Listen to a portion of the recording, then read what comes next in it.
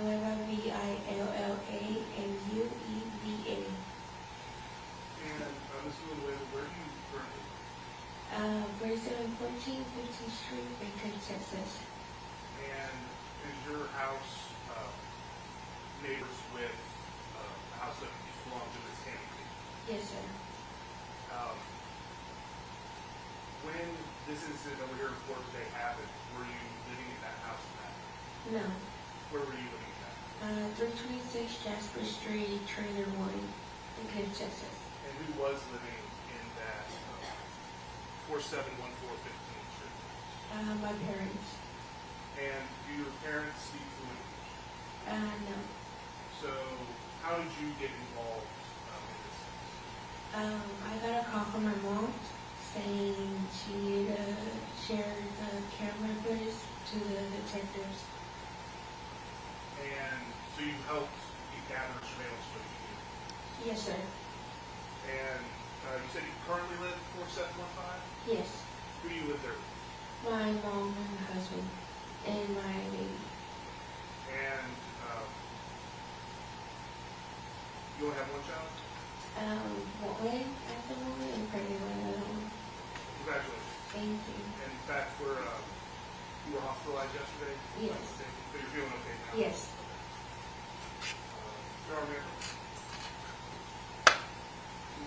I'm going to show you what's been marked as State's Exhibit 15.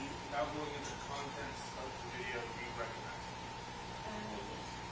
And generally speaking, what is it? And was the device used to record the footage capable of making an accurate copy of the events that happened? Yes, sir. Do those events appear to have been tampered or altered with? No. Is it a fair and accurate depiction of the events? Yes. This time, the state would move to admit State's 15 federal vote count. No objection.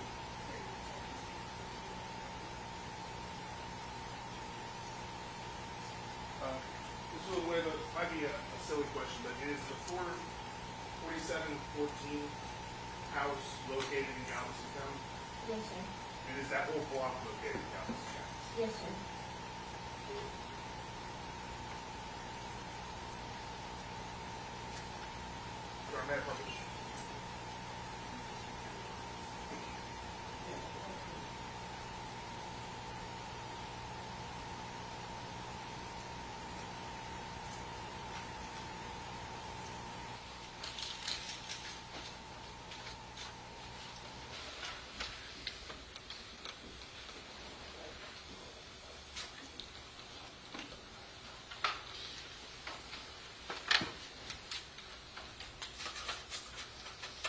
Ms. Villanueva, when you were, how did you end up giving this footage to the police? I recorded the tape on the USB from the camera footage from the box. And have you reviewed this video before testifying? No. Oh, yes.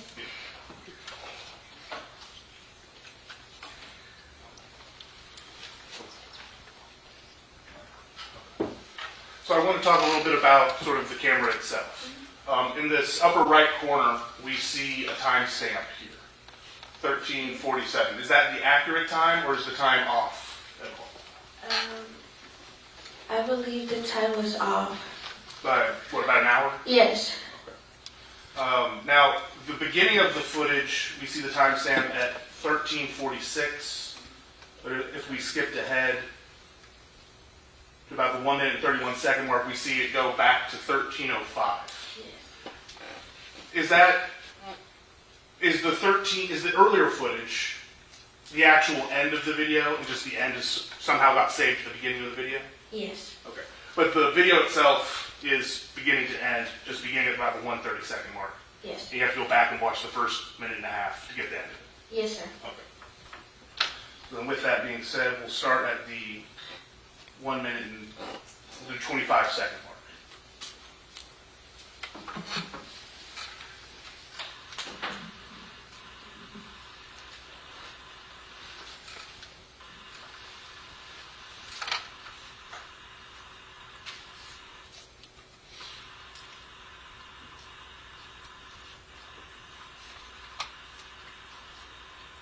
So do we see some people sort of in the backyard of Tammy King's house? Yes. Now, when you got this footage for the police, did you watch it to try to figure anything out, or were you just trying to figure out what the police were interested in and give it to them? With them? Yes. Yes, actually they mainly zoomed it in on the two people that are walking in the back.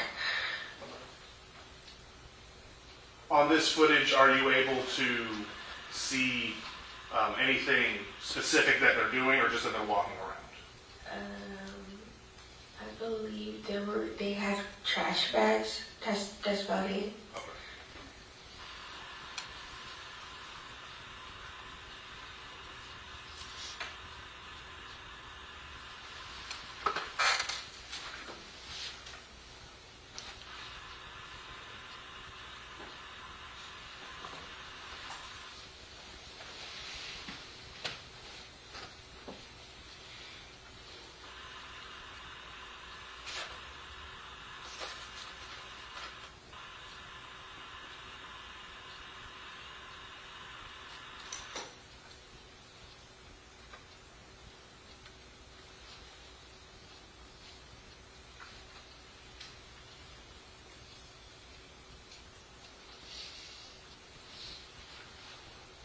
Now, as the video progresses at the tail end, do we see a car pull into their driveway? Yes. Do you know what type of car it was? The black car. I'm going to pause the video at the 3-minute, 35-second mark and kind of fast forward to that car arriving.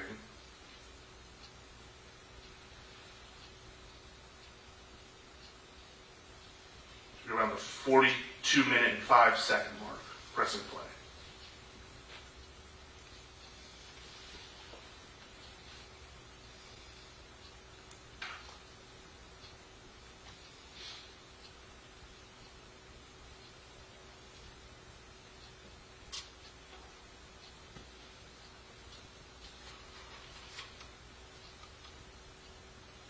Is that car you were referring to?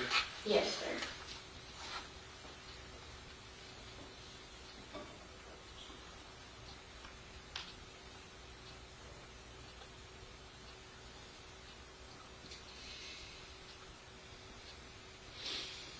Is that same car backing into the driveway?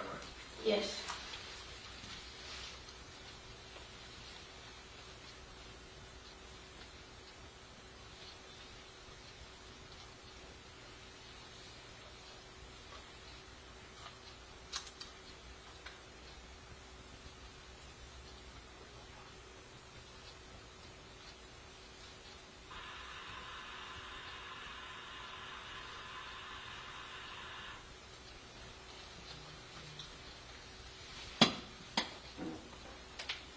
Pausing the video at 43-minute and 23-second mark.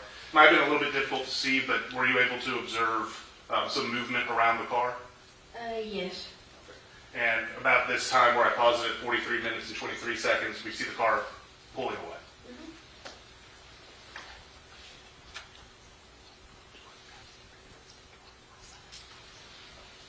And if the timestamp was 1 hour off, this would be at 12:47 at the time. Yes. Press and play at the 28-second mark, or pardon me, 28 seconds left. The 43-minute and 23-second mark.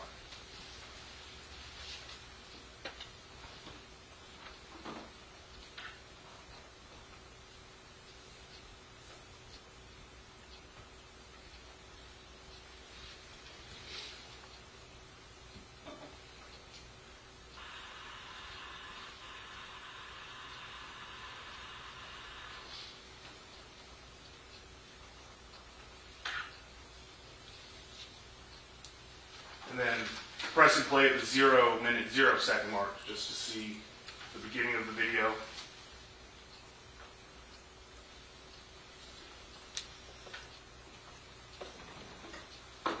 This is just kind of for some reason when you saved it, that last bit of footage that we already watched was resaved again at the beginning. That's correct. Okay. Now, pausing the video at the 23-second mark. We'd already established that you weren't living at the house at that time. Were you present at the house at 12:05 or February 5th, 2025?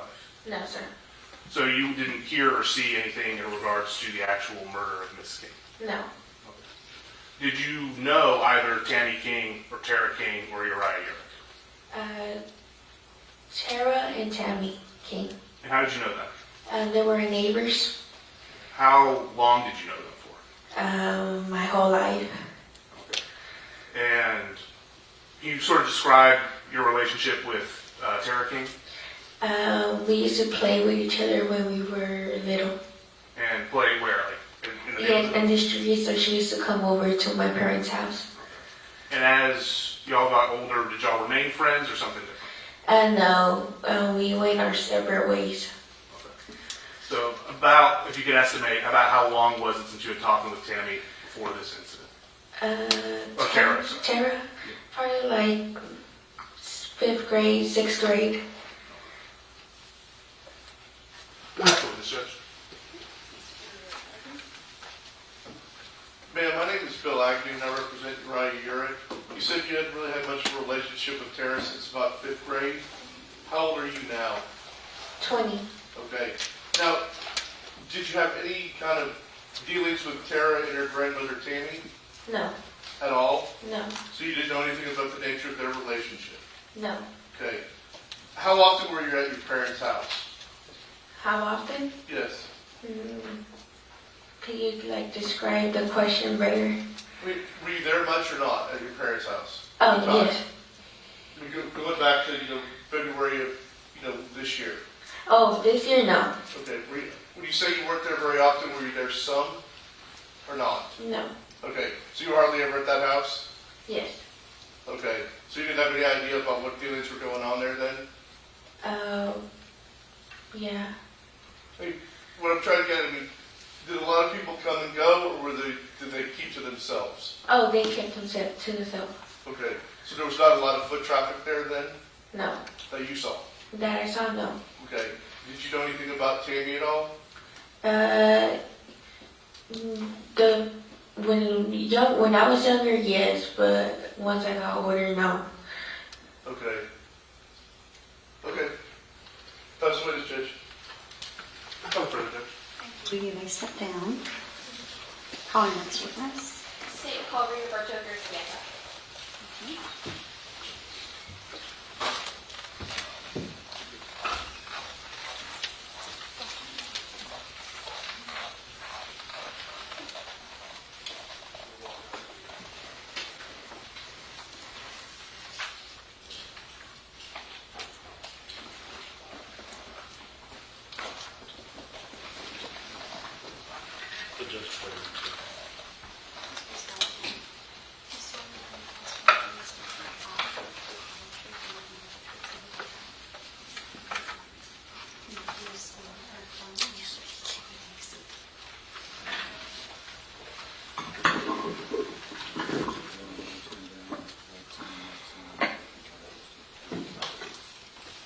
You may proceed.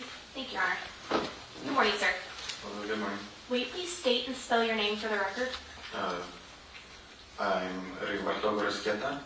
Do you need that spelled? I would love that spelled, please. Rigoberto Gurrusquieta. And because I don't have as good a pronunciation of you as you, is it all right if I call you Rigo? Okay. So, Rigo, how old are you? I am 20 years old. 20 years old. And if I asked you to give this jury a 2-sentence introduction of yourself, what would you tell them? I'm just a college student that's making it by. Making it by. What do you do for work, or do you work? I work at a coding center. I teach kids how to code computer science. And what are you studying at school? Process technology. How much longer do you have in your program? 1 more year. And Rigo, where did you grow up? I grew up in Dickinson. And does that mean you also went to Dickinson High School? Yes. What year was it that you graduated? 2024. And When you were in high school, did you ever know somebody by the name of Tammy King or Uriah Urick? Yes, but they went by nicknames. They went by nicknames. Can you tell me what those nicknames were? Tara went by Aaron, and Uriah went by Percy. Okay. Let's start with Tara, or with Aaron. How long did you know her for? I've known her for maybe since the start of high school, some freshman year, but I've never really been friends with her. Okay. Just knew of her. Okay. And what about Percy? How long had you known him? I didn't know him until the whole case started. Okay. I didn't know they were dating. Okay. So you really didn't know much about them, but you knew who Tara was. Is that fair? Yes. Okay. So, do you also know somebody by the name of Nathan Anderson? Yes. How do you know Nathan Anderson? He is one of my close friends since 7th grade. So, a good long amount of time. Is that right? I want to bring your attention to February 5th of 2025. Do you recall that day? Yes. Okay. So, tell me what you were doing that day. I just woke up from like a long nap in the morning, and I get a call from Nathan. Okay. And make sure you don't tell me what anyone said on the phone call to you. But when you talked to Nathan, how did he sound? He sounded a little distressed. Okay. And after your phone call with Nathan, what were you going to do? Go drive Uriah and Tara to Nathan's house. Okay. And did you have a way to get in contact with Uriah or Tara? No. The only way we got in contact was from Nathan giving them my number. Okay.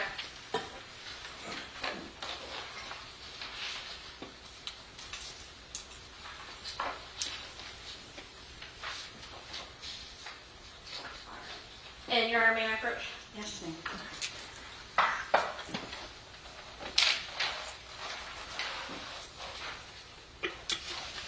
I'm approaching you with what's been temporarily marked as State's Exhibit 16. Without telling me what it is, will you let me know if you recognize this? Yes. How do you recognize it? That's my screenshot. It's your screenshot? So this is something you created? Mm-hmm. Okay. And is it a true and accurate depiction? What I mean by that is it hasn't been changed in any way? No. Okay. Your Honor, statement is to admit State 16. Have you tendered it to opposing counsel for opinion? No objection. State 16 will be admitted. And may I approach? Yes, ma'am. Thank you.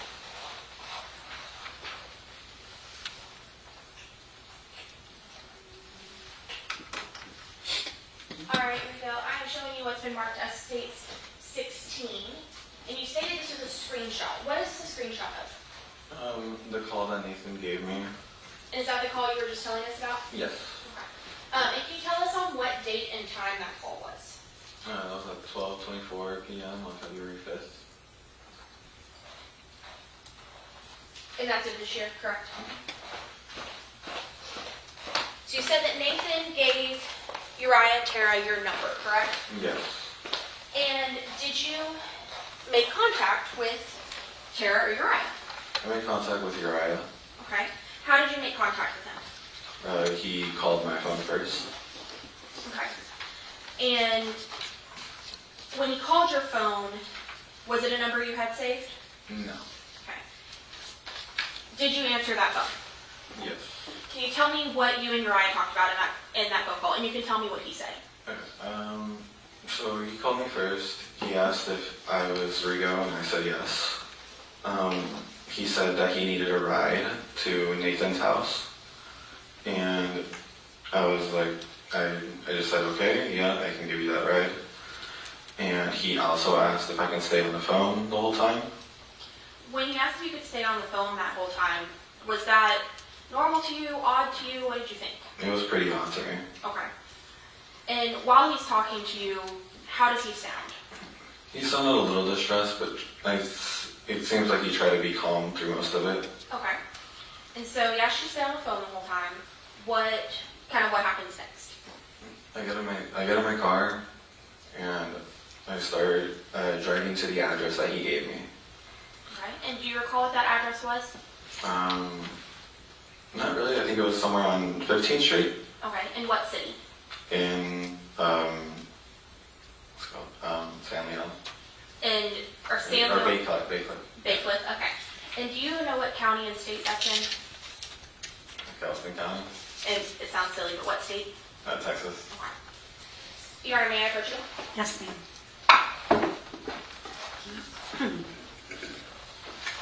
All right, Reader, I'm approaching you with what's been temporarily marked as State Exhibit 21 and 22. Same thing. Without telling you what they are, if you would please look at them and let me know if you recognize both of these documents. I do. Do you recognize them? Yes. Okay. How do you recognize them? There were screenshots I made. So these are also documents that you created. Have they been changed in any way? No. Your Honor, statements to admit States 21 and 22 having tendered to opposing counsel. Okay. Those will be admitted. And may I publish? Yes. Thank you, Your Honor. All right, Rigo, let's start with States 21. We let the jury know what we're looking at here. This is the call from Uriah that happened on February 5th, 12:28 p.m. So this is, sounds like roughly 5 minutes after your call with Nathan? Yes.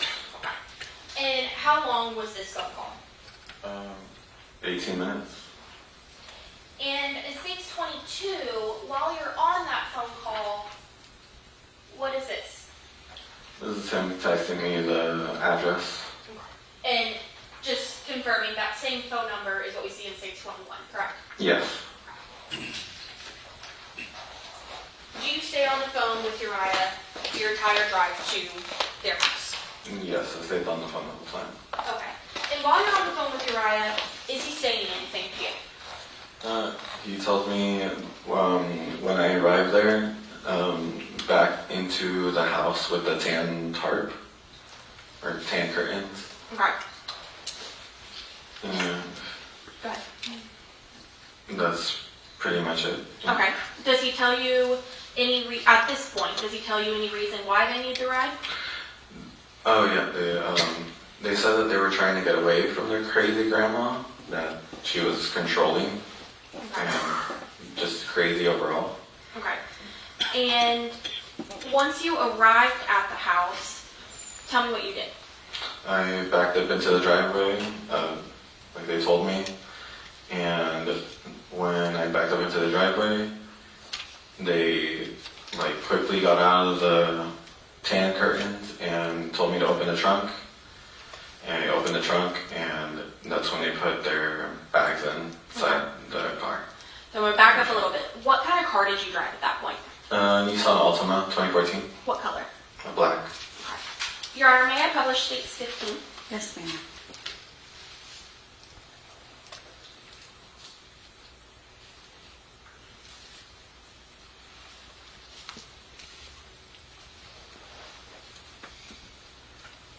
All right, Rigo, we're going to press play on States 15 at 42 minutes and 37 seconds. Will you please tell us when or if you see your vehicle?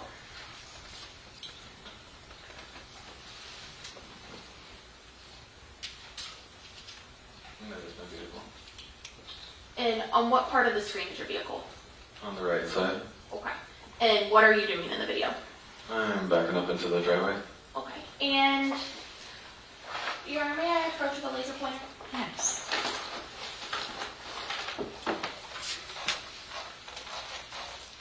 All right, Rigo, I'm going to hand you a laser pointer. Make sure you don't shoot a recorder in the eye. It's going to be this button.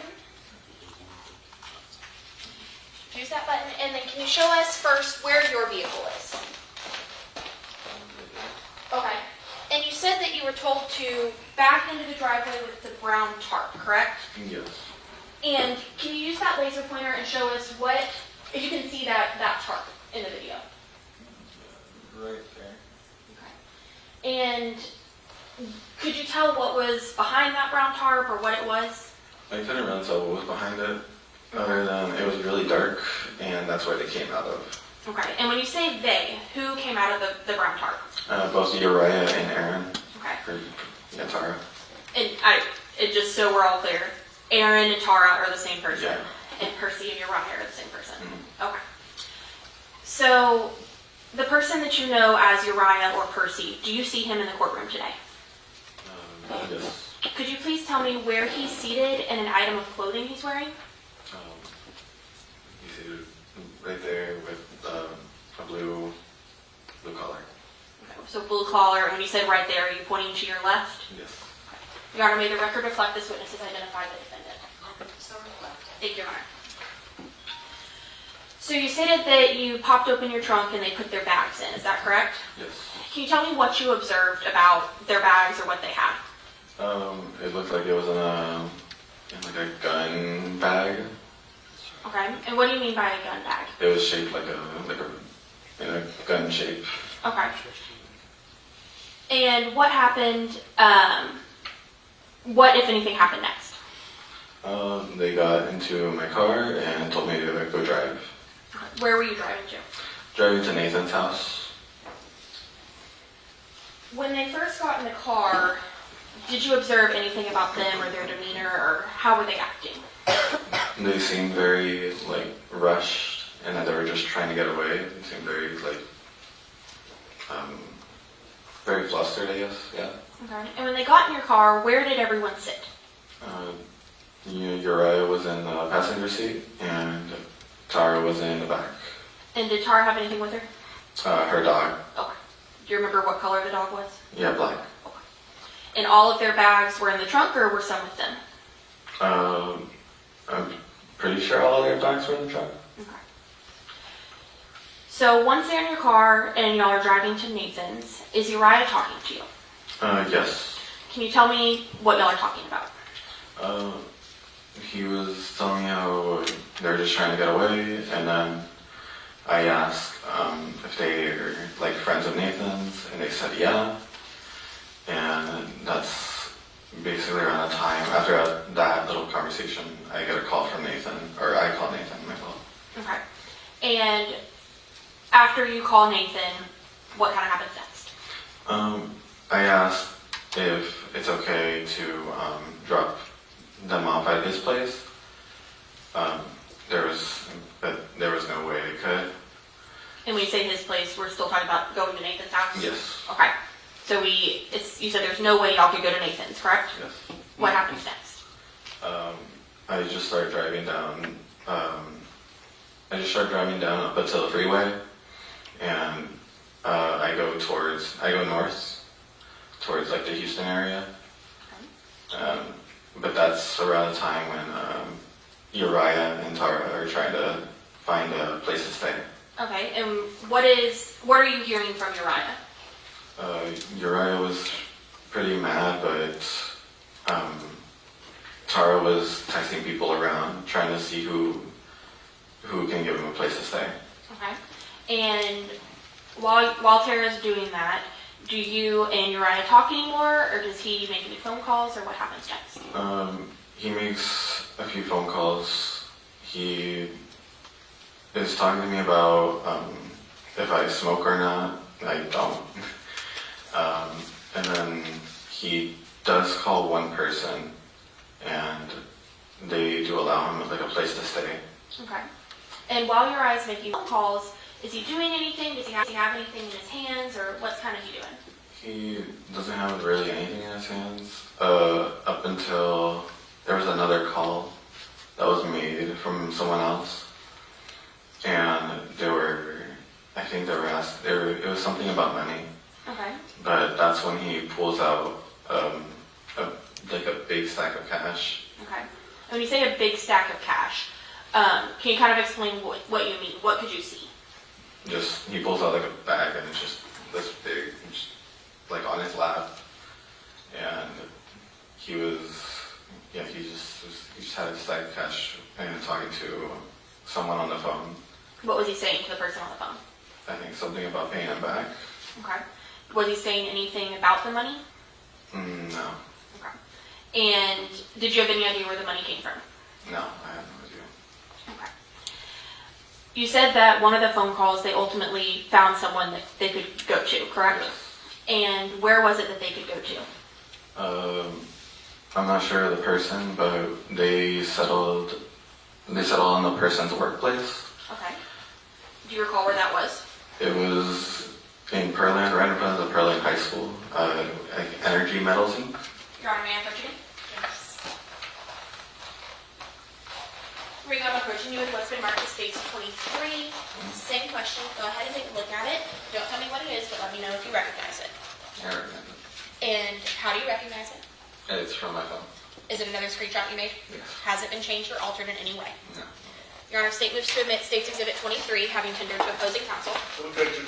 23 will be admitted. And may I publish? Yes, please. All right, Rico, this is States 23. Is that your name we see at the top? Yes. Okay. And then can you tell us kind of what we're looking at? What is this a screenshot of? These are the directions to energy metals. And is that, sorry, go ahead. And also, if you see down there, it's the 15th Street. Is that this part right here? Yes. Okay. That's their location. Okay. So this is, what application is this from? From Apple Maps.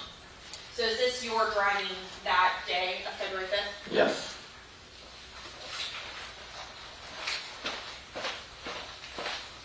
Ultimately, do you drive them to Energy Metals? Yes, I do. And when you drive them to Energy Metals, where do you take them? I take them to the parking lot. We drive around there because we drive around the parking lot because Uriah told me that there was a car I needed to look out for. Do you recall what that car was? Yeah, it was a white Jeep with blue handles. And did you know who the white Jeep belonged to? No, not at all. Okay. Did you have any idea who they were meeting? No. Once you got them there, did they get out of the car? Yes. What all did they take with them when they got out of your car? All the bags from my trunk. And did you have any idea, I know you described gun bags, but did you have any idea what was in the bags? No, not at all. They just told me that there was like their belongings. Their belongings. Did they ever tell you that they had guns in the car? No. Okay. Once they got out of the car, what did you do? Once I got out of the car, just sat there for a little bit while they got all their stuff situated. And once they took the bags out of my car, closed the car, they went to go to the guy that they were meeting, and I drove away. Okay. And was that the last time that you heard from them? From them, yes.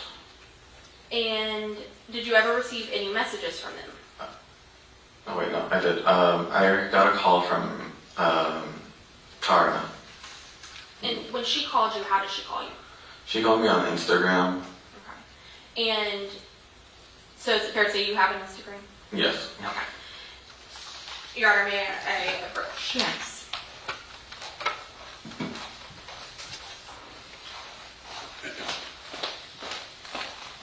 All right, we go. Same set of questions. I'm going to hand you what's been marked as states 18, 19, and 20. Will you please look at these documents and let me know if you recognize them? And how do you recognize them? They're from my phone. Are they more screenshots you've created? Have they been changed or altered in any way? No. Okay. Other than the sticker that's on there? Yeah. Okay. Your Honor, state moves to admit states 18 through 20 having tendered to opposing counsel. No objection. Those will be admitted. All right, we go. Start with states 18. What is that name at the top? That's Aaron. And what is the name under Aaron? South Park email. And imagine none of us know how Instagram works. Can you tell us what those two names are or what they mean? They're just her nickname and her username for the app. So on the app you have both a nickname and a username? Yes. Which one would be which? The nickname is the top one and the username is the bottom one. So Tara's username would be South Park Emo and her nickname would be Aaron with a star. Yes. Okay. Now on this screenshot, what side would be you and what side would be Tara? I'm the pink side. The pink side where it says, Right, yeah, thank you? Mm-hmm. Okay. And she would be the left side. Mm-hmm. Can you tell us, so after the you're welcome, what time are the next messages you get from her? 4:26 a.m. And so what day is that? I think February 6th. So the day after you The day drop them off? after, yes. Okay. And can you go ahead and read us those top two messages? It's just, yeah, thank you, and you're welcome. Sorry, I apologize. Those two Oh. messages after 4:26. Aaron $1,000 to drive us to Illinois. And then what do we see after that? A bunch of missed calls. And it states 19. What's happening here? More missed calls with a few texts and just more missed calls. After those, so at this point on Thursday, do you have any idea of what's going on other than what they told you? No, not at all. Does a time come where that changes? Yeah, on Friday. Okay. What happens on Friday? I get a text from my friend, and they send me a screenshot that these two kids are like missing, and there's a deceased woman inside the house. Okay. And that And was me. was that where was that post made? I think on Facebook. And once you saw that, what did you do? Immediately called the authorities. Okay. Did you send that screenshot to Aaron as well? No. This screenshot is actually from one of my friends. Okay. So this got sent to Tara. This message is sent to Tara. Yes. Okay. And is this the Facebook post that you saw? Yes. Okay.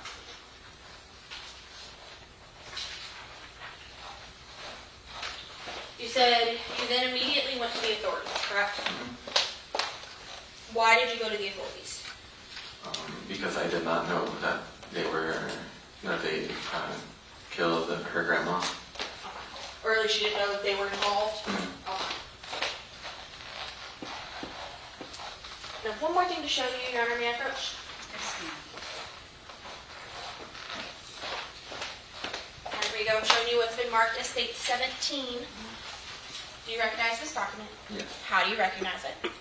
It's from my phone. Is it another screenshot? Yes. And is it a true and accurate depiction? It hasn't been changed? No, not at all.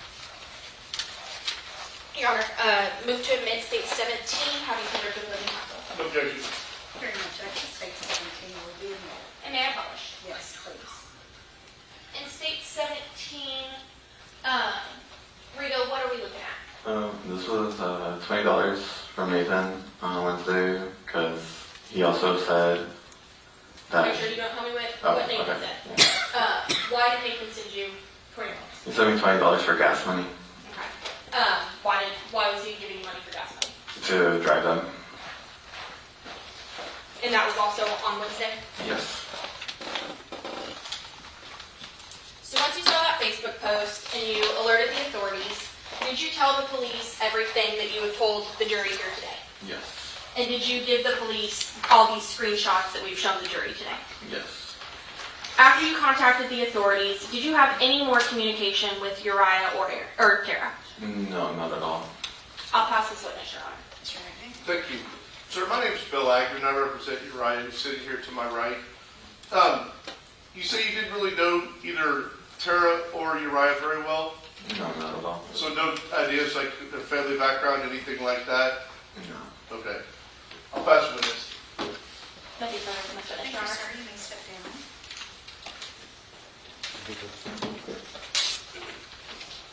Call your next witness. The state would call, I apologize, the state would call Detective Hillary Rodriguez.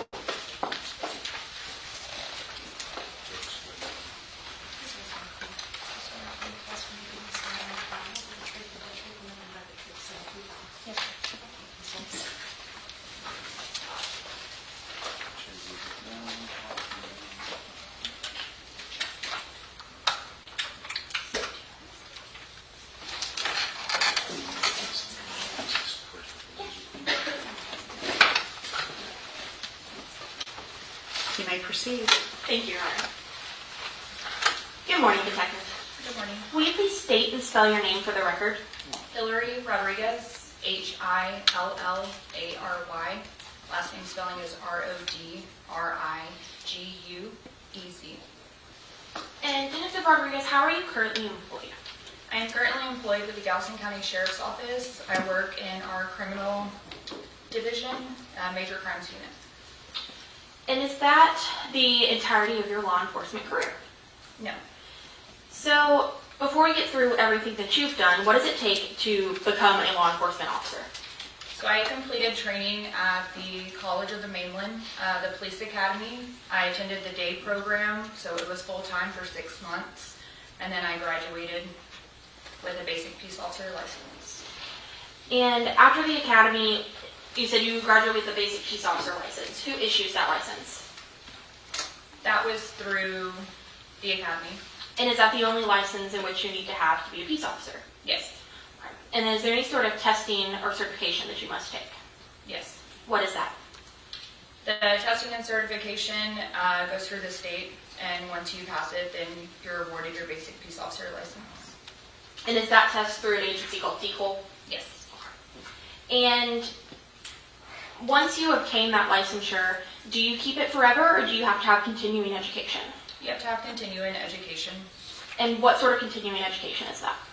So I now hold an advanced peace officer license through my continuing education courses. I've completed the new detective, homicide investigations, interviews and interrogations, along with a lot of other continuing education courses. So when you first started as a peace officer, how many years ago was that? I graduated the police academy in December of 2015. And what was your first job in law enforcement? Straight out of the academy, I got hired on with the Hitchcock Police Department, and I stayed there for 1 year. And did you go somewhere after that?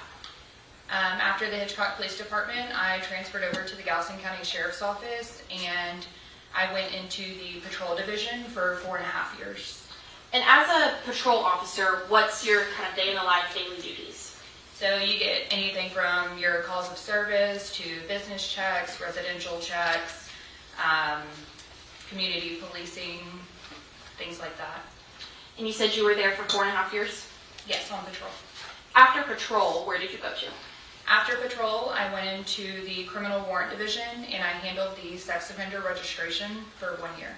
And what is different from patrol and the criminal warrant division and sex offender registration?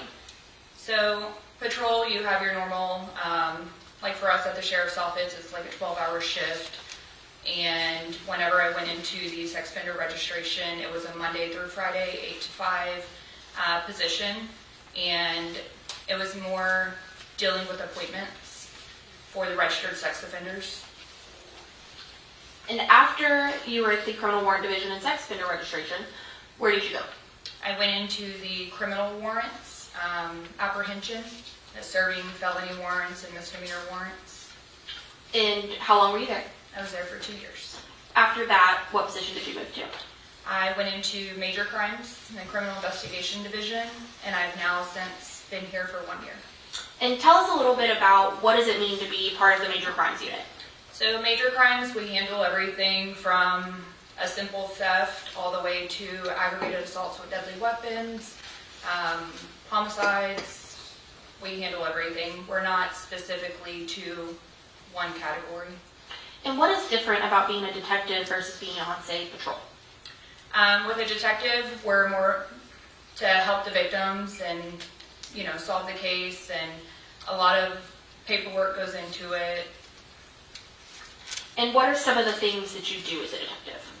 So some of the things that I do as a detective is we do interviews, interrogations, we file warrants, and we follow up with victims and witnesses.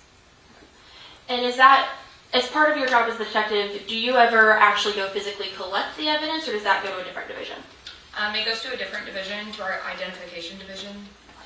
So it sounds like the detectives, y'all are more on the investigation standpoint. Is that fair? Yes.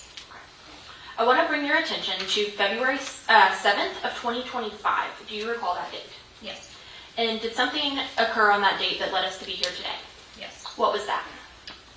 It was an incident of a person was dead on the scene. And do you recall where that was? Can I refer to my notes? Absolutely. If you'll just refresh your notes and then look up at me once you feel refreshed. Okay. Go ahead. It was 4723 15th Street in Bacliff, Galveston County, Texas. And what type of location was 4723 15th Street? It was a residential house. And can you tell us a little bit about that house, what it looked like? So whenever you get to the home, there is a driveway off to the left of the property. The front porch has a handicap ramp and approximately 2 to 3 steps leading to a door. And once you get to that door, it's a mudroom, and then you have the main door to the residence. Once you arrived on scene, what did you do? When I arrived on scene, I was there for observation training, and I waited for our identifications division to complete their photographs of the scene.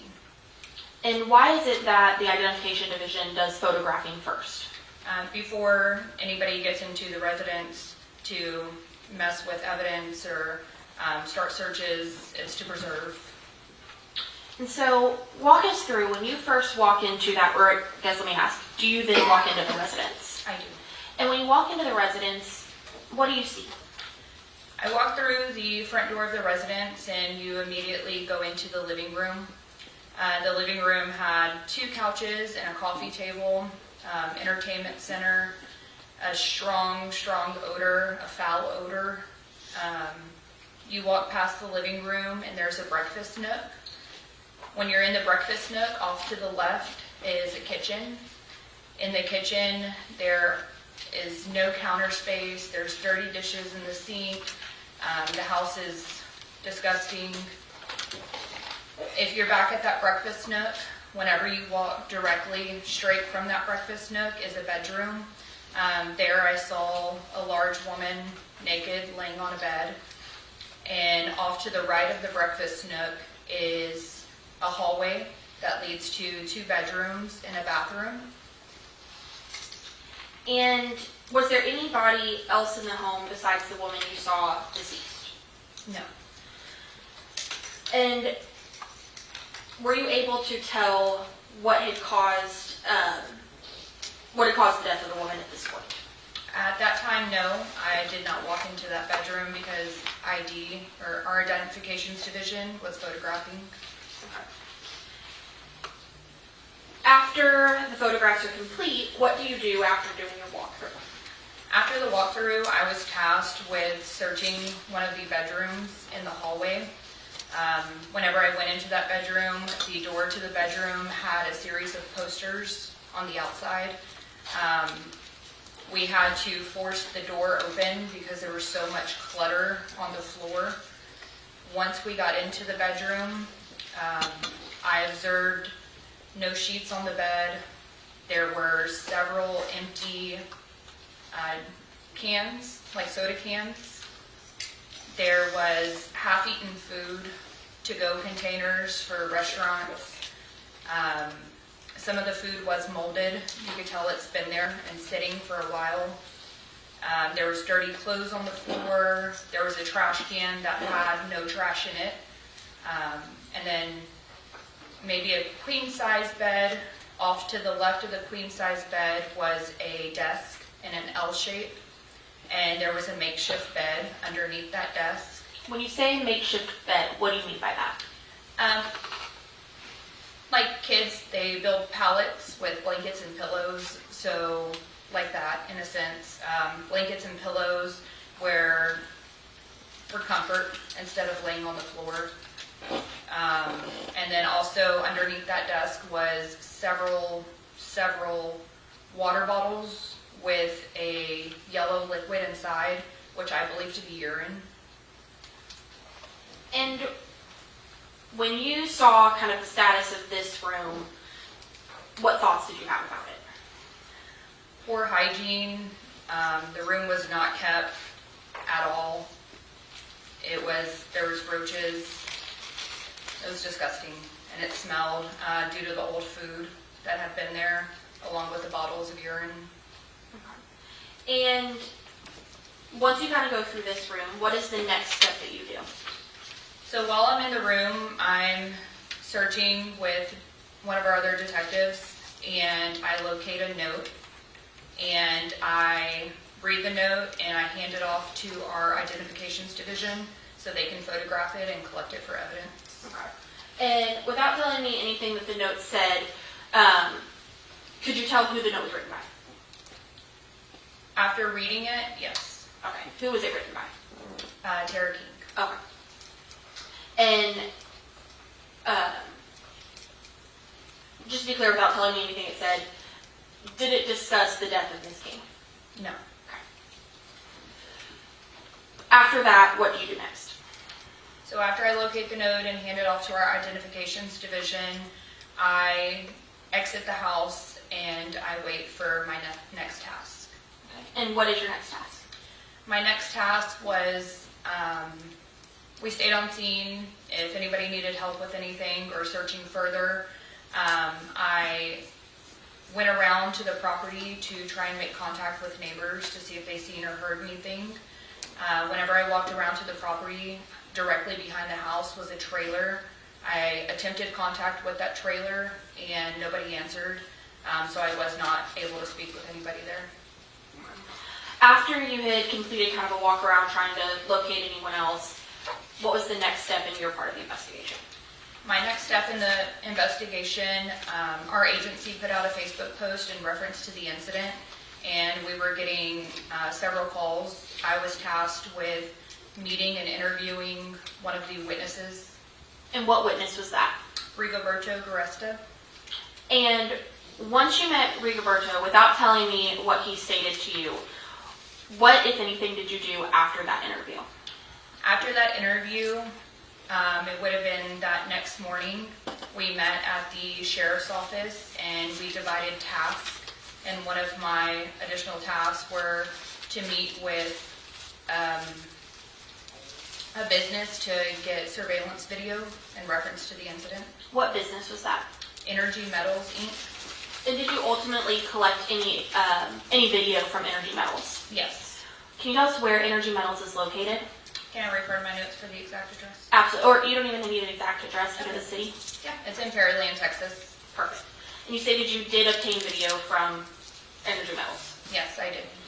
Your Honor, statement moved to admit states 24 and 25 is a VRA video from Energy Metals. Objection. States 24 and 25 will be admitted. Thank you, Your Honor. May I publish states 25? Yes, ma'am.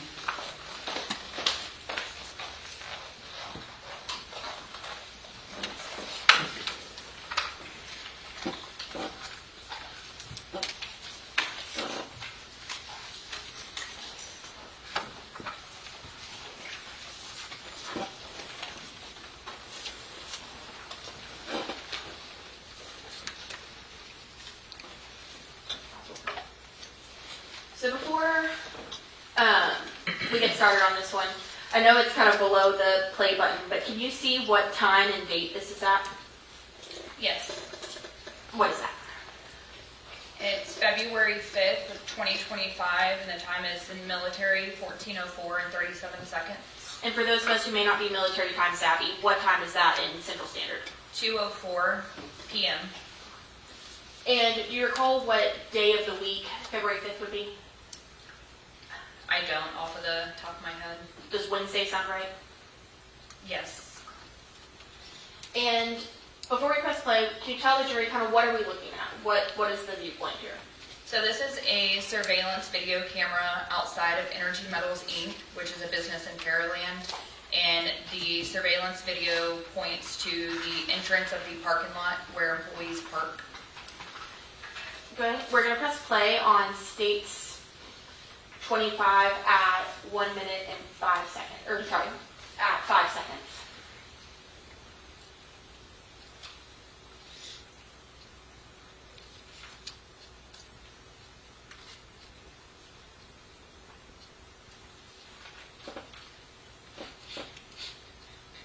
Detective, what are we looking at here? You're looking at a black in color Nissan Altima pulling into the parking lot of Energy Metals, Inc. And do you know who owns that black Nissan Altima? Yes. Who does? Rigoberto Barista. And does that corroborate the information you were gaining from Rigo? Yes. Go ahead and press pause on stage 25 at 47 seconds. So after you obtain this video, what is the next thing that you do as part of the investigation? The next task that I was tasked with was to complete search warrants for Instagram, which is a social media platform, for the witnesses involved in the case.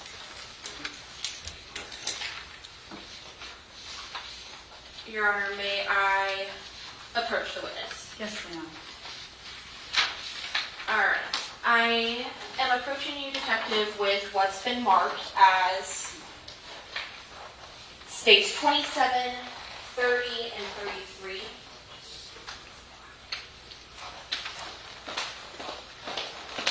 Without telling me what they are, will you take a look at these documents and let me know if you recognize them?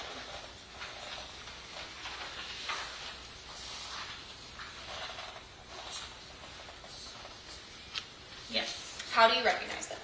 I drafted those search warrants. Okay. And are they a true and accurate depiction of what they purport to be? Have they been altered in any way? They have not been altered and they are true. Your Honor, statement moved to admit states 27 through 33. Objection.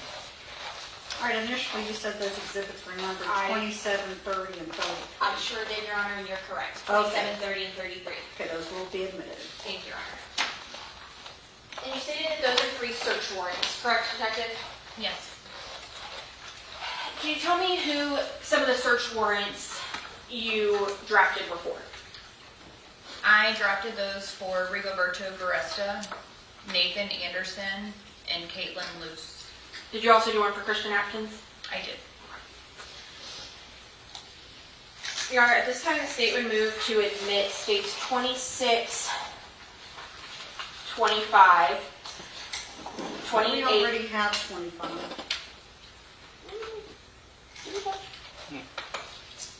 Were those the energy metal videos? Was there You more are. than one? You are sure right, Judge. Okay. Thank you. We just need to keep the numbers. No, I appreciate it. Okay. So, one minute. So I'm going to move to admit states 26, 29, 32, 28, 31, 34, and I will make that other one number 493. 493. Yes, ma'am. Okay. And these would be 3 Instagram search warrants, Your Honor. Nope, I very apologize. I was looking at the wrong thing. If I may start over on my Yes, numbers. ma'am, I of course. apologize so much, Judge. You're going to go over the numbers again? How they're Yes, marked? Okay. let's because start I was again. holding the energy metal at Okay, 25. let's start again. Yes, ma'am, I do apologize. Going to admit 26, 29, and 32, as well as 28, 31, and 34, which are 3 Instagram returns with their corresponding VRAs. No, no objection. Hearing no objection, states 26, 29, 32, 28, 31, and 34 will be admitted. Thank you, Your Honor. And I'm going to replace states 25 so I don't mess that up again. Okay. And may I publish the 3 Instagram returns? Yes, ma'am.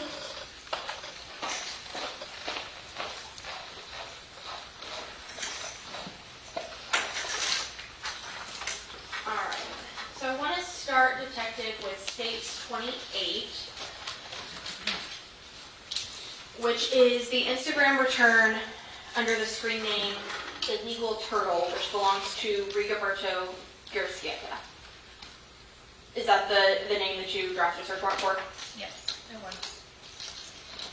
And now when you send a search warrant to Instagram, how do they send you back information? They send the information through a zip file, which is, they send preservations and linked media. And what they send you back, is it typically a small amount of data or a large amount of data? It's a very large amount of data. And is this what you were talking about with that preservation and linked media? Yes. And so if you click on any of these items, how big is the document that comes up? Several pages. And we say several, are we talking like 5 or 6 or in the thousands? In the thousands. Okay. When you go through an Instagram search warrant return, what is the best way that you're able to capture the things that you're looking at? The best way to capture them are doing snippets, which is basically screenshotting the screen of what you're looking at so you can put them in order and save the conversations. And is that the second folder we see on the drive? Yes. And so, just to be clear, this top folder is just screen grabs of what's in the larger folder. Yes. Okay.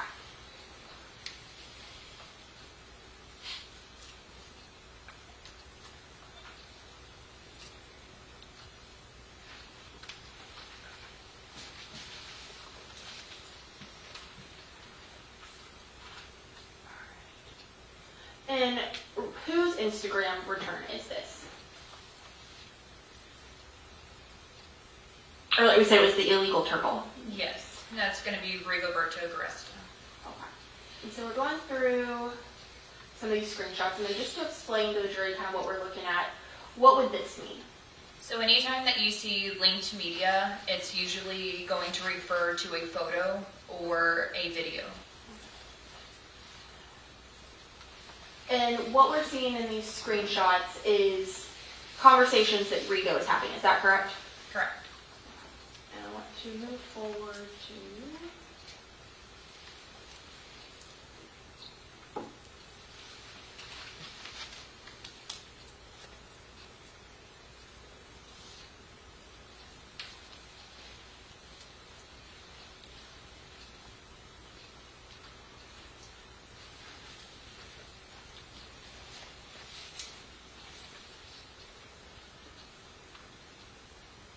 hard to see.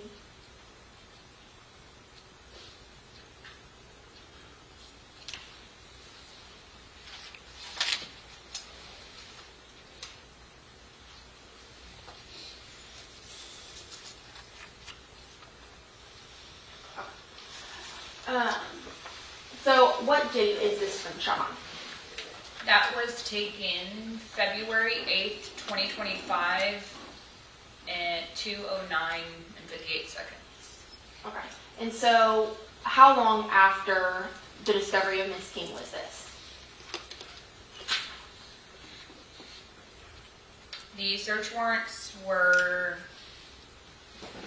can I refer to minutes when Absolutely. I drafted those?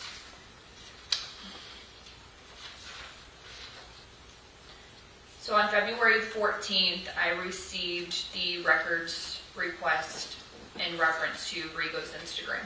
Okay.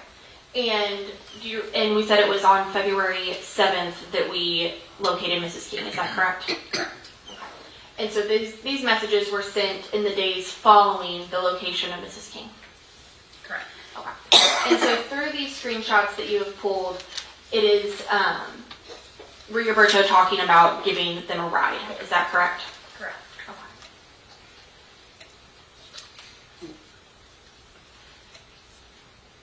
Sorry. And who was the next person that you did a search warrant on? Nathan Anderson. Do you recall what his screen name was? Flip to my notes. Grimscare. Is it this kind of name that we see here on States 34? Yes. Okay. And so kind of same thing without going through all of it. Would this be the big document of Nathan's? Yes. And this would be all the screenshots that you pulled where Nathan is conversing with Aaron and Percy and about this. Yes. Okay. And lastly, I know you mentioned a Caitlin Luce, but who was the fourth person that you did an Instagram search warrant on? The fourth person was Christian Atkins. And do you recall what his Instagram was? Chris.Packer12. And same thing, is this the full return we see on the second folder on States 31, and the screenshots are in States at the top of States 31? Yes.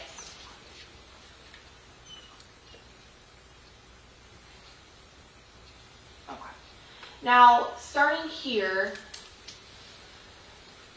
can you tell me what these two Instagrams are at the top? So the two Instagrams on the top are going to be the profiles that are having the conversation. Okay. And do we see, what is the second one? The second one is Chris.Packer12. And when does this conversation begin? What is our first date? The first date is February 5th, 2025 at 16:50 and 51 seconds.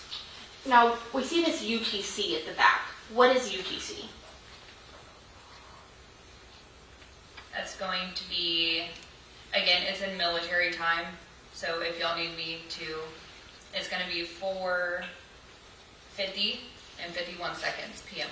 So, is UTC military time, or is it kind of a universal time that social media uses? It's universal that social media uses. Okay. And so, is that the accurate time, or does UTC typically mean something different? It's accurate.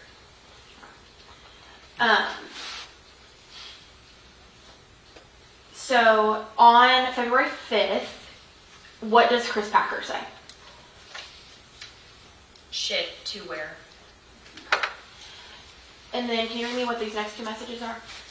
Wyoming or a place to crash for the night. Please, we will pay for all food and gas if you take us. We're carrying guns. They are hidden and safe. Please. And what's the next message?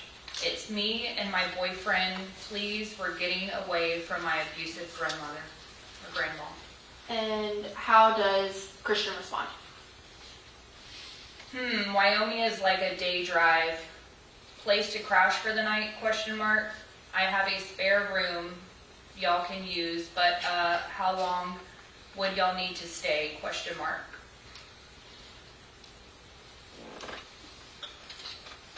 And then we continue, correct? Yes. Okay. Go ahead and tell me what the conversation keeps talking about. My boyfriend will pay $500. Chris.Packer says, where are y'all located? First, I should ask that. I'm in Houston, so I just need to make sure it's all good. South Park Emo says, I'm in Bacliff. Chris.Packer says, okay, that's close. I'll need to clean up some stuff first. So does tonight sound okay, question mark? And it's just till Friday night, right? Question mark. South Park Emo says, can you come as fast as you can? Shit, we will pay another $100. We will help you clean. South Park Emo says, and yeah, just till Friday. Chris.Packer says, well, I'm at work, so it will have to be until I can get off with 5:30 p.m. If I can get off earlier, I will let you know. BTW means, by the way, I live in Leak City. And as we go, do they continue to kind of have this conversation? Yes. All right. And so go ahead and tell us how this conversation continues. It continues by, hey, if we are available to stay, can we pull up to your job? If so, is there any way we can hide out stuff quickly? Our person we were going to be with until then dropped on us. Chris.Packer says, yeah, you can put it in my Jeep.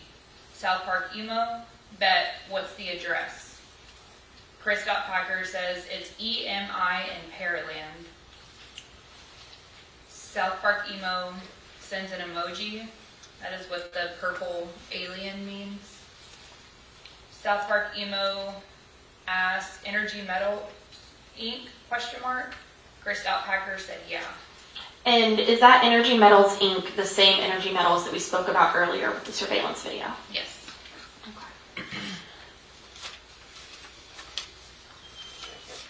All right. And then go ahead and tell me how we continue.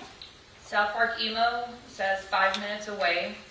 South Park Emo says, we have a dog named Salem. She's pretty small. We weren't going to bring her, but we couldn't bring ourselves to leave her. We had to take her with us. South Park Emo says, you won't have to worry about her. She never barks or really makes any sound at all. She can stay in the room we're staying in. South Park Emo says, what color Jeep is it? South Park Emo says, we're here.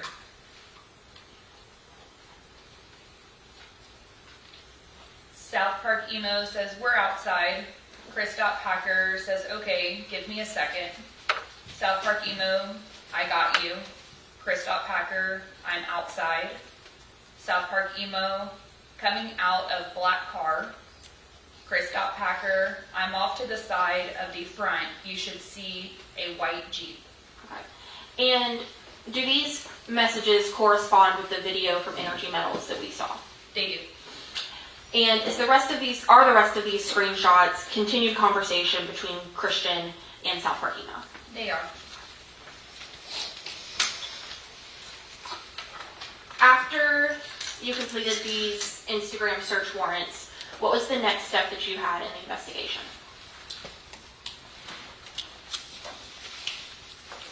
As far as my investigation goes, that was completed after the search warrants that were drafted.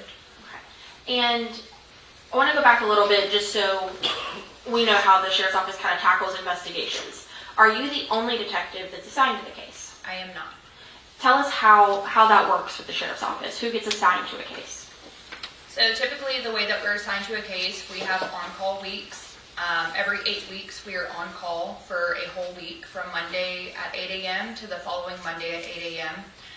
If anything occurs within that week, then you will be assigned primary on that case.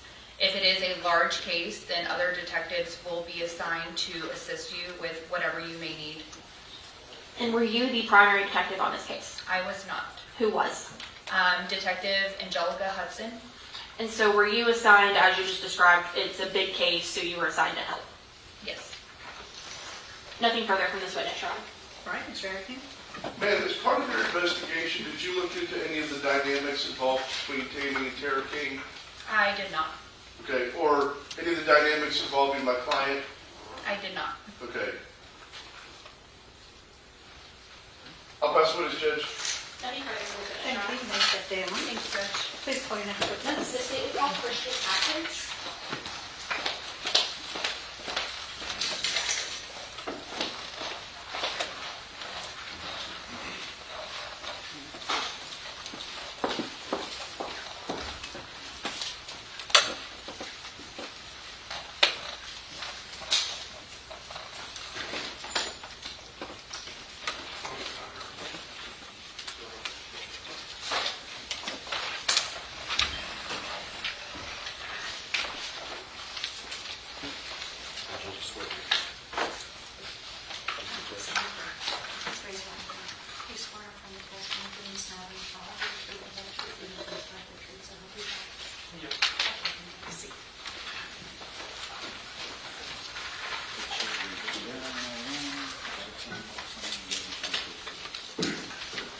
You may proceed. Thank you, Your Honor. Good morning, Mr. Atkins. Good morning. Will you please state and spell your name for the record?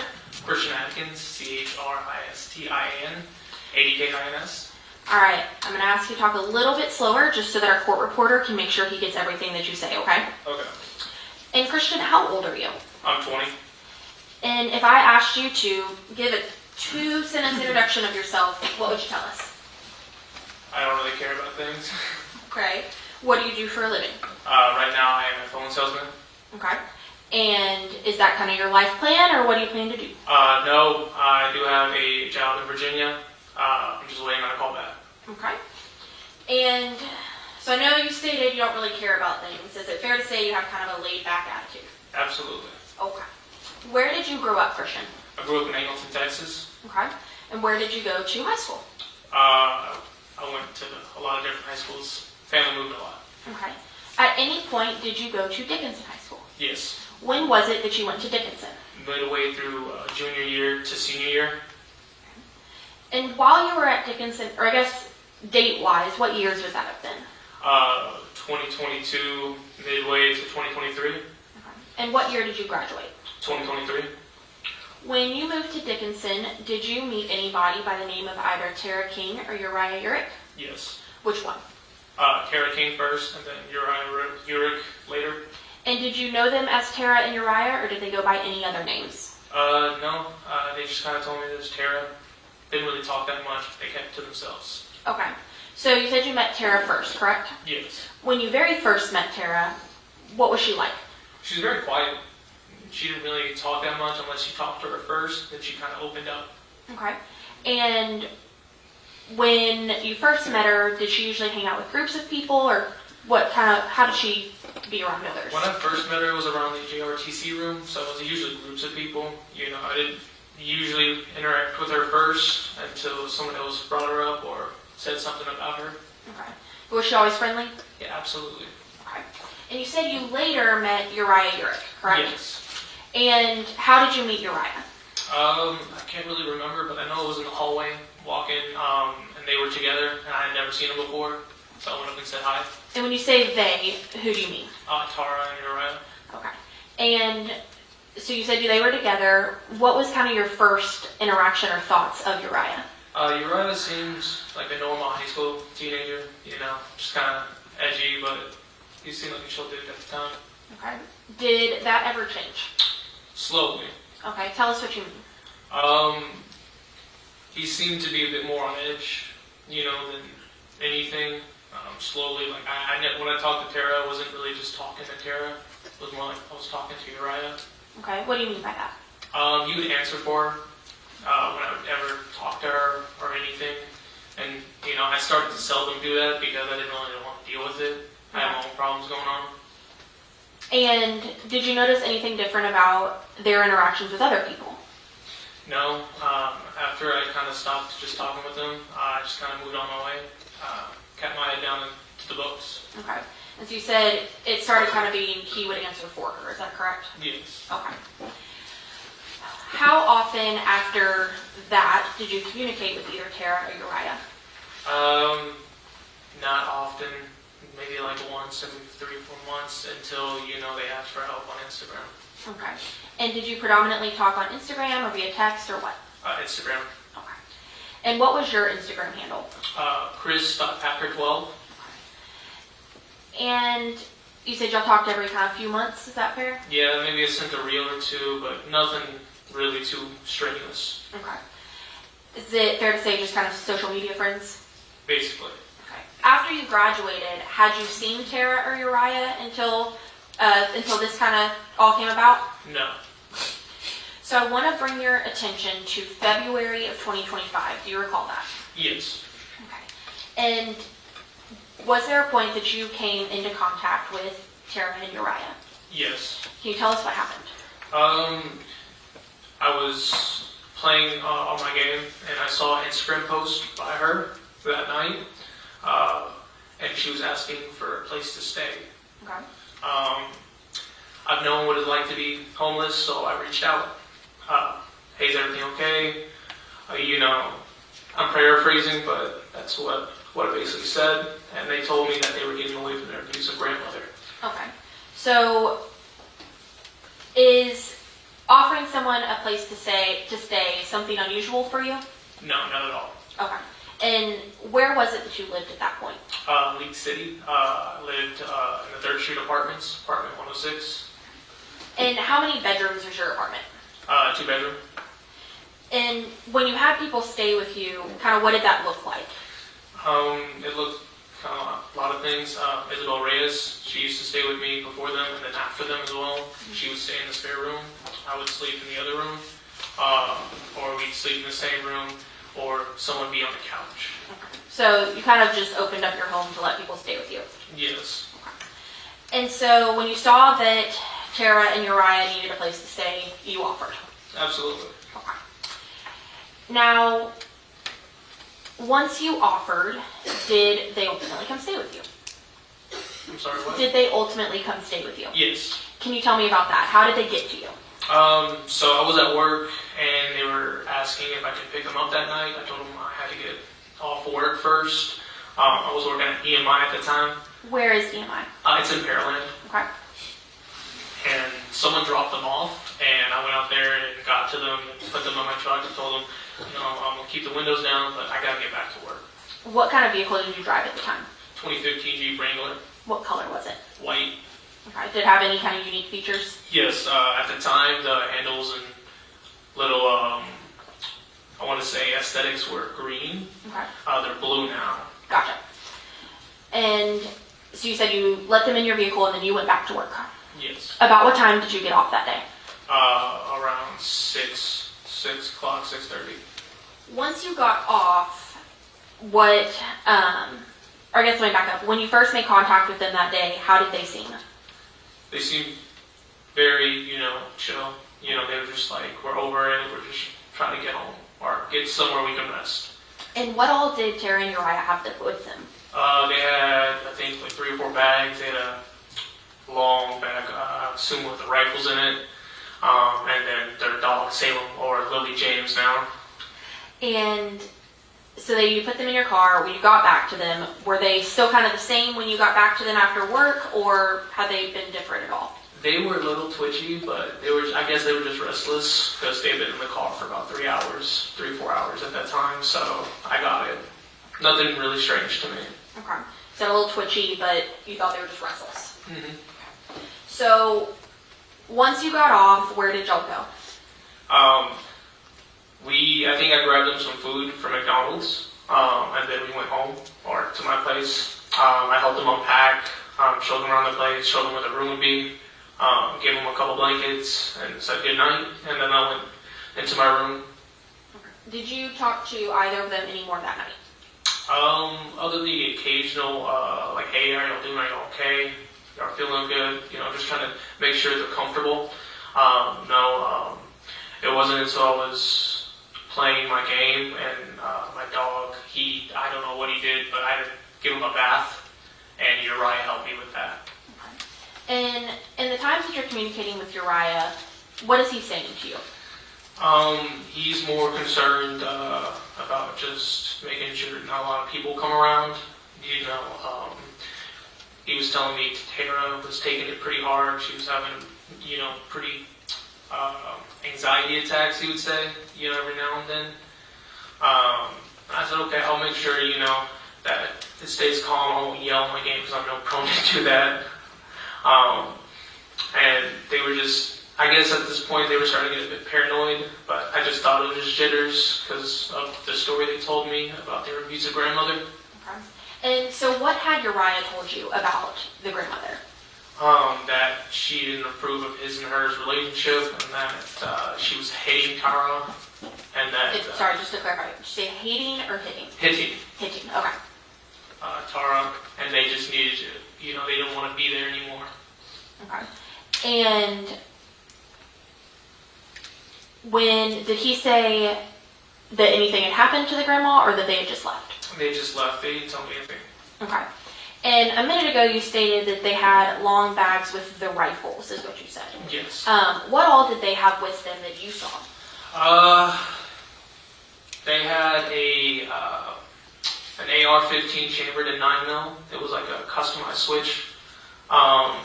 They had a couple pistols. One was like a showman gun. Then they had some long other rifle. I can't remember what it was. So is it fair to say that they had quite a few guns with them? Yes, okay. Quite a few. Did you think anything of that? No, because I own guns, so I wasn't. It's Texas, everybody has a gun. Okay. So it didn't really strike you as anything at that point? Not at all. Okay. You said that as time went on, it felt like they were starting to get more paranoid. Yes. Okay. What do you mean by that? Thursday is a good example. I went to work. I think it was around 3 o'clock. They were blowing up my phone saying cops were at the door or somebody was at the door looking for me, which I thought was weird because I'm like, I don't owe anybody money or anything. The apartment manager, if they come by, they let me know. So it was kind of weird.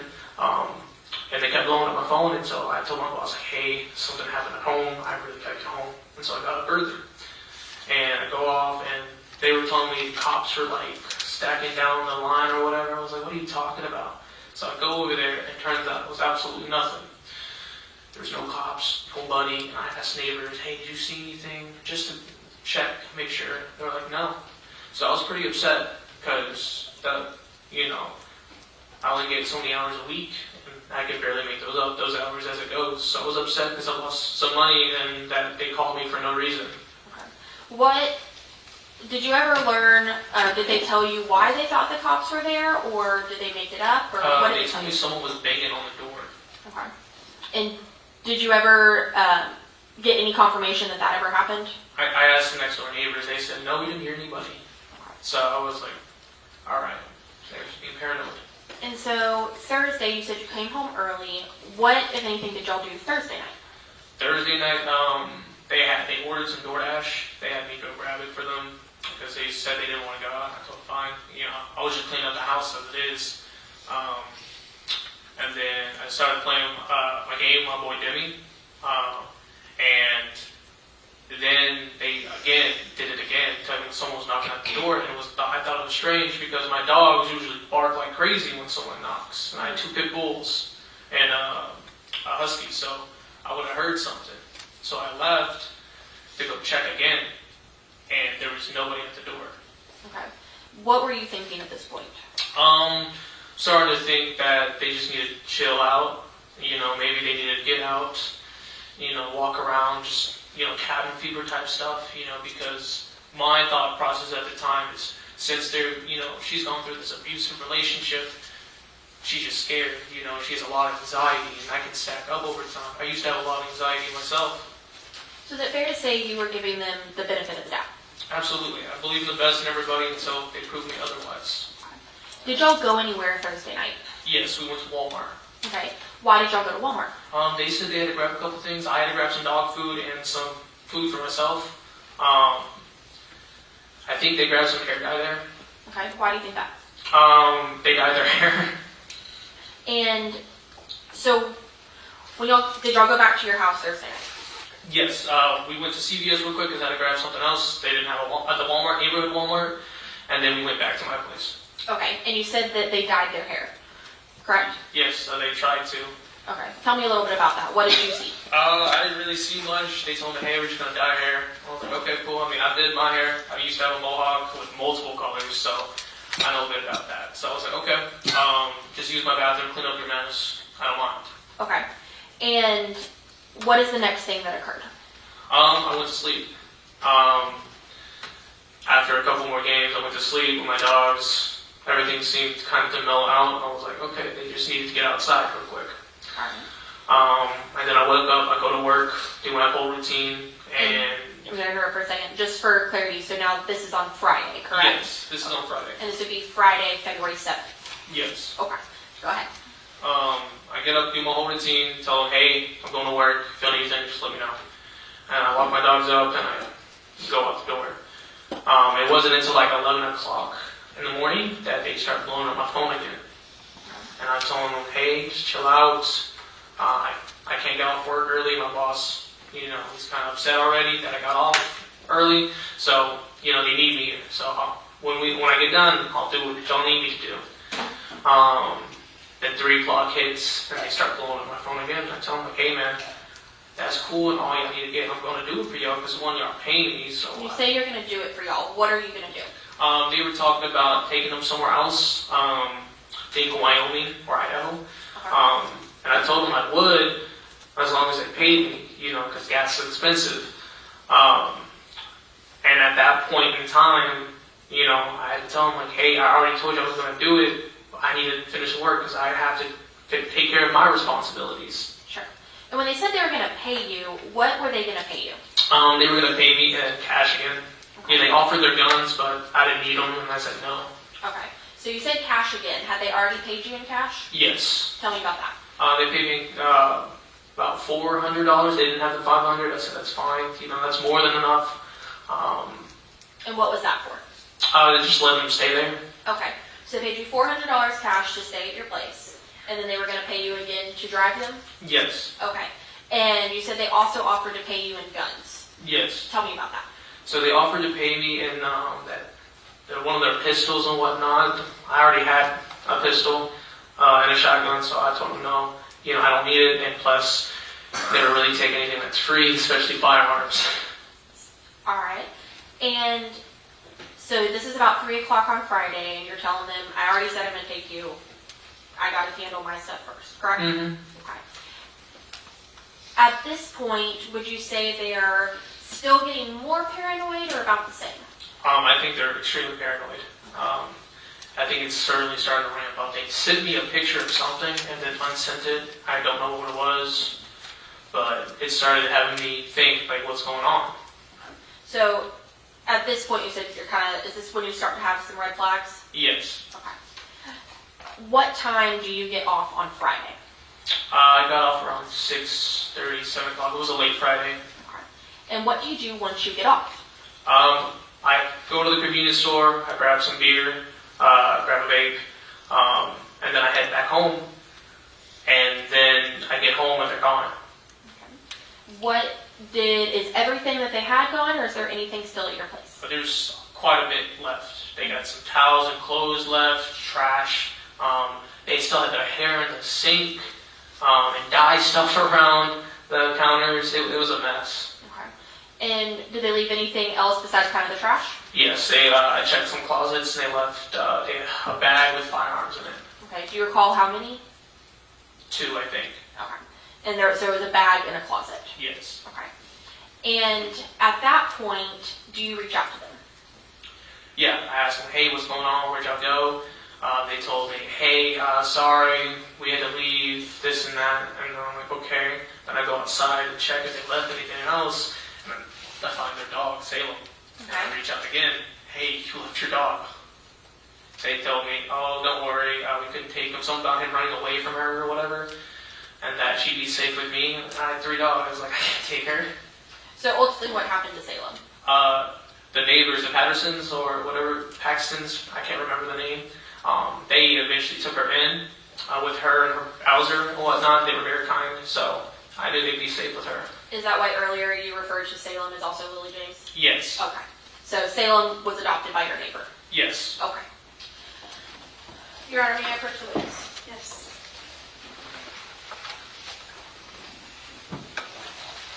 All right, Christian, I'm approaching you with what's been marked as states 35 through 61. Will you please look at these documents? Don't tell me what they are, but tell me if you recognize them.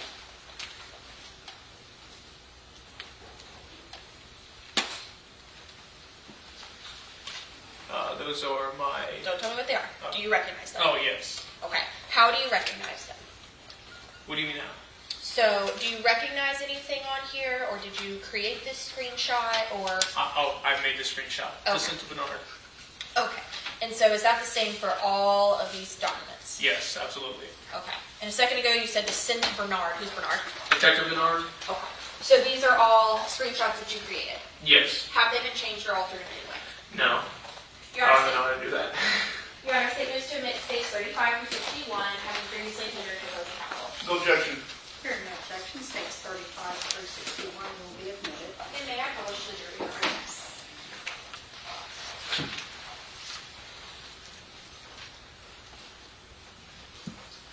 All right. Christian, not necessarily what's being said, but what are we looking at here? What is this a picture of? A conversation between me and I think I was talking to either Tara or Uriah. Is it fair to say they kind of interchangeably would message you from the same account? Yes. Okay. And what's the name at the very top in the green?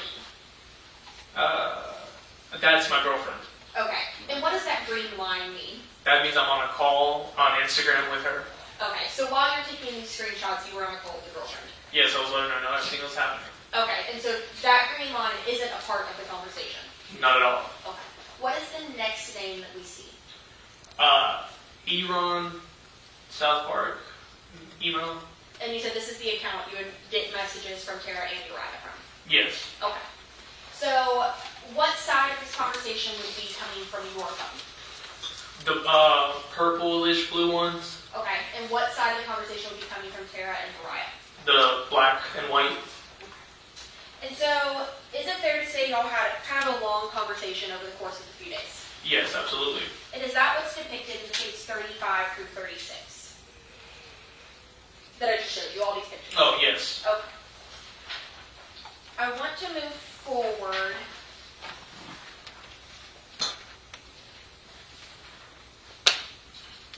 to Thursday.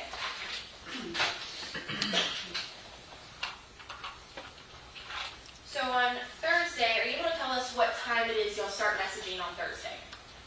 It says 1:27 p.m. Okay, and where were you at 1:27 p.m. on Thursday? at work. Okay, and so go ahead and tell me what's the first message you get from them. They were just asking what the address is for my place to get something delivered to them. Okay, and then what's that next question? They're asking if I got a vape from the corner store. Is that what Nick means? Yes. Okay, is that short for? Nicotine. Okay, and so that to you was you getting them a vape? Yes. Okay. And ultimately, what did you tell them at this point? I'm sorry, what did you say? You're fine. What did you tell them at this point? What's your last message? Oh, I told them, like, you didn't give me money, you know, so I didn't grab it. I grabbed one for me, but not for you. Okay. And I see that that conversation continues in states 41. Can you go ahead and kind of read that conversation for me? We have money on Cash App. I can send you 25, however much it is. Where are you? I asked if they were Zelle because I didn't have Cash App at the time. Where are you at work? And I put some exclamations that would be like, I already told you this. What would happen if what would we do if the cops came? And then they asked my name, Chris, because I had to respond to them because I was at work. Okay. I told them I don't know. I'd probably just tell them that I don't consent to enter my house because it's mine, it's not theirs. Again, I didn't know they were on the, run at this point. So, basic civil laws, to my knowledge. So ultimately, it sounds like you're saying you don't give anyone consent to come to your house. Yes. Okay. And we see that conversation continues on states 42. Will you keep reading for me? Think you should come home, please. I say, why? What's wrong? Are the cops there? Like, what's going on? We don't know, but loud knocking. Like, a lot of knocking, I'm confused. Do y'all know if it's the police or not? Because it's not that I'm not coming home unless it's the police, because there's a reason. Then they said, we don't know. We're scared to find out. Percy said, it probably is. I told him, listen, I have work. I'll just sit tight until then. And y'all sure it's coming from my house? Y'all sure it's not the neighbors next door?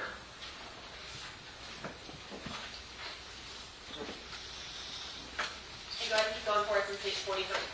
They began to proceed, yes, we are sure. Again, okay, just wait until I get home, work, and it's still continuing to knock. Yes, it's still continuing. Can y'all check if it's the police or not? Look through the people, please. Percy did, it's cops. Why? Okay, I'm coming home. I don't know, maybe someone heard us talking about guns or messing with them. Okay, I'm coming home.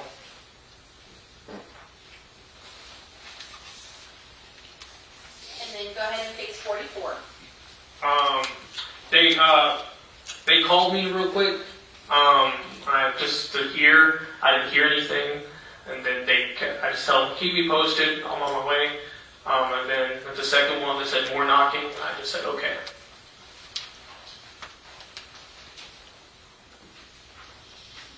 And in states 45, what's that at the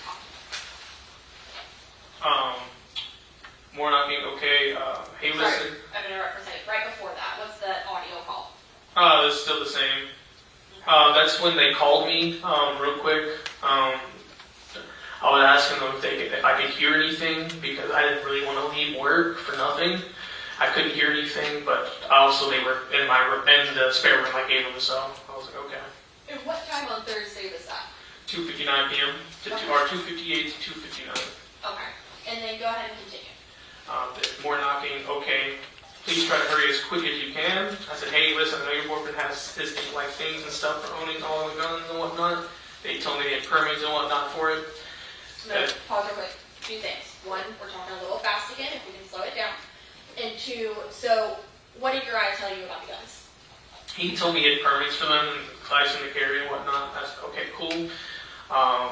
This is what that explained here. Okay, so he told you he had permits and a license to carry. Mm-hmm. Okay, so go ahead and continue. He said, hey, listen, I know your boyfriend has his things and stuff, like owning for all the guns. If they try to search the place and all the guns are his, okay, and I'm driving as quickly as I lawfully can, because I was not going to speed. I already have plenty of speeding tickets. And then what did it say next? They just said, thank you, footsteps at the door, the front door, I'm panicking, where are you? And then 46, is this about the time that you get home? Yes. minutes. Where are you now? I'm home. Thank God. We're going outside. What's going outside? They're here still. Are you inside? Can we set up the I'm gonna PS4? pause you real quick. It looks like that's later. So after you get home, where are Uriah and Tara? They're in the room. In the spare room? Yes. Okay. And how do they seem when you get home? They seem very, I want to say distraught, but it's not really the right word for it, but they seem very panicked. And then Thursday night, what we see in the bottom of 46, 47, and 48, is that kind of just continuing as usual in that DoorDash pickup that we talked about? So Yes. You're getting 49. Yes. Okay.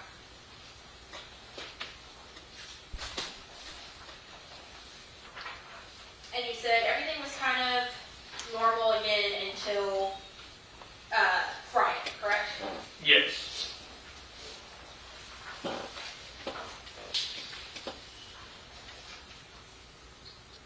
And so when you took these screenshots, what day was it that you took these screenshots? That Saturday, Okay. I called it. So Saturday, what would have yesterday been? Friday. Okay. So in these screenshots where it says yesterday, that would be Friday, February 7th. Yes. Okay. So I want to start at the bottom because you said they contacted you sometime after lunch on Friday, correct? Yes. Okay. So go ahead and tell me, starting at that yesterday, that second portion, what time was that? 8:29 a.m. Okay. And so that's in the morning. Yes. And then what's the next thing that occurs? Are you at work already? I leave for work at 6:30, so yes. Oh, okay. And will you make sure you're talking to the microphone? Oh, okay. And then what's that next timestamp? 1:56 p.m. Okay. Percy says, hurry if you can. I said, if I can, I will. Okay. Then it's, We continue in 6:54. okay, is there any way you can get here quicker? I will ask my boss, but they need me right now. I will try. Okay, I'm gonna leave right now. So I'm pretty important. I will try, but I'm also using up a lot of PTO for the drive. I will try, okay. I know y'all are going through it right now, but I'm doing my best. And we talked about the drive. What drive are you talking about? The drive that I take them to either to Idaho or Wyoming. Okay. And go ahead, what's the next thing that they take you?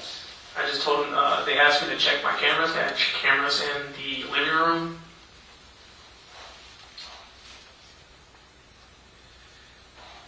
State 55. They said, check fast, please. We heard the door rattling. And then they said, okay, we're okay. And then they kept replying to themselves, what did you see? Police sirens. It's okay, no one's there. And the dog went rattling the door. Because my dogs do go up the door and try to knock the lock off to try to get into the living room. Okay. And so, is this what you're talking about on Friday when you said they were starting to get paranoid again? Yes. And does it continue to escalate from here? Yes. Then this is what they say. Come home, please, please. I can't. It's still way too busy for me to leave. I'm sorry. It's okay. Hurry as fast as you possibly can. We're back in. There's a fuck ton of cops at my actual house. This is where I'm starting to get a lot of red flags right now. Okay. Chris begging, please. They send out pictures of missing person stuff. Chris, now please come home. Please, we'll do anything. We'll give you $1,000. And so, Go ahead, what were you saying? at this point, I'm just kind of like, I started to get annoyed at the point. I said, okay, I promise I'll get you over there. Okay. They said, thank you. Are you able to go at 4:30? Please say this. No, but sure for 5. Okay. Go ahead, keep going. Russ, as fast as you can when you get off, let us know as soon as you're on the way. Yo, Chris. Yes, Chris, where are you? Holy shit, bro. I'm still at work. It's busy, okay? I'm leaving now, though. Like, I get it, y'all. Stearns are... I was just angry typing. Okay. So that's kind of gibberish right there, but stop begging. And stop being so fucking paranoid. Excuse my language. And so, is this when you're saying you're kind of got angry Yeah. about it? I was over it. Okay. And then we see states 58 later that day. What kind of happening here? I told them, time. I told him, you're more than welcome to stay for another 300. I don't mind, but I'm tired to drive right now. I had got off way later than I thought I was, and I was extremely exhausted. And then when I came home, and then this is where we're already pretty far out. I'm sorry, please find a good place for Salem. I hate we had to leave her, but I couldn't just chase after her and make sure she's safe if you have her. I told him, sure. Okay. And at this point, had you seen anything on this is Friday night? Have you seen anything on social media at this point? No, I kind of got back on my game. Me and Davey played a couple matches. I drank and then went to sleep. Okay. And so we see, what time is the next messages between you and Tara and Uriah? This was me trying to get them to respond after in the previous morning I called Detective Bernard or the police and they came over. So, and that was on Saturday, you said? Yes, Saturday. So what made you contact the police? I was checking the weather and I had the news article popped up on Google. In the local news and whatnot, and I saw their faces. Anything on the news said, okay, but you saw their faces. Mm-hmm. Okay, and so you contacted the police. Mm-hmm. And what happened after you contacted the police? They told me to wait like 15, 20 minutes. They're just sending people Stop out. real quick. Make sure you're not to tell me what anybody else says, okay? Like any officers or anyone else. Okay. Tell me what Uriah says, but not what anyone else says. Okay. Okay.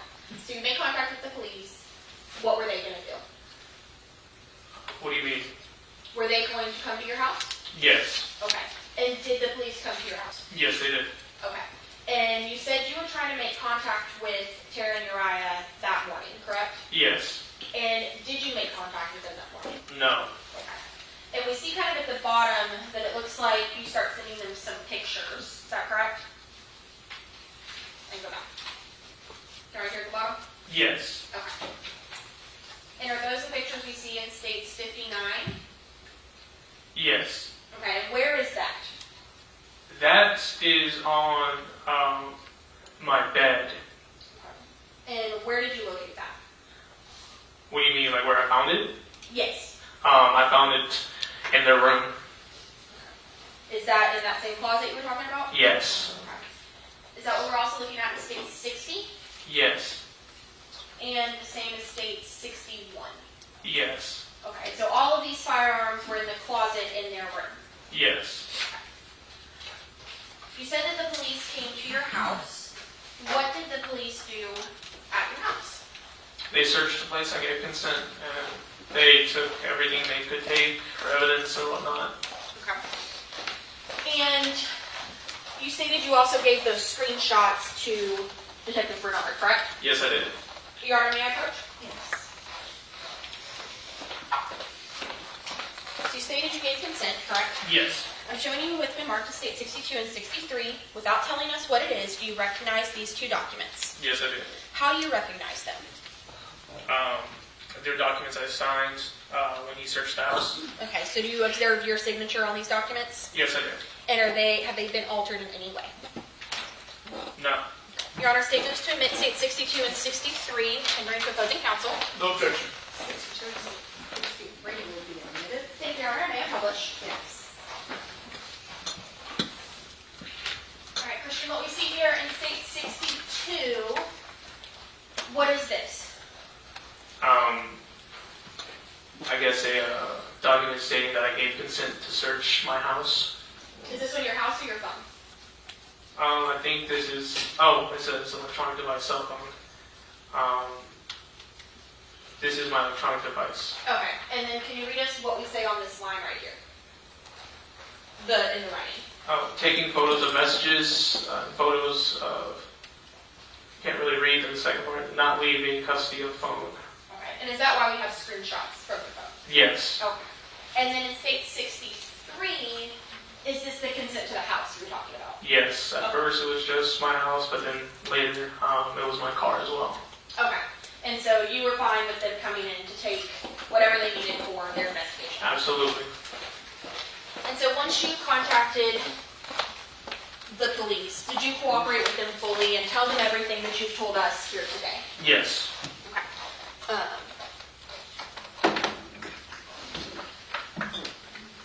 And you provided them with all the documentation that you've also given us here today? Yes. Okay. After you made contact with the police and they searched your home, did you have any further contact with Tara or Uriah? No, at one point I tried to, but to no avail. Okay, so you'd reach out to them again, but still no answers. Mm-hmm. Okay. Your Honor, I'll pass this witness. I'm ready to, thank you.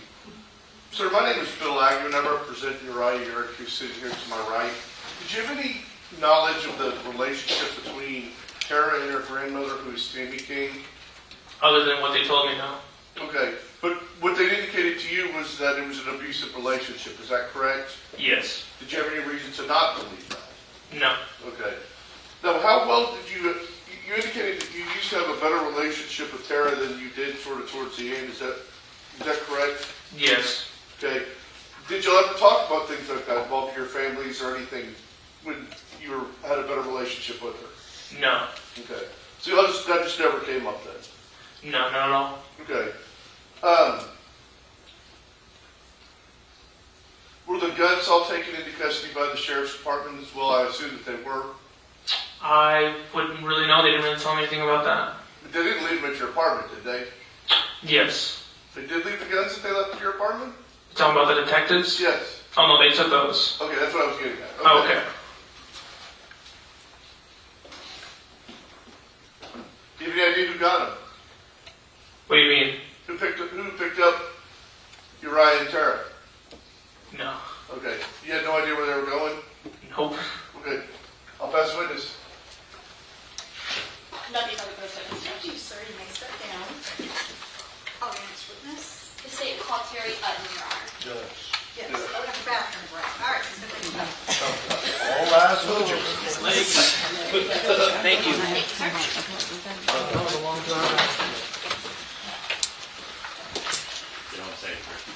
Thank you.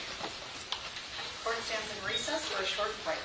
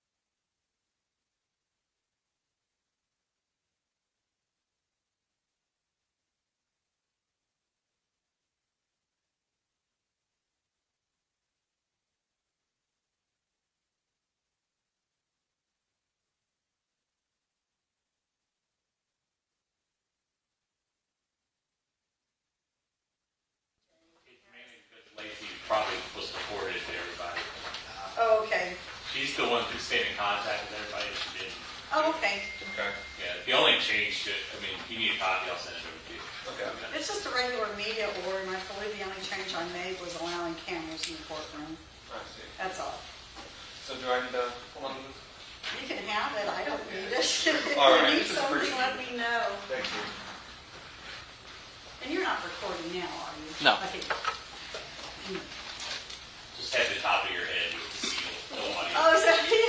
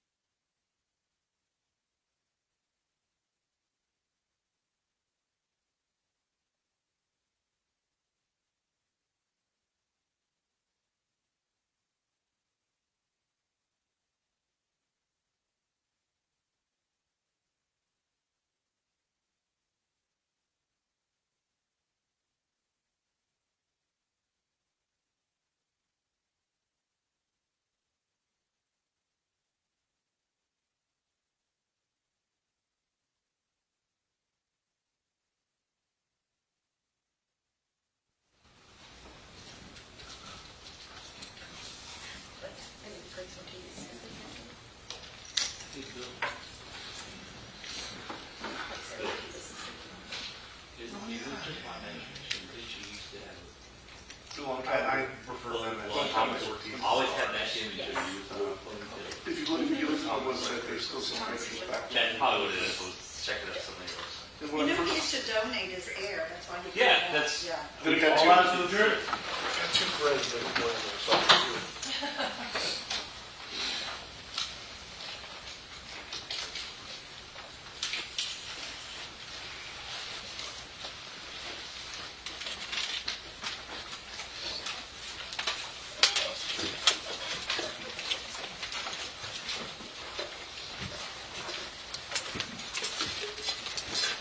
All right, please be seated.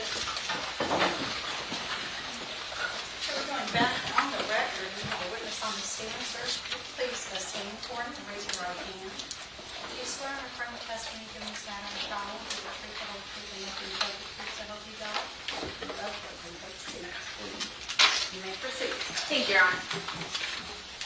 Goes up and down, arms come down, lights on, mics on, you gotta be kind of close to it. Good morning, Mr. Utton. Good morning. Can you please state and spell your name for the record? My name is Terry Utton. Last name is spelled U-T-T-O-N. It's just like Button, but there's no B. Okay. Makes it easy to remember. And how do you spell Terry? T-R-R-Y. Okay. And I'm going to have you move that microphone a little closer to you, just so that we make sure everyone can hear you. It's movable. You can pull it to you. Nervous. It's all right. Mr. Utton, what do you do for a living? Right now, I'm retired. What did you do before you retired? I worked in mainly the oil refineries, and I was also a firefighter. Okay. How long were you a firefighter? At least 10 years. Where were you a firefighter? Over in Galveston County in San Leon. And did you grow up in the county, or where are you from? No, ma'am. I've lived all over the United States. Being an oil refinery worker, I used to move with the jobs and everything, but I had bought property over in San Leon, and I built a house, and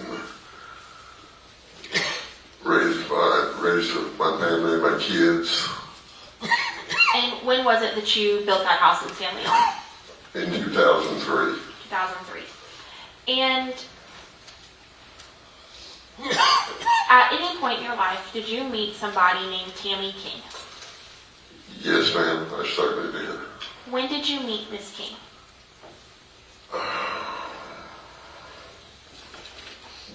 Very close to back in 1980.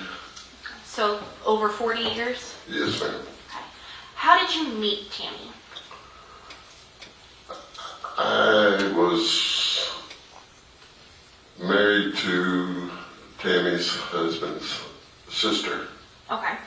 And so let's use names just so we kind of track everybody. What was your wife's name? My wife's name was Sandra Faye. Okay. And did Sandra have a brother? Yes, ma'am. What was Sandra's brother's name? Was J.C. King. We called him Butch. Okay. And who was Butch married to? Butch was married to Tammy. Okay. So is it fair to say that you and Tammy met when y'all were both married to y'all's first spouses? Yes, ma'am. Okay. When you first met Tammy, tell me what she was like. Loving, fun, caring, helped everybody, you know, this is sweet as could be, you know, she was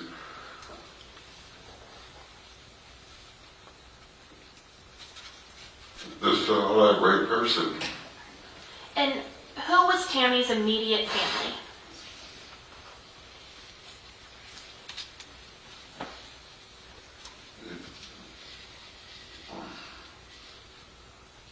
You're talking like like for her sisters and brothers, or? I can ask it a little better. Did Tammy and Butch have any kids?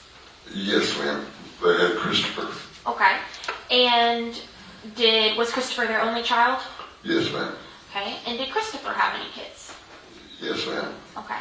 And did any of those kids ever live with Tammy? Yes, ma'am. Which children or child was that? Would have been Tara. Okay. And so does that mean Tara was Tammy's granddaughter? Yes, ma'am. Okay. Do you know how long Tara lived with Tammy? Not exactly in years, but she was very small. Is it fair to say most of Tara's life? Yes, ma'am. Okay. And did you know Tara for her whole life? Yes, ma'am. Okay. And tell me about Tara what was Tara's personality like before we got to the incidents of this year? She was sweet too, you know. She would always, you know, run up and hug you and talk to you, and she was like an everyday child, you know, everyday teenager, and she was growing up. And how was Tammy and Tara's relationship before we got to the events of this year? Well, it's very good. I mean, you know, they had their little spouts, you know, but all mom and, well, I say moms, you know, but all family does, you know, especially whenever the youngin doesn't want to, you know, and adult figure says, no, you have to, and then they say no. So it was great. Is it fair to say that Tammy took on kind of a parent role in Tara's life? Oh, yes, ma'am. Okay. And did Tara live with Tammy full time? Yes, ma'am. Okay. At some point, or I guess, what eventually happened with you and your wife, Sandy? After almost 45 years, she took and passed away. So our plans kind of changed. What year was it that Sandy passed away? March 11, 2021. Yes, sir. And once Sandy passed away, did you still stay close with Tammy and Butch? Oh, yes. Okay. And did anything happen to Butch? Yes, Butch got sick and he passed away too. When did Butch pass away? It would have been a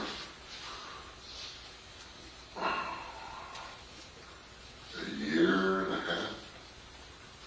I'm not exactly sure. From now? Yes. So about summerish of 24, does that sound right? Yes. Okay. Yeah. And after both Sandy and Butch have passed away, do you and Tammy remain close? Yes, we did. Okay. And does the relationship between you and Tammy ever change? Yes, it did. Okay. Tell me about that. What happened with you and Tammy's relationship? We ended up getting a whole lot closer. From friends, we became to where we was involved, with each other. We both loved each other. So is it fair to say that y'all's relationship kind of went from friends and then became romantic? Yes. Okay. And so when was it that you and Tammy started becoming involved in a romantic relationship?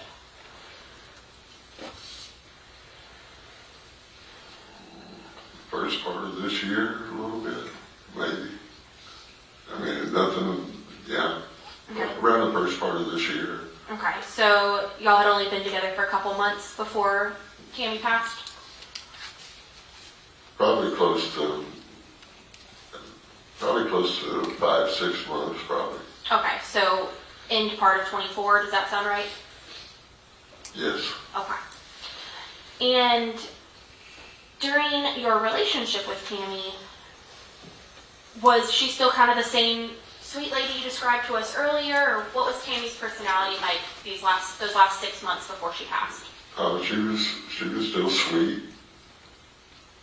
fun-loving, giving, caring. And what was Tara like during this time? She was still sweet like she was,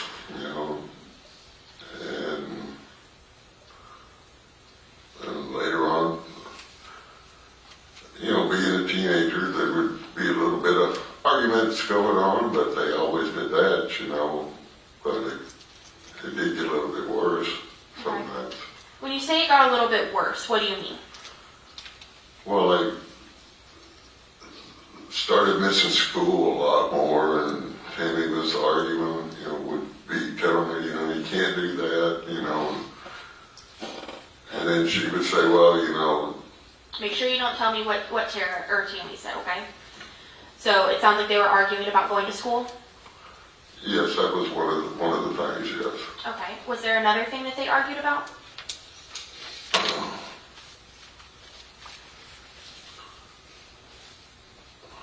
I just went blank. I can ask the question a different way. Was there a time that somebody new came into Tara's life? Yes, okay. Who would that person have been? That would have been Uriah. I know him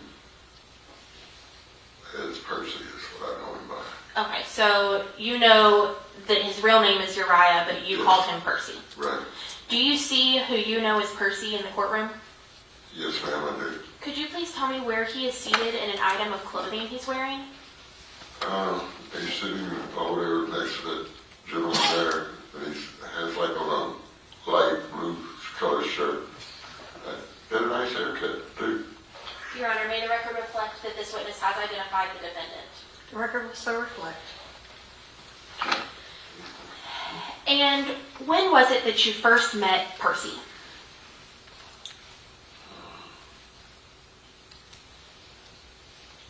Well, it would have been about the same time that me and Tammy, started seeing each other. So about 5 to 6 months before Tammy passed? Yes, ma'am. Okay. And what was your first thoughts about Percy? I thought he was a good kid. I liked him,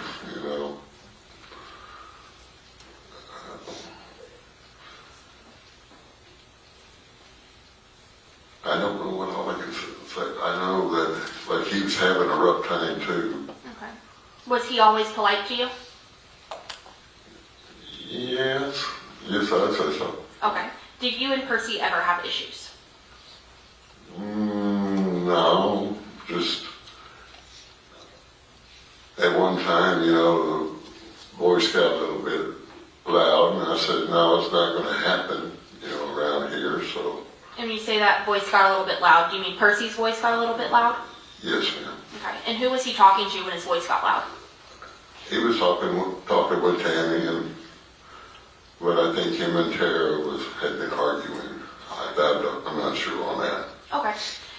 And you told him, we're not going to do that. Right.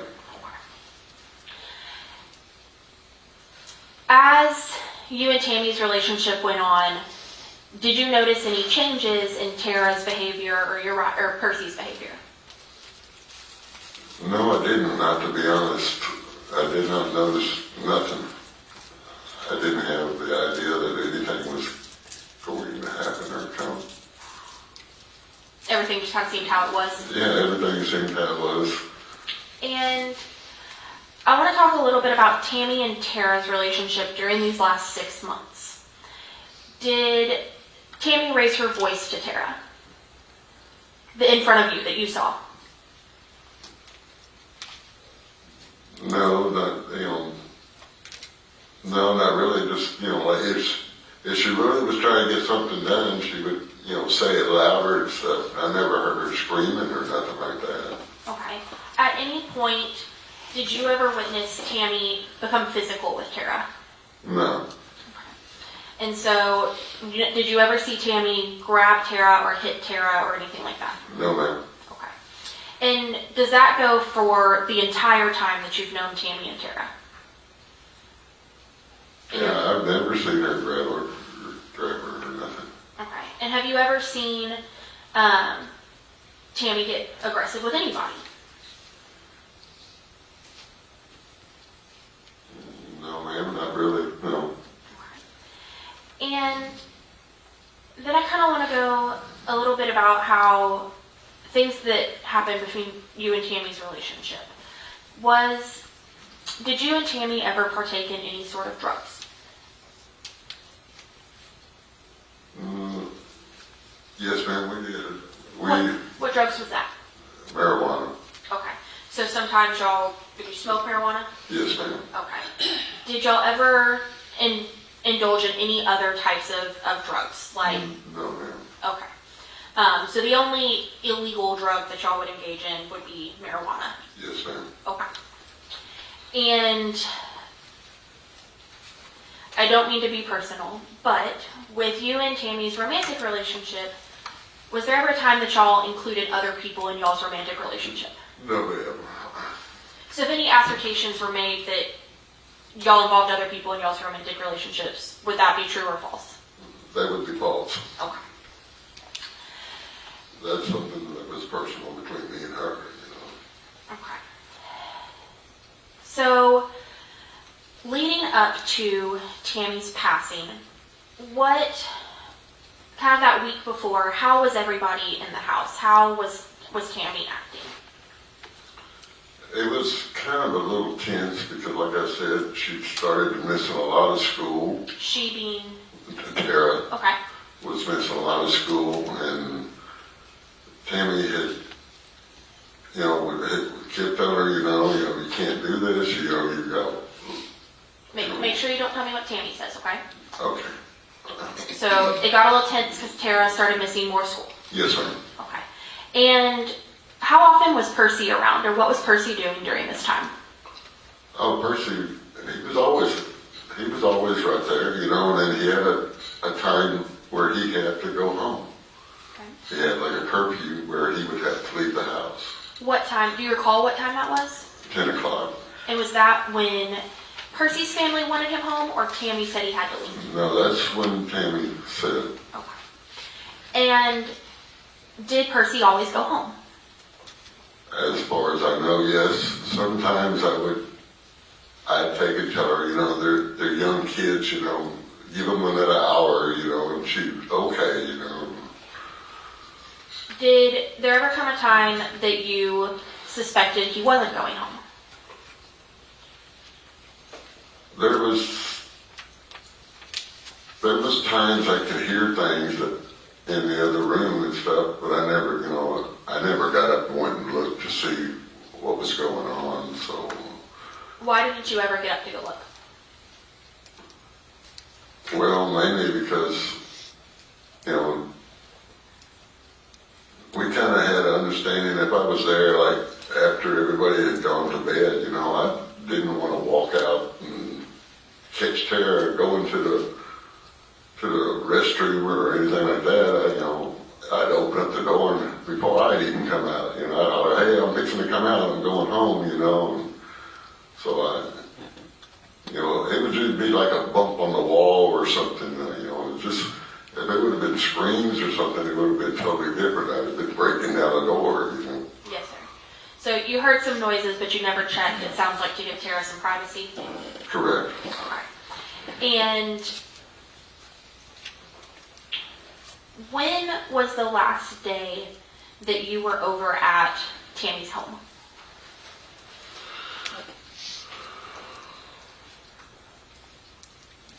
Probably the night, I want to say the night before. I was sitting on the front porch and we had received, well, they had received Taco Bell. Tara came out and picked it up while me and Tammy was sitting on the porch. And Uriah was inside and Tara took the food back in and they were eating in there. And does Tuesday the 4th sound about right? Yes. And how was Tammy that night? Cutting up, laughing, having a good time. And how were Tara and Uriah that night? Did they seem normal? I just mainly seen Tara. Like I said, Uriah was inside, so I didn't see him that night before I left. Okay, but you knew he was there. Yes. It's probably a good place to stop. Let's be back here at 1 o'clock for lunch. If an hour is not enough time, let Deputy Flynn know, and we can give you some additional time, but otherwise we'll see you back at 1. All rise for the church.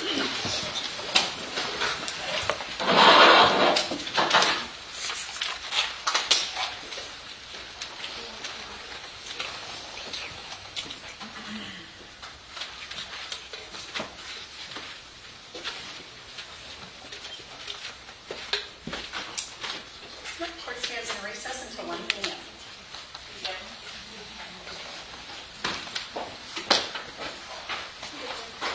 Yes, sir, you can start there. All these years. Okay. So you can go grab some lunch or something, but just I need you back here by 1, okay? Yes. And if you don't want to go anywhere,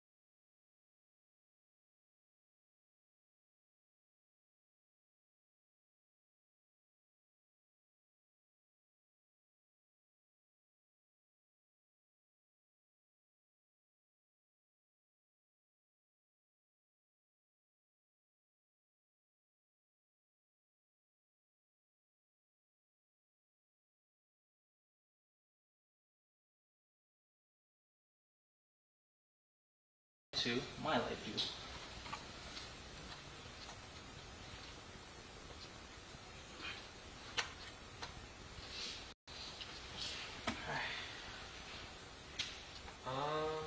Okay. I'm now plugged straight into his live view, but I still don't see anything. Yeah, so what do you plug into what? Because there's no reason to plug two live views into each other. Right. We had a distributor that we were using that we're trying to bypass just to get to the root of the problem. Right. So what did I'm sorry, what did you plug into where? He plugged my SDI cable from my live view in straight into his live view. Okay, but the live view is just the transmitter. There would be anything coming from his. Yeah. Okay. Yeah. These are not. As long as live with it as an SDI out is still in prototype. Got it. So that won't give you any video. Okay. Okay. All right. Just give us a second. Yep.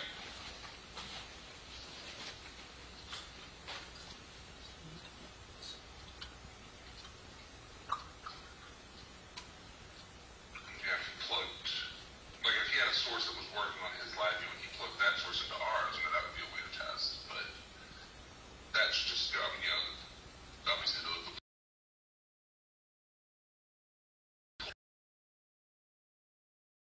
So the camera would go into the DA. and then the live views. Yeah, except I, HDMI only camera. yeah, his camera only has HDMI out. Okay. The camera only has HDMI out. Yeah. Okay, so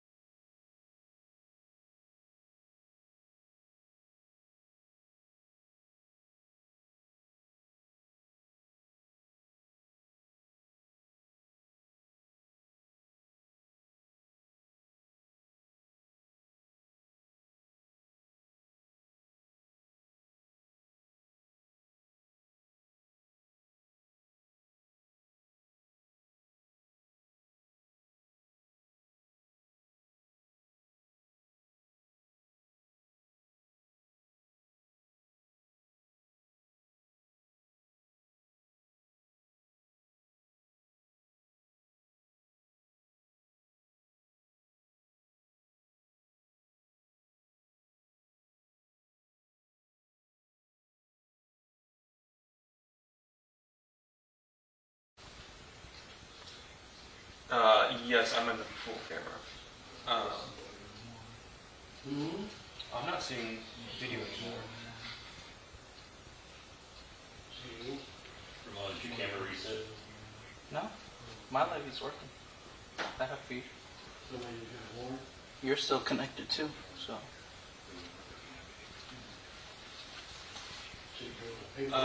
Yes, we are in the courtroom right now. I'm not seeing an image.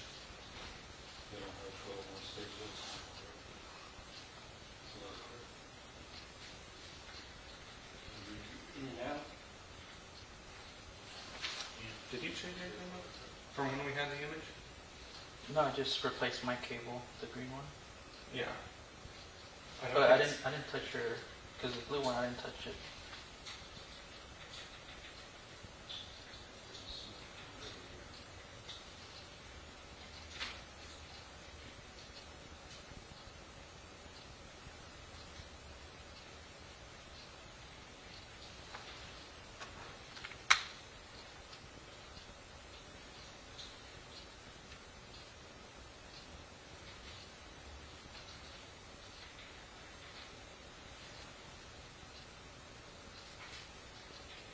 Swap.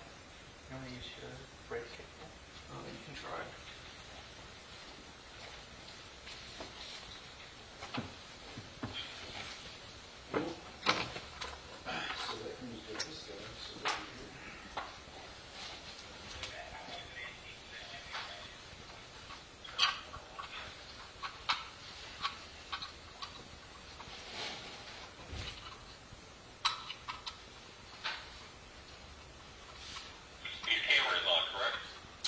Yes, we're going to try a new cable real quick.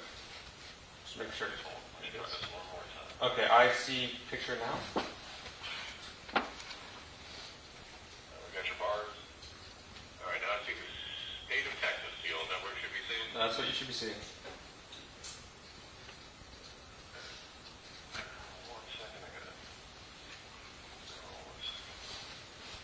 I'm going to drop your signal just for a quick second, so bear with me. I have to give you a bit of a delay.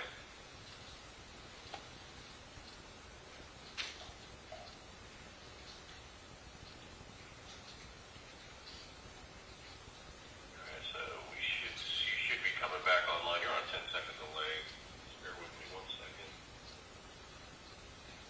Let's keep talking and whether that take advantage of the 10 second delay.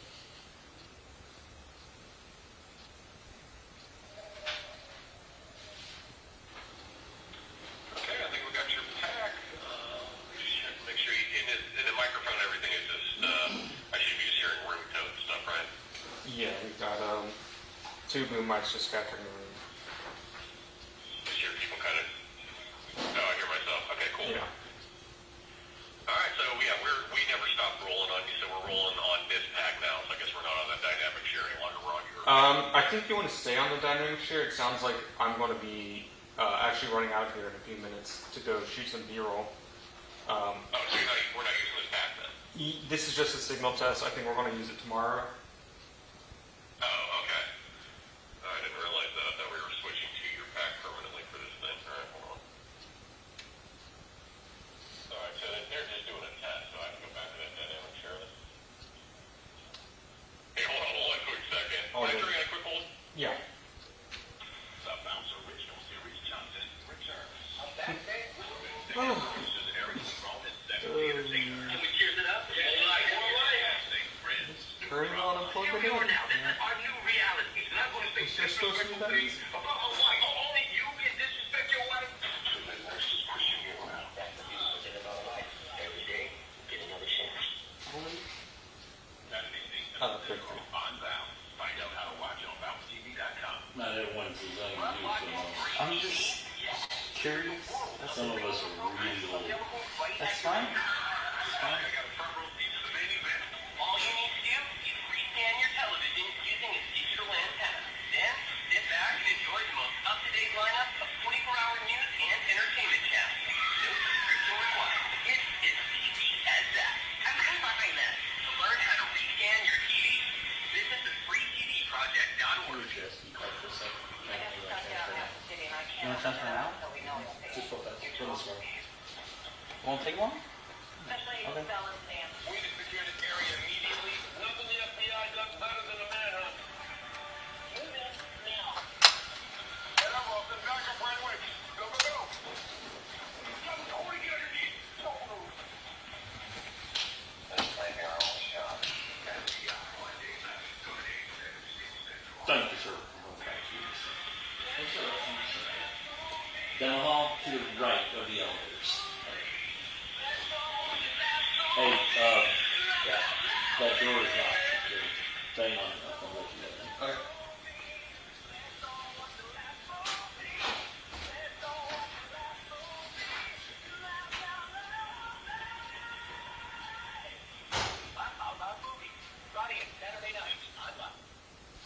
Hey, you there?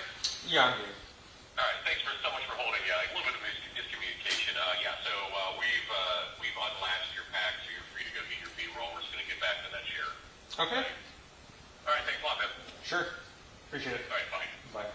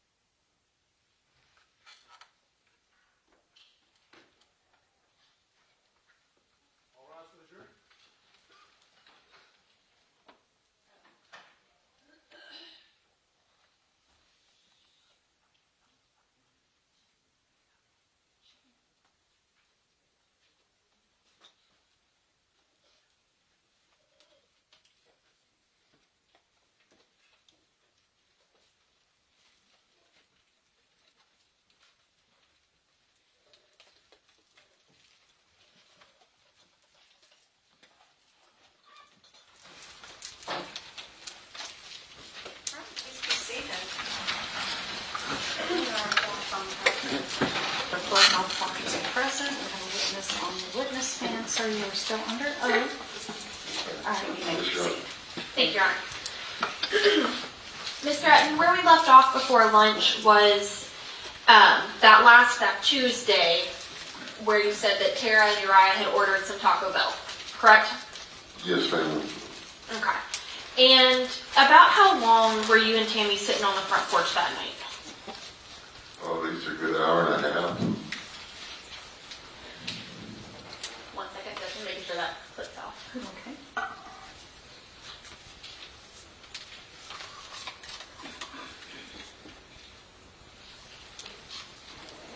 Need a computer charger. All right. And after you left, or when you left, where was everybody, to your knowledge? Tara and Uriah was inside still, and Tammy was on the front porch fixing to head in. Okay. And where did you go? I went back to my house then, because I had run to the store and picked up some groceries, but nothing was needed to be in the refrigerator, so I had time to sit out there and talk for a while. And once you got home, did you and Tammy talk at all that night? Just for a little bit, we text back and forth. And on a typical day, how much do you and Tammy normally have? We text quite a bit. And is that every day, kind of? Yes, ma'am. So, when you were texting with Tammy Tuesday night, how did everything seem? Everything was okay. She took and told me that, had texted me that Tara still had clothes in the washing machine and hadn't gotten ready for school, so. So was it more, kind of just more normal conversation? Yes, ma'am, just a normal conversation. And in the mornings, how do you and Tammy normally start a conversation? Who texts first, or how does that go? Whichever one of us woke up first in the morning, we'd always text and say, "Good morning, how you doing?" So. And did you text with Tammy Wednesday morning?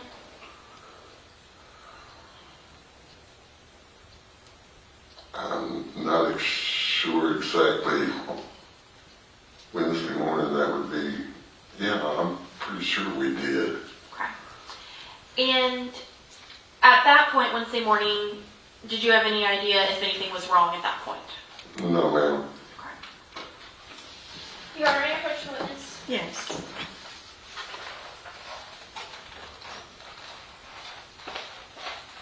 All right, Mr. Eckman, I'm showing you what's been marked. That states 493. Without telling me what it is, will you let me know if you recognize this? Yes. Is this a true and accurate depiction of what it's depicting? Yes, ma'am. Your Honor, state's going to move to admit states 493. Having to go to the I already have a 493. Attached with the search warrants. No, remember we went back and fixed all of those numbers. That was when I had my numbers. So there's no 493. No, ma'am, not yet. Okay, very good then.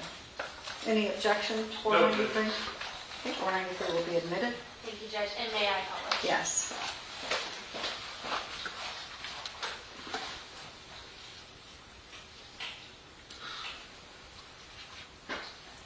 Mr. Utton, Yes, ma'am. who is that? That's Tammy. And is that what Tammy looked like at the time of her passing? Yes, ma'am.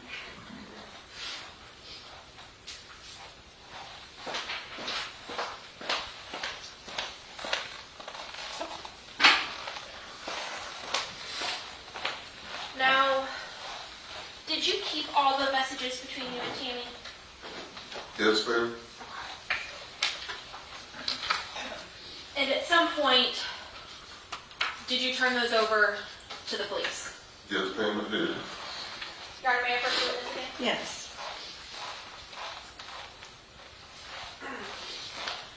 Mr. Utton, I'm approaching you with what's been marked as states 64 through 72. Without telling me what they are, do you recognize what's contained in these documents? Yes, ma'am. How do you recognize them? That's me and her texting back and forth. So these came, or is this what you gave to the police? Yes, ma'am. Your Honor, the state's going to move to admit States 64 through 72, having tendered to opposing counsel. Okay. 64 to 72 will be admitted. Thank you, Your Honor. May I publish? Yes.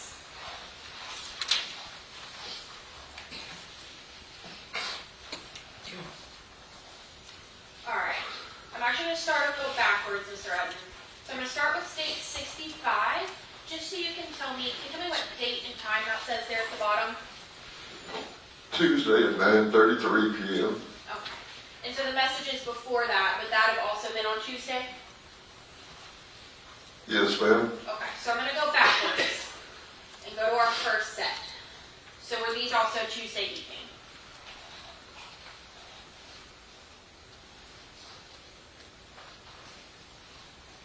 Yes, ma'am. That's the night that I left.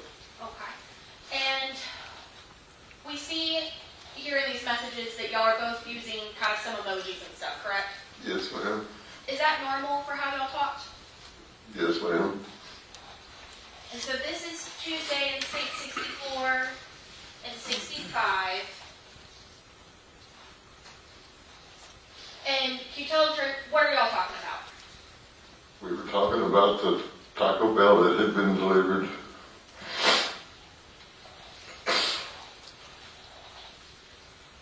And we see it continues in State 66 and 67. Can you tell us what that timestamp is on this last message? Tuesday at 11:16 p.m. And is this Tammy just telling you good night?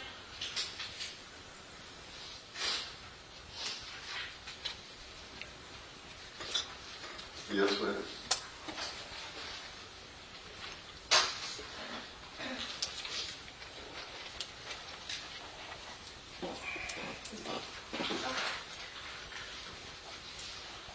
So can you tell me what that time and date stamp is on this, the middle of this message? Wednesday at 9:26 in the morning. Okay. And is that the normal time that Tammy wakes up, or earlier or later? No, she would wake up earlier sometimes she'd sleep a little bit later. Just depending on how late that me and her had stayed up texting. Okay. So she didn't have a set wake-up time, is that fair? No, ma'am, pretty well, no, not really. Okay. And so, at 9:26 this morning, what are y'all talking about?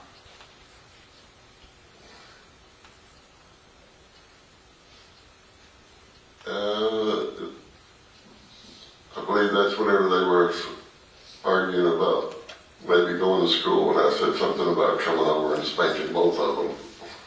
Okay. And what's kind of the last message that you get from Tammy that morning?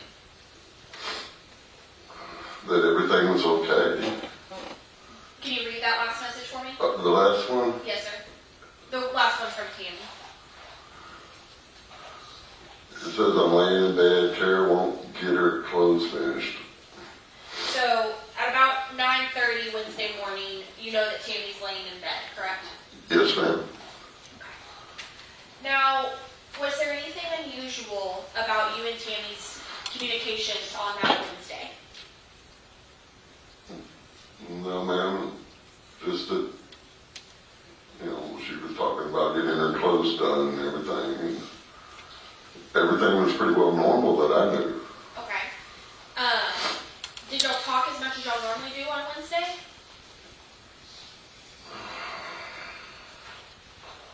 If I show you State 70, does that refresh your memory?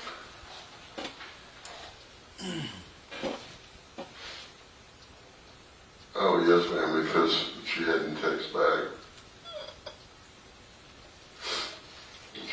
She Was was that, talking about sleeping late, yes.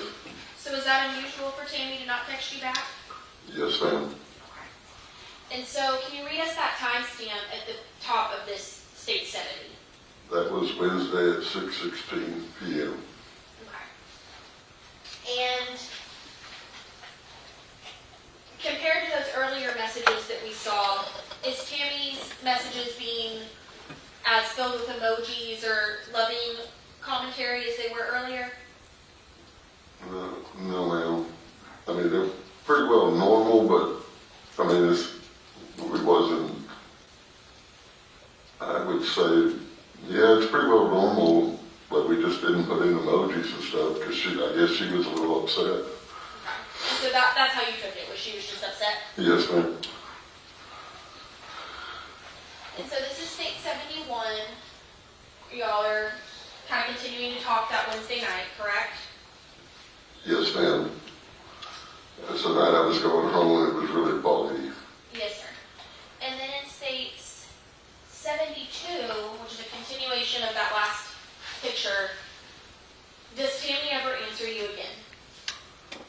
No, ma'am. And what is that timestamp in the middle before well good night? Thursday at 8:58. The one right above. Oh, I'm sorry. That was a Wednesday at 10:38 p.m. Was it normal for Tammy to just never reply like this? No, ma'am. Was it normal for her to not tell you good night? No, ma'am. And then we don't see any messages until you said 8:58 p.m. on Thursday. Is that correct? Yes, ma'am. So did you hear from Tammy at all on Thursday? No, ma'am. So we noticed that the messages are a different color at the bottom of state 72 than they are at the top. Why is that? Can you explain that to the jury? The only thing I can figure out is it was not delivered, or her phone was off, or something. I do not know why they're different. Okay. So they're not going through correctly? I don't believe so, ma'am. And can you read those last two messages you sent Tammy to me? I asked her, did I do something wrong? I said, for some reason it's not going through. So I switched to this. And then I was teasing. I said, did you block me? That might be the reason why they changed. I don't know. On the color. And did you ever get an answer from Tammy to those messages? No, ma'am. So these messages got us up to about 9 o'clock on Thursday night, which would have been February 6th, 2025. What is going through your head at that point? I did not, that something was wrong.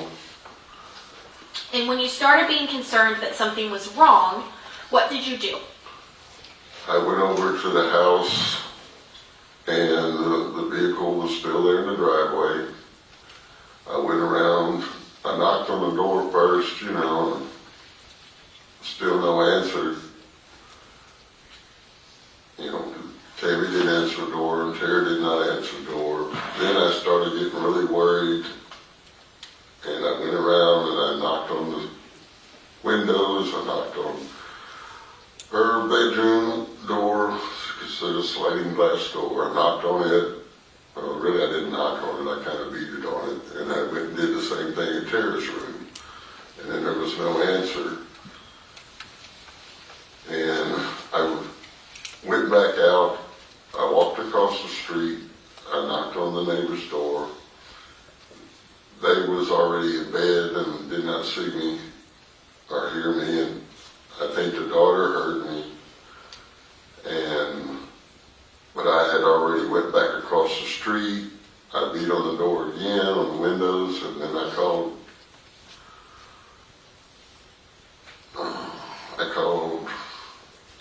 don't know if I called Christopher first or if I called the Galveston County and told them I needed them here because I was fixing to break into this house because I knew something was wrong. Okay. And just so we all are still following around, Christopher is Tammy's son, correct? Yes, ma'am. And that is Tara's dad, correct? Yes, ma'am. Okay. And why was it that you called Christopher that night? Well, I mean, he needed to know something was going on too. This is his mom and his daughter, so. And when you called Galveston County Sheriff's Office, why was it that you were calling them?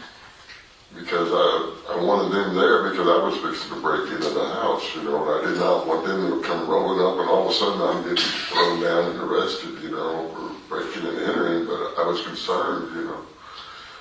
So is it fair to say you were just informing the sheriff's office that you were about to break in? Yes, ma'am. Okay.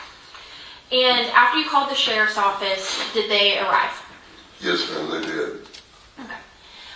Once they arrived, can you walk us through kind of what did you do? What parts of the house did you go to? We took and they was walking around, they were shining the lights in the windows, and then they turned around, looked at me, and they said, well, they're moving. I said, no, they're not moving. I was just here, you know, they're not moving. And I asked them, I said, can I look? And when I looked in, I seen stuff that was thrown up against the master bath because the bathroom door was open. There was a little foam mattress that it was up against it, and I knew all that stuff was not there. So you said you could see this from the master bathroom window? Yes, ma'am. Okay. And you said it was a foam mattress that was up against it? Yes, ma'am. Okay. What other parts of the house did you look in or try to open? I tried to, I'd already put my shoulder into the front door, but that oak door I know was not going to move because I helped install it. So since you installed it, that helps too, how does that front door lock or unlock? It has a regular deadbolt on it, and it's kind of reinforced a little bit. And does it lock from the, It locks from the inside and has a key access to the outside. Okay. And so, was it locked when you tried to open that front door? Yes, ma'am, it was locked. Okay.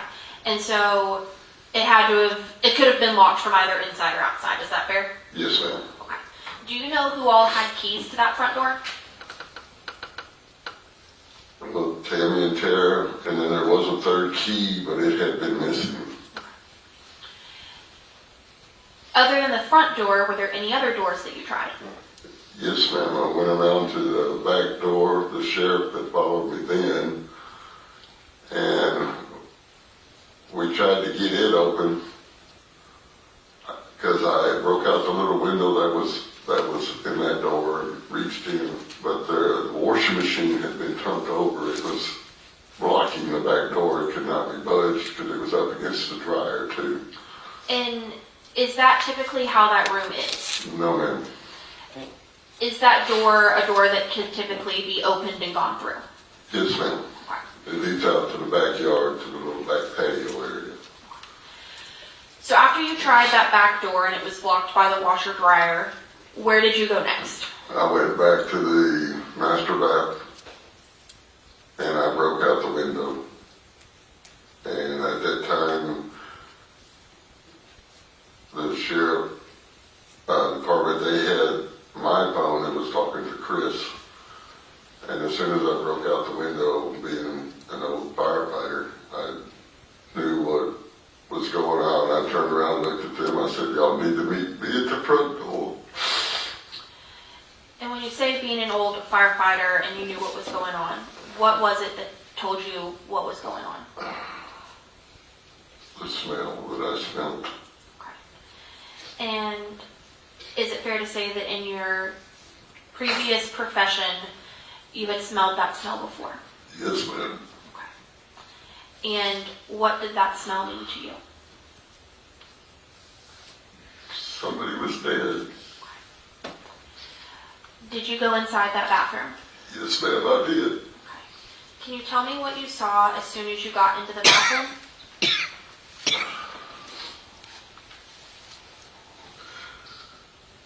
I made my way through the stuff that's not normally thrown in front of the doorway there.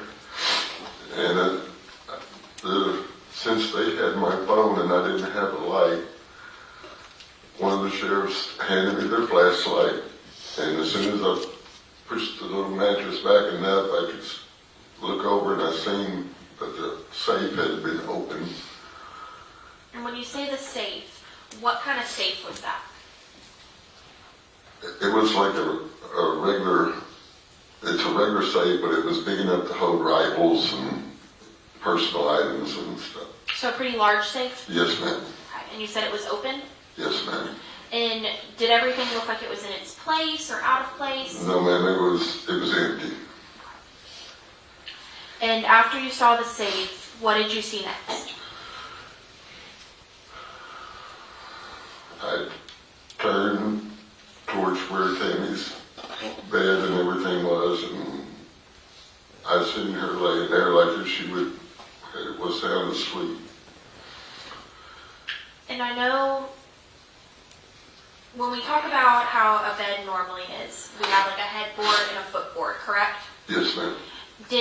How did Tammy typically sleep on her bed? She slept across the bed instead of towards the headboard and the footboard, because down at the end of the footboard she had like her telephone, the lamp, the charger and stuff was all sitting there on it's like kind of like a long, you'd see a long table that's behind the sofa. So she slept with like the footboard to her left and the headboard to her right. Yes, ma'am. Okay. And so you said you looked towards the bed, and what position was Tammy in? She was laying on her back, like she would normally be sleeping.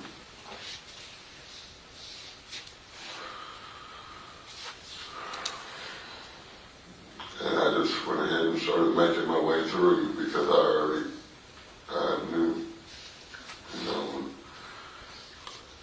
as I looked over, I shined the light back over there, and there was a bunch of blankets that was thrown on top of her top section.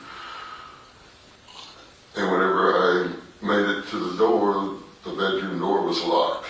The only way that you can lock that door is from the inside. So I figured it was locked and the door was closed behind. And so you mean it was locked from inside and then pulled shut behind somebody? Yes, ma'am. Did Tammy typically keep her door locked? No, ma'am. And you said there was a lot of sheets and blankets and things on her top half. Did she normally sleep with that many sheets and blankets? No, ma'am. Once you realized that door was locked, did you notice anything else in the room? No, ma'am. At that time, I was headed for the front door because as I was, right after I broke the window, I told the sheriff's department, you need to meet me at the front door. Because like I said, from previous, I knew something had happened. I did not even stop at Tara's room because I was afraid that she was going to be there too. And when you came through Tammy's door, did you see any signs of Tara or Percy? No, ma'am. And you said you didn't check in Tara's room because you were concerned she might be in there as well. Yes, ma'am, and I know that I did not want to disturb anything because, like I said, I already knew, and I wanted them to get in there to take over the scene and everything. I did not want to disturb nothing else. And so, did you ultimately get out the front door? Yes, ma'am. I went to the front door, I undid the deadbolt, opened it up, pushed the screen door open. I walked out. I handed the sheriff department back their flashlight, told them it was their scene, and I sat down on one of the chairs that I usually sit in on the front porch. And after that, what did you do? I just sat there for a while, and then they took over, and I was asked to move outside of the crime scene tape and everything. I said, that's not a problem, and I went across the street to the neighbors, and I sat over there. And after that, did you cooperate fully with the police and allow them to do their job? Yes, ma'am, I certainly did. I asked them, I said, what about Tara? And they did take and tell me that But you checked on Tara? that they had checked on Tara. Okay. And did you know if Tara was still in the house? Not until they told me. Okay. After that, did you ever hear from Tara or Percy? No, ma'am. I text Tara's phone, and I don't think I ever got, no, I never get nothing back at all. And then ultimately after that, the police handled everything moving forward. Yes, ma'am. They took me over, sat me down, and did a test, the GR, the test for gunpowder residue or anything on my hands, and there was none whatsoever. And then ultimately, that was all you did? You just kind of waited there the rest of the night? Yes, ma'am. I stayed there the rest of the night until everything was over, and then whenever they decided that they had everything, the house was turned back over to me. Okay. I'll pass this with Michelle. Thank you, Judge. Sir, my name is Bill Agnew. I promise you I'm not going to be mean. I just have to ask you some questions, okay? Certainly. And I represent Uriah Urick, who's sitting here to my right. Do you know why Tara was living with Tammy in the first place? You may answer. We've already gotten some information in about the relationship. So due to the fact that she was living there, I'm going to go ahead and allow this. Go right ahead. Yes, sir. Okay. Why was that? Back then, Chris was having a little bit of problems, Okay. and him and his wife, I guess, they were arguing and fighting. They had split up and everything. So, I mean, the kids.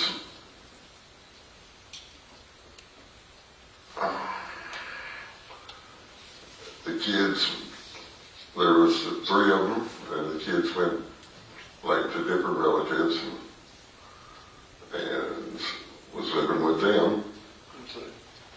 Now, you indicated earlier that Tara came to live with her at a pretty young age, right? Yes, sir. Okay. So, I mean, at that point, even though Tammy's grandmother, she's really more like her mother. Would you agree with me there? Yes, ma'am. Because, I mean, she was the one who was responsible for raising Tara, correct? Yes, ma'am. Okay. Yes, sir. And,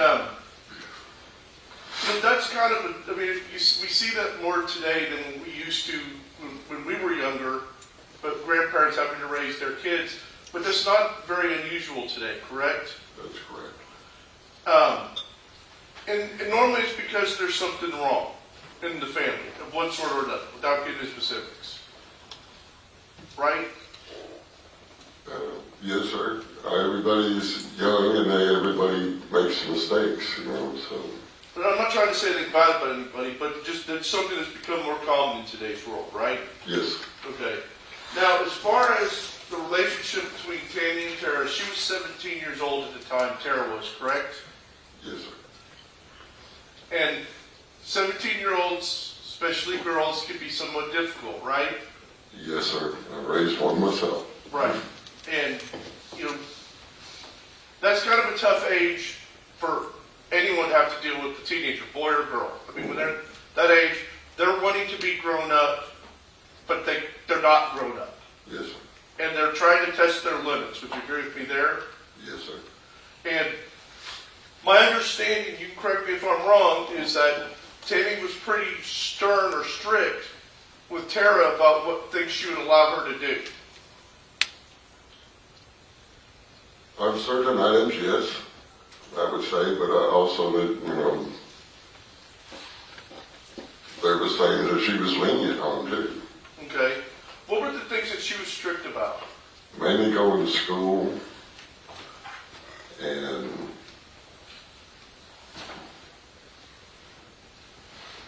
that's pretty well, mainly going to school and making sure that you left on time and all that, because like I said earlier, they had a curfew. And every once in a while I would take it, and say, oh, come on, they're young, and give them another hour, Now, I did not know nothing about Uriah. Whenever I first met him, I thought he was a great kid, and I still think he's, a young, great man, young man. Did you ever find out a little bit more about his background or not? Not really that much. I knew that there was a little bit of problems there at his house too, so. Were you aware that he was homeless at the time that this occurred? At this time, yes, I did know. Okay. So when he had his curfew, do you have any idea where he was going to be going at that point? No, sir, I didn't. Did you see him leave? Yes, sir, I've seen him leave several times. Okay. Do you know if he would come back later, or do you just not know? I do not know that. Okay. How much time did you spend over at Tammy's house? I've spent quite a bit. I'm retired. Did you ever stay the night there? Yes, sir. Okay. Did you do that a lot, or a little, or just sometimes? At first, it was just a little bit, and then after we got romantic and everything, yes, I stayed there quite a bit. When you get to stay there, you got to see more of the dynamics between Tammy and Tara. Is that right? Yes, sir. Did kind of as things went on, did things become contentious between them? No, not nothing that I could really tell. It was like normal.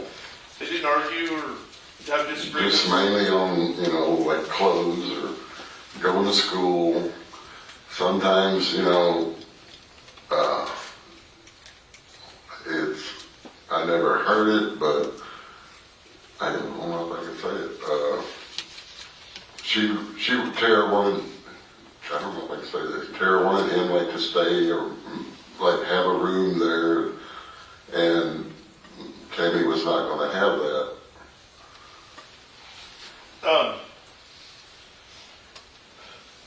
As far as, the dynamics between them, I mean, if Tammy had a rule, like not having him live there, was she firm about that? Yes, sir. Okay. And she did not want Uriah to live there, correct? They were still too young, But she didn't want him living there. That's correct. Right? That's correct. Okay. And that's understandable. I'm not trying to badmother her. I don't mean it like that. But that was something that made Tammy upset, right? Not Tammy, Tara. Sorry, Tara. Well, yes, I would say it probably made Tara upset, yes. Because Tara was 17 and thought she was in love, so she wanted to spend time with Uriah, correct? Yes, sir. I mean, that's normal Right. for a 17. That's normal for a 17-year-old, yes. So she would get angry at Tammy for not letting him stay there. Is that correct? I imagine so. Did you ever see that? No, sir. I never really did see them argue or fight. Just little things. Like are you clothes done, rooms cleaned up. Okay. Well, now, as far as Uriah goes, were there any problems between Uriah and Tammy? At one time, he raised his voice once, and I said, "That's not going to happen again. That's not going to happen." And we had talked, and so. Was there ever a problem with that again? No, sir. Not that I know of. Would it surprise you if Tammy had told people that she felt like her grandmother abused her? Yeah. So you never saw any signs that indicate that she abused her? No, sir. Okay. If anything, she was giving her and trying to help her get everything that she wanted, Now, we talked about the safe being open. Was it a safe that you had to have a key to open, or was it a safe that you had a combination to open? A combination for sure. Okay. Do you have any idea whether Tammy had ever shared that combination with either Tara or Uriah? No, sir, I don't. You don't know? I don't know. So they might have had it, they might not have. Correct? Correct. Okay. Now, as far as the guns go, her first husband was a gun dealer, correct? Yes, sir. And so he had a lot of, her only husband, yes. but he had a lot of guns. Yes. He did. And how restrictive was Tara with either, or Tammy, how restrictive was Tammy, I'm struggling with these. How strict was Tammy with Tara and Uriah about using the guns? As far as I know, they wasn't supposed to be touching them at all. Okay. Do you have any idea whether he was ever allowed to go use them to go hunting? No, sir, not that I know Okay. Was that something you think you would have known? of. No, I don't believe she would have let anybody take one. What I'm asking is if he had taken them hunting, is that something that you think you would have known? Would you have known that he was able to do that? If he was allowed to?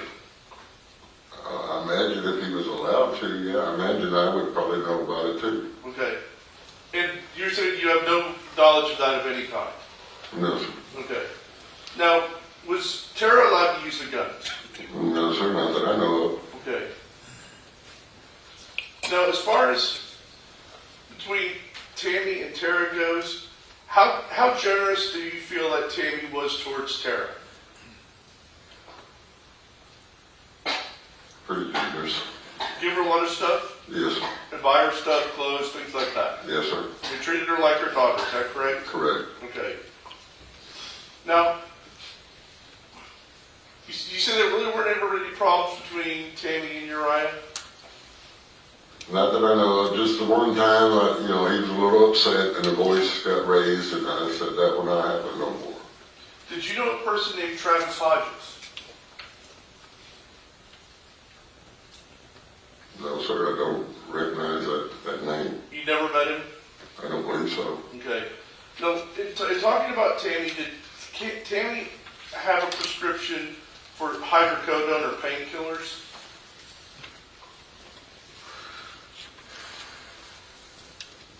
I'm not sure on that one, sir. I did not know all the medications.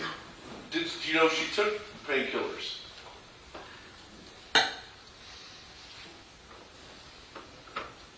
I think so. Matter of fact, I think she did have one for, I'm trying to remember what it was for. She had surgery a long time ago.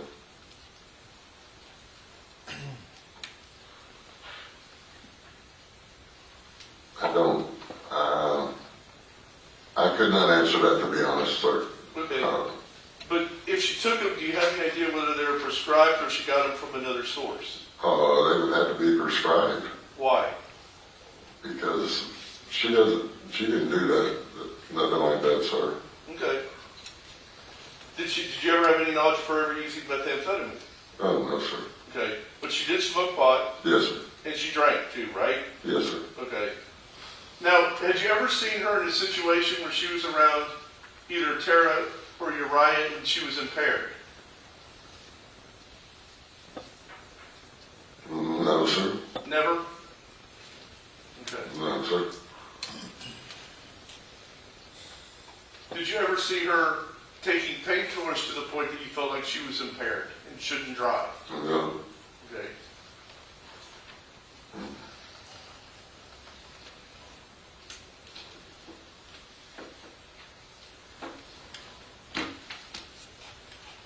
And when you indicated that your first impression of Uriah was that he was a good kid, and then, kind of as you got to know him, you still felt like he was a good kid. Is that correct? Yes, sir. And you're really familiar with what his background was like prior to coming over there? No, sir.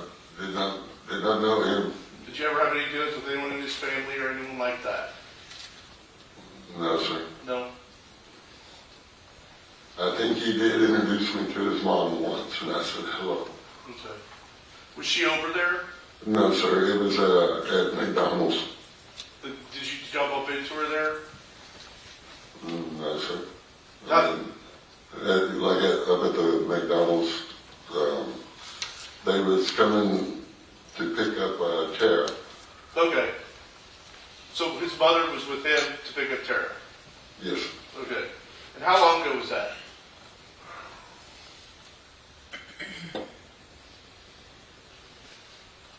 I would say back in the first of the year. Okay.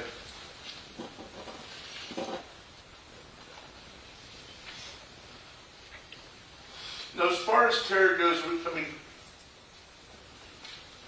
mean, how often would she leave the house?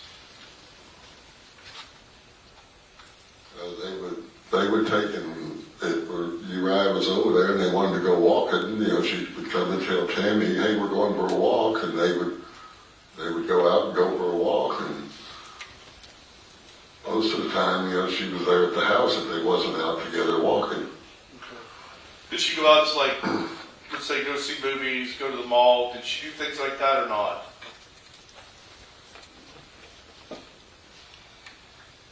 No, I don't really think that she went out that much, Would you consider her like a homebody? Yeah, she was, I guess, kind of like Tammy, being a homebody. Now, as far as Tara goes, she was 17 years old. Did she have a driver's license? No, sir, not yet. She did not know how to drive. That's what I was going to ask. So she had no knowledge of how to drive? No, sir. That was going to be my next thing. I was going to teach her. Okay. We'd already discussed it. Do you know why Tammy didn't teach her how to drive? No, I think Tara was a little bit nervous, being never behind the wheel or nothing. So me and Tammy had talked before about taking her like out to the parking lot, and I would start teaching her. Do you know if Uriah could drive? No, I really don't. I imagine he could. At one time he had a Camaro. Okay. So it wasn't running, but he had one. Okay. Now, did Tara ever have any form of a job while you knew her? No, sir. Okay. And was her attendance at school always not good, or was there a time she was better at it? No, it used to be really good. And when did it get bad?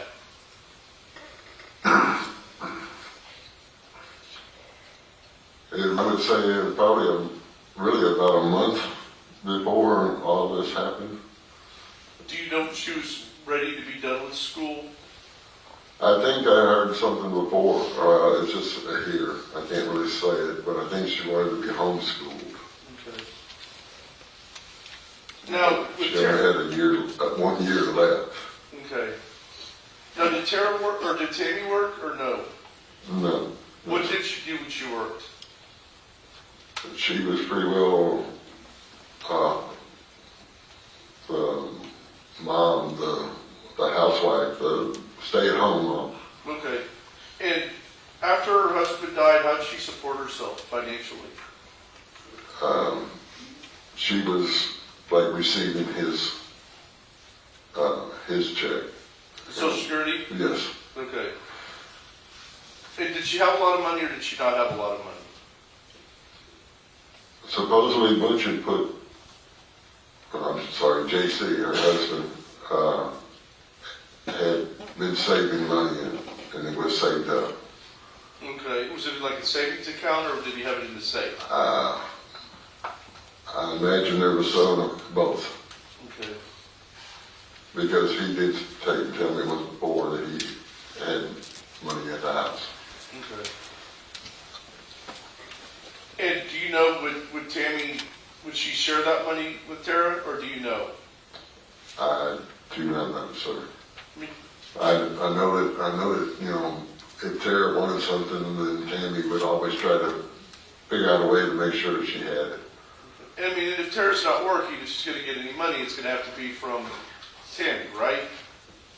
Yes, sir. At 17. Yes, sir. Okay.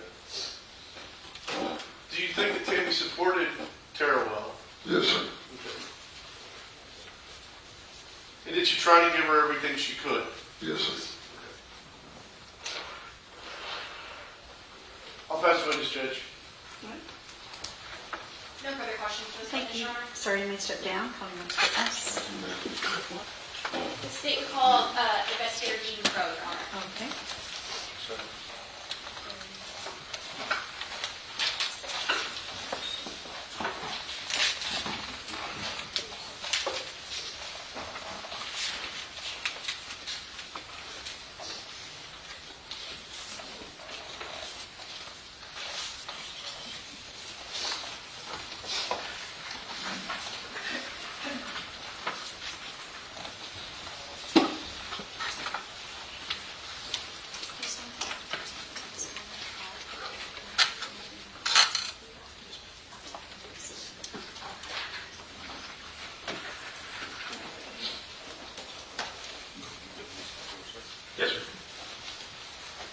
You may proceed. Thank you, Your Honor. Sir, will you please state and spell your name for the record? Yes, ma'am. Larry, L-A-R-Y, Eugene, E-U-G-E-N-E, Crow, Zero, W, Jr. And what is your official title at work? Investigator. And how are you currently employed? I'm currently employed at the Galveston County Sheriff's Office. And I'm going to ask to slow down just a little bit just for a court reporter. Yes, ma'am. How long, or I guess let me ask it this way, are you currently a peace officer? I've been a police officer 36 years. And in order to become a police officer, what sort of training or education are you required to have? Go to a certified police academy, and then once you complete the police academy, you go to an agency, apply at agencies to carry your license. And do you have to take any sort of test or certification? Yes, ma'am. A T-code test.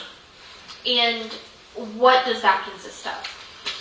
It's going to certified police academy. You take a 200 question test. Once you complete the test, you pass the test, and you start applying for a police officer's job. And when you first start, you said you get a basic peace officer license? Yes, ma'am. Is that the only type of peace officer license? Once you get established in law enforcement, you move up to intermediate, advanced, and master, which I currently hold a master's peace officer. So once you passed your TCOL certification, where was the first place that you were employed as a peace officer? I started out at Lamarck Police Department as a reserve officer because my dad was chief. I couldn't work full time. And then moved on and got hired on the Texas City Police Department. And what did you do, or how long were you at Texas City Police Department? I was in the Texas City Police Department 26 years. And what was the first role that you had there? As a Texas City Police Officer, I was a patrol officer for 4 years, then moved into crime scene. And so if you were there 26 years, is it fair to say the majority of your career was in crime scene? Yes, ma'am. And for those of us who may not be as familiar with law enforcement, what is crime scene? What does that mean? Crime scene is you go out to a scene. Once you arrive at the scene, you sit there and you document what the scene is by photographing, sketching, and collecting physical evidence. And once you collect the evidence, you're responsible for the chain of custody of it. And do you have any sort of specialized training in order to go into crime scene? Yes, ma'am. I have intermediate and advanced crime scene. I also have bloodstained level 1, sheeting reconstruction level 1. Also a latent print examiner, which I currently went to a basic, intermediate, and advanced level for fingerprints to be an examiner. Also have a basic instructor's license. I'm a field training officer, and currently I also just completed the FBI LEDA trilogy. So is it fair to say you've had a lot of training? Yes, ma'am. As you stated, you were at Texas City crime scene for the majority of your 26-year stint at Texas City, correct? Yes, ma'am. And is that where you completed your law enforcement career, or did you go somewhere after Texas City? Once I retired from Texas City Police Department, I went back to Lamarck Police Department where I could work full time. I did 4 years at Lamarck Police Department. I worked patrol for 2 weeks and then was assigned to the crime scene unit. And then after those 4 years, did you go anywhere else? Yes, ma'am. I left Lamarck Police Department and hired on with the Galveston County Sheriff's Office, are currently employed. And what is your current assignment within the Galveston County Sheriff's Office? I'm an investigator in the crime scene investigation unit. And about how many people are in your unit? A total of 6. What is kind of a daily life for you as an investigator in the crime scene unit? Just Depending on how the day goes, if a call drops, then whoever's next up will take that call, where it's a burglary call, auto pedestrian call, or a homicide call. When you get assigned to go to a call, do you handle it as one investigator does everything, or do y'all have more of a team approach? When it's a major scene, it's a team approach. I want to, before we get into the events that brought us here today, I want to talk a little bit about how you approach a crime scene as an investigator, okay? Yes, ma'am. Is there a standard way that you have to approach all crime scenes, or is it different depending on what it is? It's depending on what type of crime scene it is. When you arrive to a crime scene, what's the first thing that you do as a crime scene investigator? As a crime scene investigator, the first thing I do is I go to the primary officer that's working the call. I get that officer, for him or her, to brief me on what they have, what they learned on the investigation. So then I can go ahead and do a walk through the crime scene to figure out what equipment I got to start pulling from my unit to start working the scene. Once you do that, how do you start documenting a scene? Is there a certain way that you approach that? Yes, ma'am. What I usually do is, once I get all my information, I get my camera. After my walkthrough, I get my camera and I start doing my photos, starting from exterior and working myself into the interior of the crime scene. And when you're taking these photos, are you taking a few photos or many photos? Many photos now. Why is it that you are taking many photos? You can never take enough photos, especially now with the digital cameras. You never have enough pictures. After you do that initial documentation of photos, what is the typical next step that you would do? Once I complete the photos, I'm looking for the evidence that's pertinent to the case. And once I find that evidence, I start placing what they call evidence markers, their numbers, and start placing them on the pieces of evidence that I'm going to collect. And what do those markers look like? They're just yellow tints with numbers on them. And do those numbers correspond to anything in your documentation, or what do those numbers represent? They represent the items that I'm going to collect, and the item that I'm going to collect has that particular number assigned to it. So once you've tinted everything, what is the next thing that you do? I retake my photos with the tints in them, and once I complete that, then I do a rough sketch of the scene and do measurements of the scene. But now we have a system called Faro, which is a 3D scanner, and we'll set that Faro up. And once we set the Faro up, if I set it in this room, it'll do a complete 360 and completely do a diagram of this room and get all the measurements. And then after you've completed those second round of photos and then either a sketch or a Faro scan, what is the next thing that comes in the crime scene investigation? I start collecting my evidence, and I'll either place it in a 6x9 envelope, 9x12 envelope, or a brown paper bag. Is there a standard way to approach collecting evidence, or is there a strategy? How does collecting an item work? How does it look?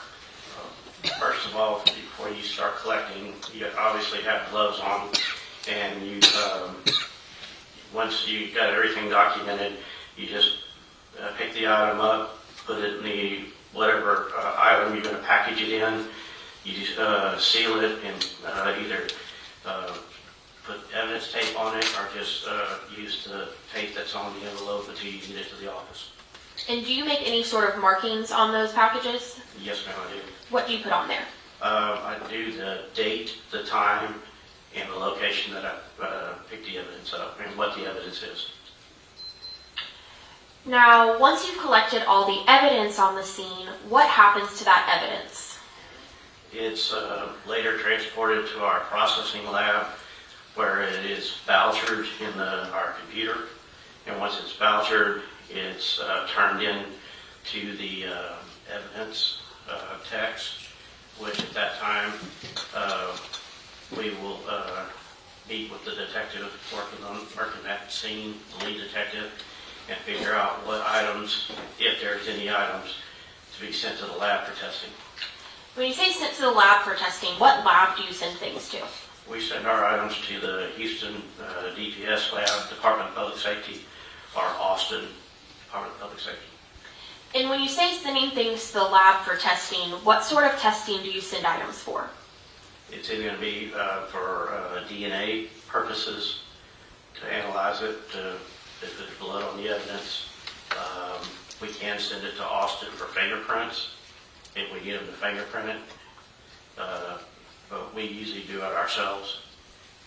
But that's what we can utilize the labs for. Do they also do things like biology and firearms and things like that? Yes, ma'am. Is it fair to say the crime lab tests a lot of things? Yes, ma'am. And you said you meet with the detectives to determine what things get sent to DPS. Is that correct? Yes, ma'am.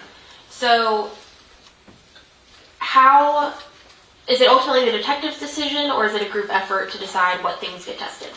We try to have a group effort where it involves the district attorney that's involved in the case, along with the detectives, and then we only have a certain amount of items, which is 10 items, not counting the knowns, which is buckle swabs from either suspects or victims. And we send those particular items to the lab, and when those items come back, if we need to send more items, then we can send more items. I want to bring your attention. Bless you. Thank you. I apologize. I want to bring your attention to February 7th of 2025. Do you recall that date? Yes, ma'am, I do. What were you doing on that day? I was actually, at that time, it was about 6 a.m. I was getting ready for work. I get a call from my sergeant advising me to respond to, I believe it's 4723 15th Street in Bacliff. And it may sound silly, but can you tell me what county and state that's in? It's Galveston County in Texas. And so did you respond to that location? Yes, ma'am, I did. When you arrived there, what type of location was that? If I remember correctly, it was a residential area, residence. Once I arrived on the scene, the investigators were already there prior to my arrival. The investigator, Rachel Martin, was already on scene, so she was the lead investigator at that scene, and she at that time assigned us different tasks. And that was going to be my next question. So when somebody is the lead investigator, what is their role and how is it different from the rest of the investigators? The lead investigator is the one that takes the case, and they look, like I said, they're the ones that give the assignments out of what necessarily needs to be done to get that case worked properly. And you said that Investigator Martin was the lead and she gave out assignments, correct? Yes, ma'am.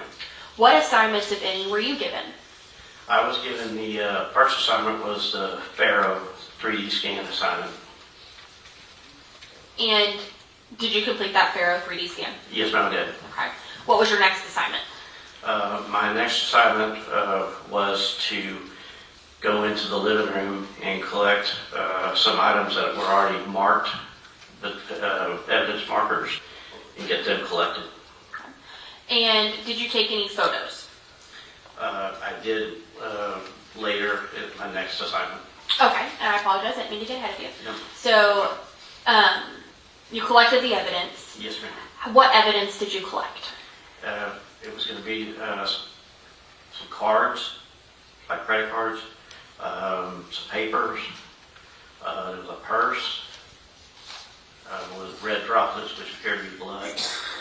And there was a couch, and behind the couch was a wallet and a small, clear baggie with a green leafy substance, which appeared to be marijuana. One second.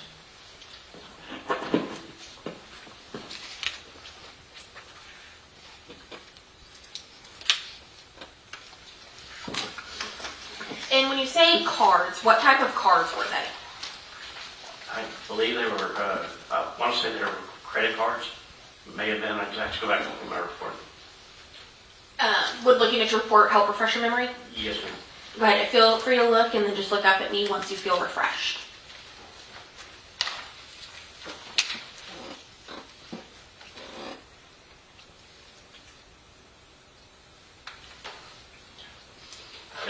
All I have is a set of cards. I didn't have which ones they were. Okay, no problem.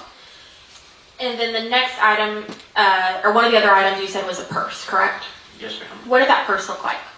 It was a white purse with, it also had some red droplets, which appeared to be blood. And then behind there was a couch, and right behind that couch was a blue wallet and a clear plastic bag, which appeared to be marijuana, gray leafy substance. And then the last thing I collected was a loaded magazine that was between a bedroom and a hall and a kitchen. Now, when we're standing in the living room, what is the status of the living room? What does it look like? It was it looked like it was kind of ransacked. It was unkept. Was there anything else in the floor or left around that seemed out of place? Not that I can recall, ma'am. And then after you go through the living room, what is the next thing that you do? My next item was a bedroom which faced the northeast direction of the residence, and it belonged to a Tammy King. I was advised to photograph and document that room, which at that point, as I started photographing, I observed there was a pillow, there was a desk. Under the desk, there was a pillow with red droplets, which appeared to be blood. There was also a cell phone that was sitting on a chair next to the desk. So I noticed that, and once I noticed that, I put my evidence markers down on that, and then photographed that, and then collected those items. And did you also, or I guess after that, what did you do?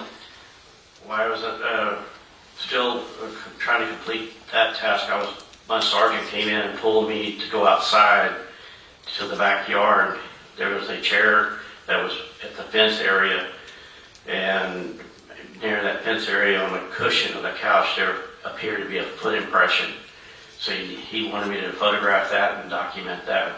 So at that point I photographed it. I used a scale to photograph it, and then I went back in and finished up my processing of that bedroom. And let's talk about that bedroom. What was kind of the status of that bedroom? What did it look like? That bedroom was really unkept. Was it more or less unkept than the rest of the house? It was both. Okay, what do you mean? It seemed like, well, that room was really unkept. The living room was just, like stuff was just moved around. So earlier you stated that the living room looked ransacked, correct? Yes. And then this bedroom, did it look ransacked or did it just look messy? It was messy. Was there a few things or a lot of things inside this bedroom? A lot of things. And ultimately, did you take bedrooms of all of these locations that you just talked to us about? Yes, ma'am. Your Honor, may I approach the witness? Yes.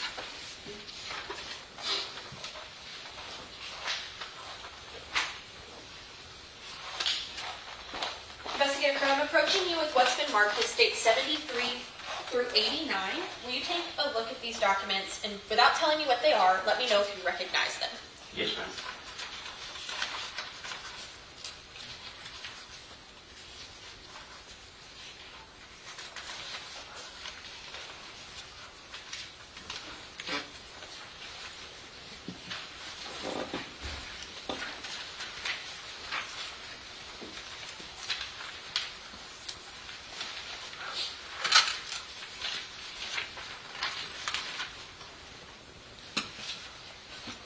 Yes, ma'am. How do you recognize them? I took these photos. Okay. And are they a true and accurate depiction of what they purport to be? Yes, ma'am, they are. Have they been altered in any way other than the evidence sticker added by the state? No, ma'am. Your Honor, state moves to admit States 73 through 89, having previously tendered to opposing counsel. No objection. State 73 for 89 will be admitted. And may I publish, Your Honor? Yes, please. Now, Investigator Crow, when I spoke to you earlier, I asked if you take a few or many photos, correct? Yes, ma'am. Now, 73 through 89, is this all the photos you took or just some of them? Just some of them, ma'am. But do they give a fair and accurate depiction of the overall scene that you saw? Yes, ma'am. In State 73, can you let us know what we're looking at? That's going to be the living room area. And can you tell us what we see here in the middle of the floor? Right there, ma'am. Yes, sir. Looks like a bag of dog food. And when you go, we see that there's a doorway straight ahead. Are there any other doorways inside this room that you know of? Just the front door leading to that the kitchen area. And is that the kitchen area straight ahead? Yes, ma'am. And where was it that you located the cards, the purse, the wallet, those sorts of things? It's going to be right in that area, ma'am. So kind of on the other side of the On the floor, yes, ma'am, on the other side of that table. Okay. There'll probably be more in Investigator Martin's photos. 'Cause I just started my photos from outside and worked myself into the bedroom. Yes, sir. And you stated that you started taking photos after some of those items had already been collected, correct? Yes, ma'am. You stated after the living room, your next location was the room you knew to be Tara's, correct? Yes, ma'am. Now, if you walked through this door in State 73, what direction would you need to go to get to Tara's room? Walk through that doorway, you're going to go to the immediate right. Okay. And to the immediate right, is there only one room there, or are there more than one room? I want to say there's more than one room. More than one room. But you weren't assigned to go to any of those rooms? No, ma'am. Okay. In State 74, what are we looking at? It looks like it's going to be the entrance into the bedroom, Tara's bedroom. And here it looks like we get a little closer in State 75. Is this what you meant by you kind of worked your way in? Yes, ma'am. I got a full view of the door, then I started working myself inside. Yes, ma'am.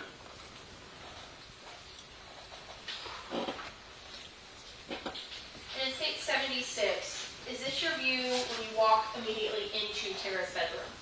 Yes, ma'am, it is. And when you said that that room was messy, what, if anything, kind of stood out to you as being messy or not? Probably shouldn't be there. All those cans, the bed's unmade. It's just everything is all over the floor. Did you observe if there was any food or anything like that in the room?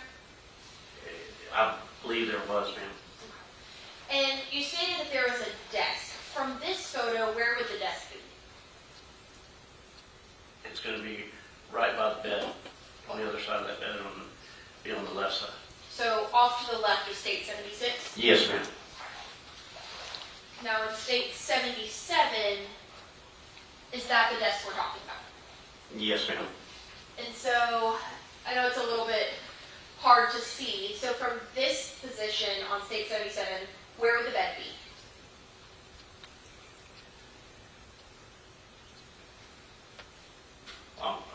I'm sorry, that's going to be the dresser area. The bed's in front of that. Okay. Is that again in State 78? It's just another picture of that dresser. Okay, so this is across from the bed, correct? Yes, ma'am. Okay. I was trying to work myself around to that location. Yes, sir, of course. Now in State 80, what part of the room have we gotten to? That's getting right there in the area of the desk, ma'am. Okay. And was this part of the desk pretty cluttered, or what did you think of this? Very cluttered.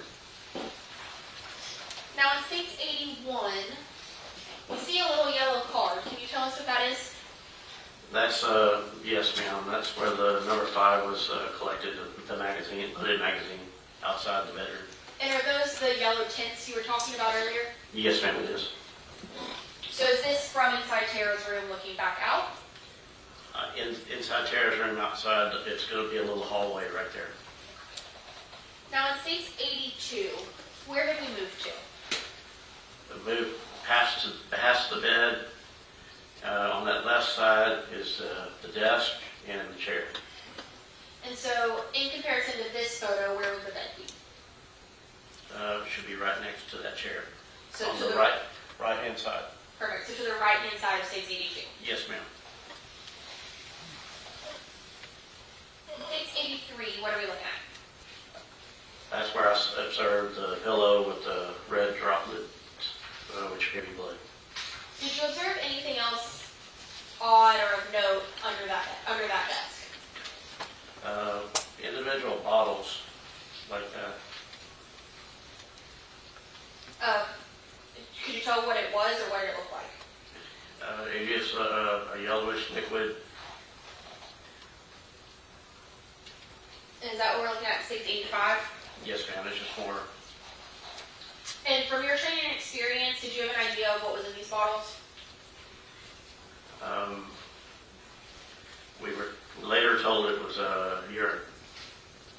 And does that look consistent to what you know would be urine? Yes, ma'am. And in states 86, is it showing us just a little bit of how messy things are? We see some food in the top right corner. Yes, ma'am.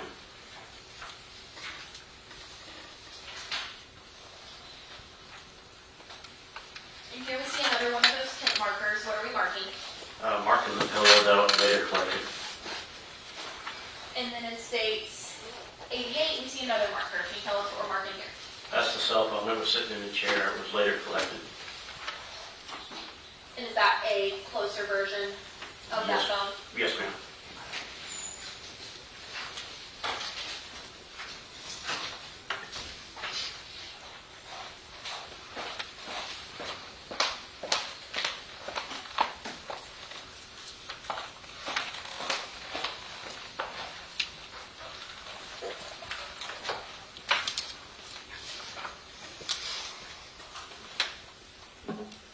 So after you took those photos and collected the items, what all items did you collect inside Tara's room?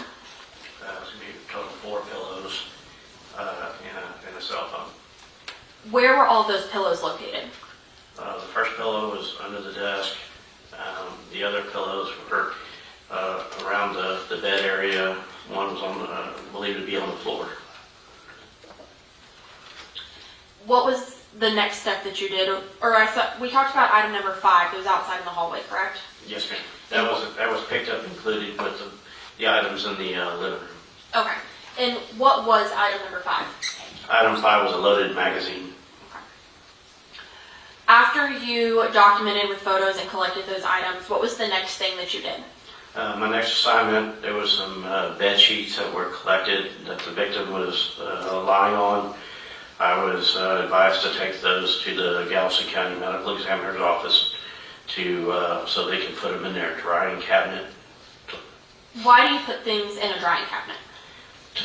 It's to preserve them, and also you can't if it's something wet, either with blood or any kind of liquids, to keep it from mildewing. You want to have it dry in a filtered cabinet. And the sheets that you took, why did they need to be dried? Because they were, I didn't get to examine the sheets. I was just advised to take them because apparently they did have liquid on them.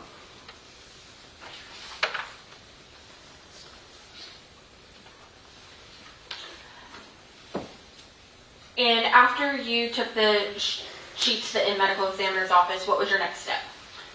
Returned back to the scene where I followed all the evidence was put in our command post trailer, and part of our chain of custody is to stay with the evidence. So while the evidence was being transported to our processing lab, I followed the trailer, and once we arrived at the sheriff's office, myself and another investigator unloaded that trailer and secured everything in the processing lab. Once you did that, did you have anything further to do with this investigation? No, ma'am. I'll pass this witness, Your Honor. Thank you. My name is Bill Agnew, and I represent Uriah Urick, who's sitting here to my right. Yes, sir. The room, you searched Tara's room. Did you also go in and search Tammy's room, which is the alleged victim? The victim's room I did not have any part of. No, sir. Okay, so you were just in charge of Tara's room then? Yes, sir. Do you have, when you look at, you've got a pillow that's got blood on it that's under a desk. Do you have any idea how that got there? No, sir. Or why the blood's there? No, sir. Okay. Or whether it's related or not? No, sir. Right, okay. And then,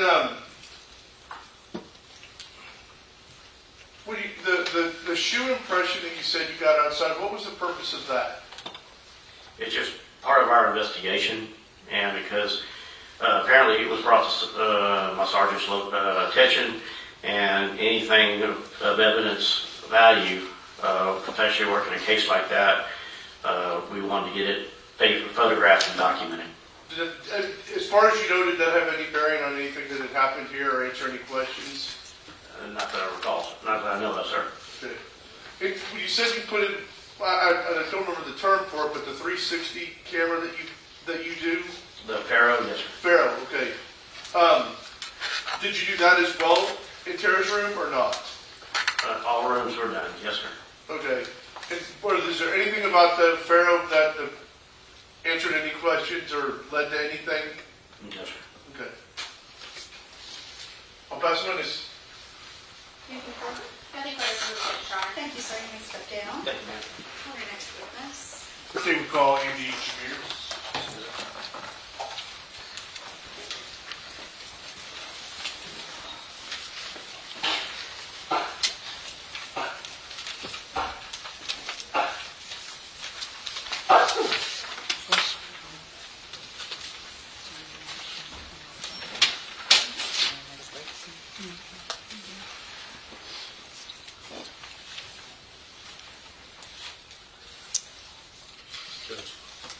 Okay, you would put down for a break?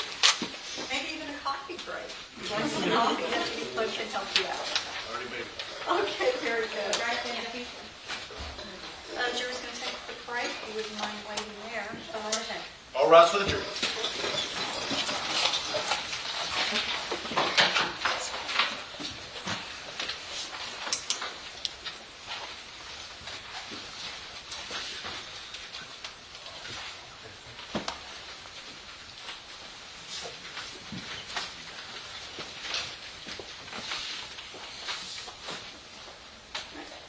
Court stands in recess for a quick break. Lawyers, does anyone need coffee? I would love coffee. Okay, I can try to make a pot. Jeremy, you want some coffee?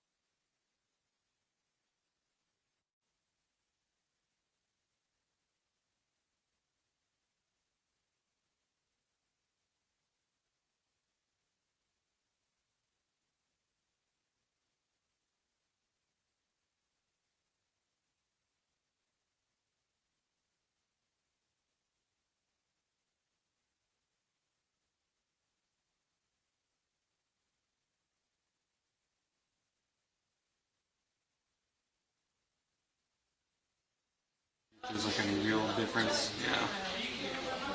Yeah, it's definitely seen more of a channel 1.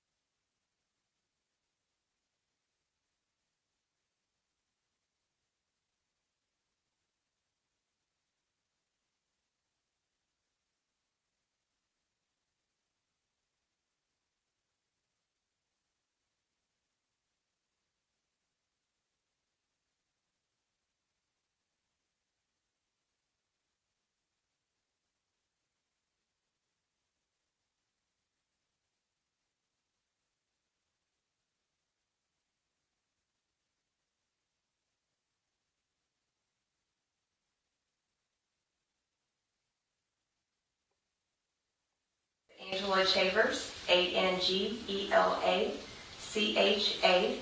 as in Victor, IERS.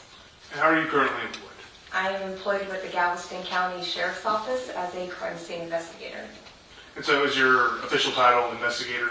Yes, How long have you been in law enforcement? for almost 5 years. And did you start at the SO? I did. How did you start? What position did you start in?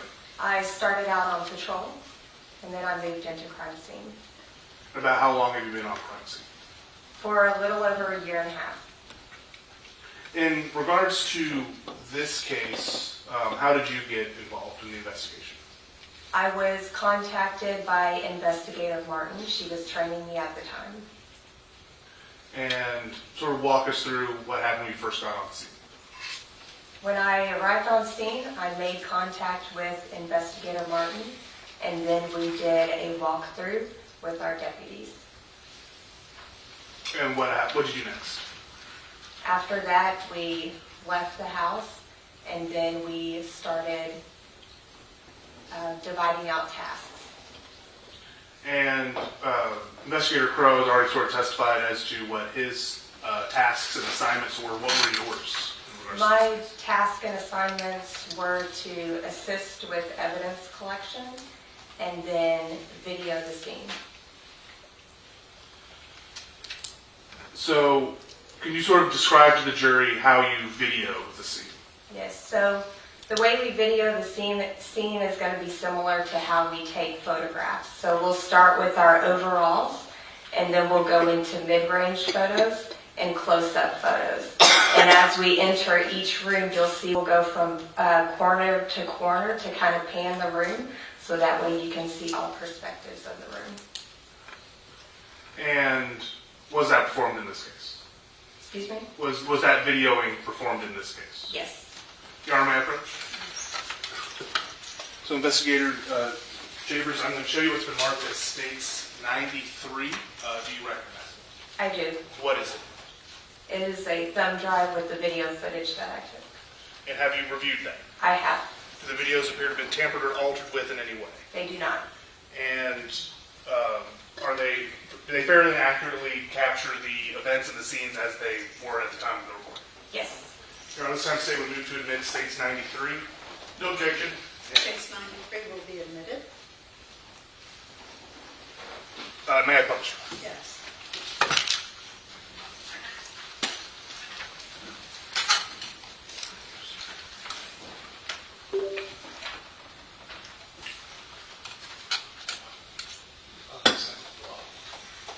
Starting with file, I believe it was AMC 128, with video paused at 1 second. Investigator Chavers, where are we in regards to that? You're at the exterior of the residence, so front yard. And do you know what the address of the residence is? It's going to be 4721. Do you know the street number? I believe it's 15. And do you know what county and state the house is located? It's in Galveston County in Texas. Thank you. So, Investigator Chambers, are these videos silent? They are. There's no audio. So, as we go through it and play the videos, I'll just be asking you various questions, and if you see anything that you think merits explanation, feel free to point that out. Okay. Yes, sir. And so we're zooming in here at the front of the house. Why are we doing that? To show the address, which is 4723. And then what are you doing at this point in the video? I am walking up the sidewalk to enter the residence.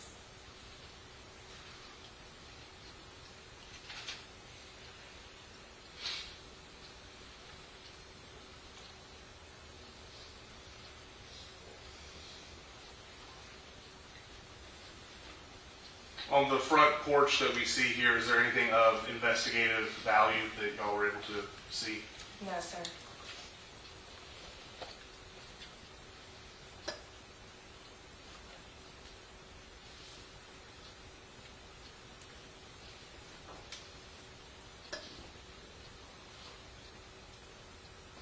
And we see zooming in on the screen door here. Why are you doing that? I am doing that to show whether or not there has been forced entry made. And based on how it appears, does it appear that there was forced entry? No, sir.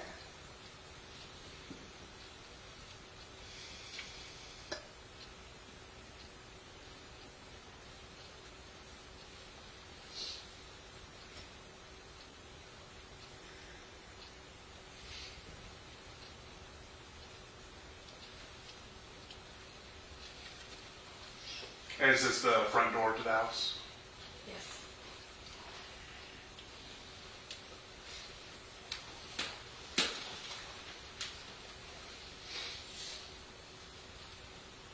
Does there appear to be forced entry on that screen door? It does not.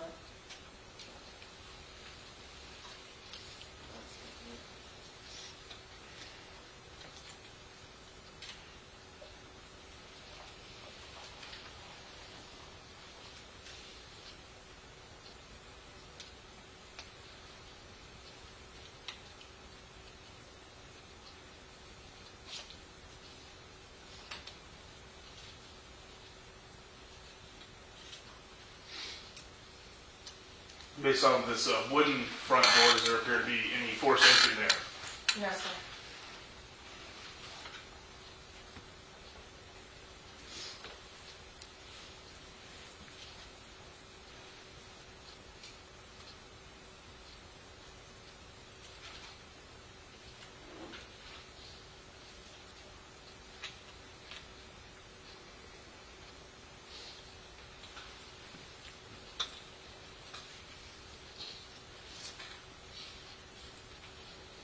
As we are walking into the home now from the perspective of the video, what are we looking at here? A closet.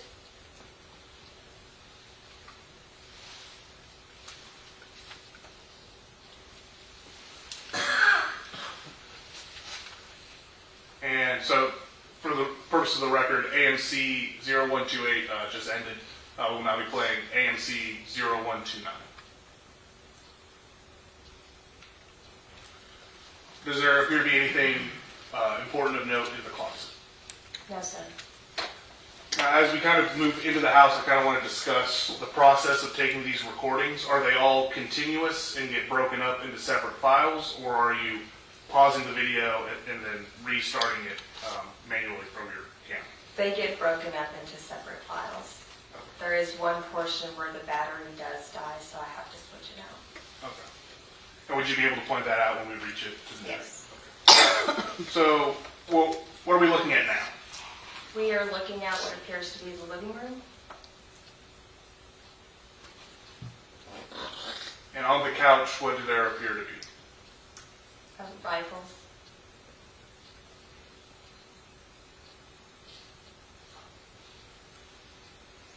And we can see various exhibit markers.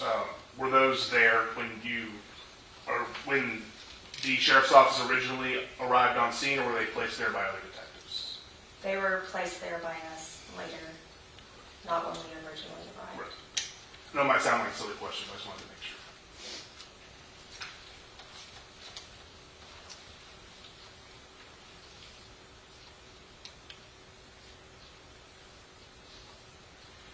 We do see what appeared to be was it a bag of dog food? Yes, it appeared to be a bag of dog food. Is it closed? Has it spilled? Like, what's the status of it? It appears to be open.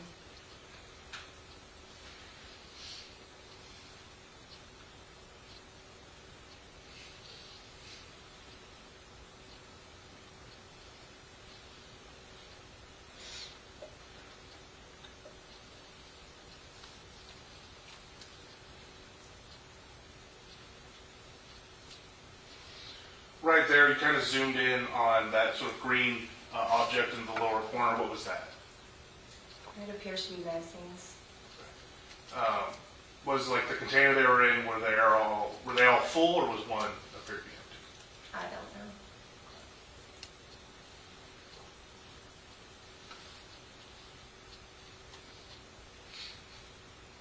And not the magazines themselves, but like the actual physical pockets. Like the pouch.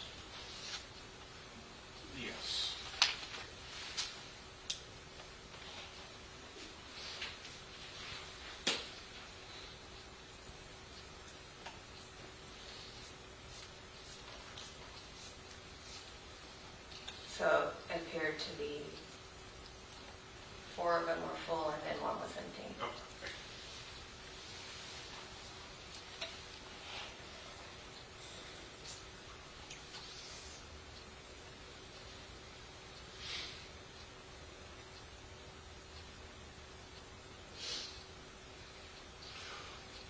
Do you know if these firearms were found on the couch like this, or were they placed there by investigators? They were placed there by investigators.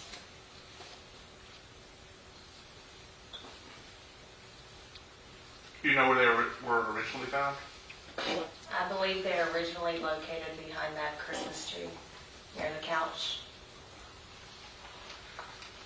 And we see zooming in next to something by Evans marker 2. What is that? A purse or bag. Does there appear to be anything on that bag? To me, it appears to be possibly blood.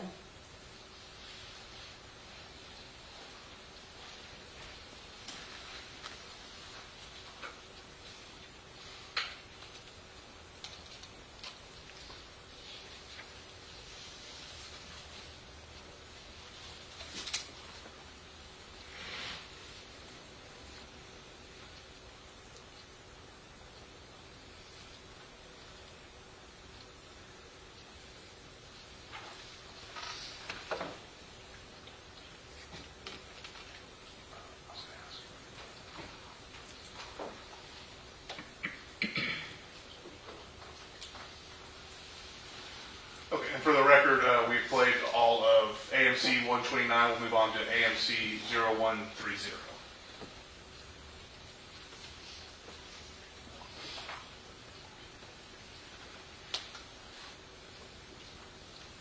And so this is just that same living room that we had been seeing, but just from a slightly different angle? Correct. Awesome. Now, on the floor here, what are we seeing? Various cards and papers. And were those ultimately collected, if you know? Yes, they were. Do you know who they were collected by? I believe Investigator Kern. And who processed those papers once they were collected? I processed those papers once they were collected. Now, my approach? I'm going to show you what's been marked, Investigator Schaefer says, State's Exhibit 90. Do you recognize it? I do. And what is it? It is a evidence package. And what is in the evidence package? Papers and cards collected from the living room floor. So are they the same papers and cards that we see up on the screen in AMC 0130? Yes. Can you open this package, please?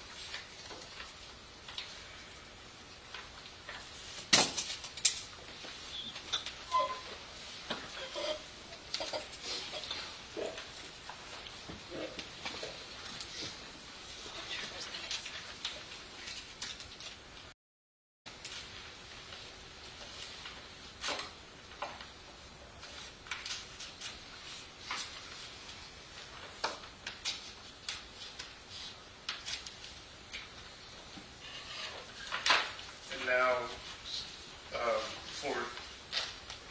yes, please remove brown bags. I want to talk a little bit about this outside packaging before we dive into those. We see around it all this green tape in various writings. What's the purpose of all that green tape in those writings? Anytime the evidence is closed, we seal it with the tape. Okay.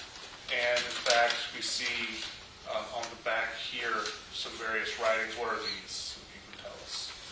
Initials and dates. And your initials are here? Is that Correct. Prior to you opening it, does it appear to have been tampered or altered with outside the evidence sealings that have already been discussed? No, sir. You please open.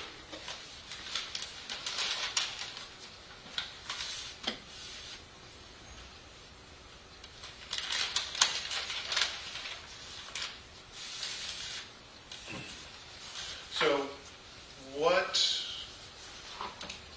do the contents within these brown bags as well appear to be tampered or altered with in any way? No, sir.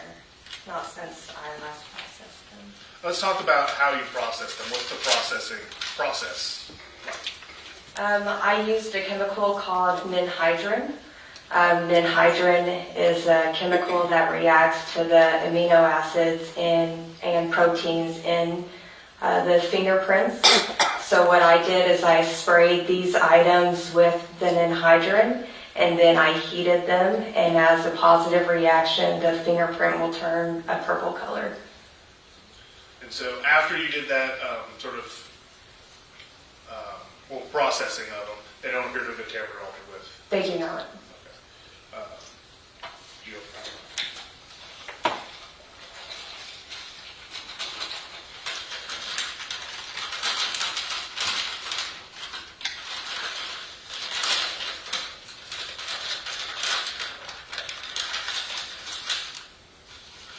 Now, in the second bag, were these processed in the same way?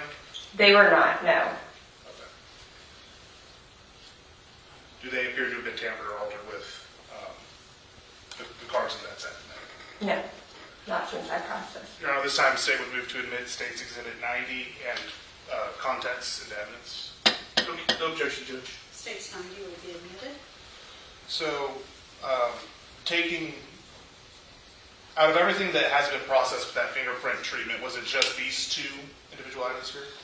There were other items that were processed, but in this packaging, just these two items. Okay. And were any fingerprints gained through that process for these items? Yes. Okay. Could you kind of point out to me where they are?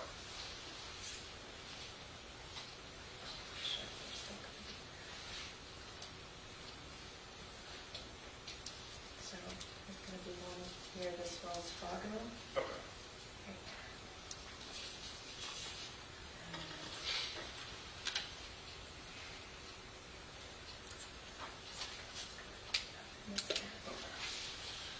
Your Honor, may I publish on the Elmo? Yes. Back as well.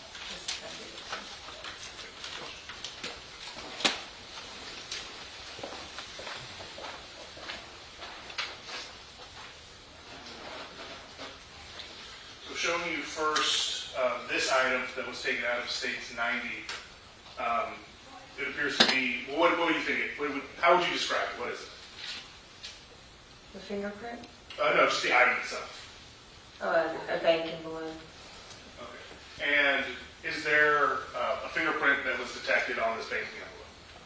There was what appeared to be a partial print, possibly a fingerprint near the Wells Fargo stamp in the corner. Okay. There should be a laser pointer up by you. Could you use that to indicate where on the banking envelope that fingerprint is?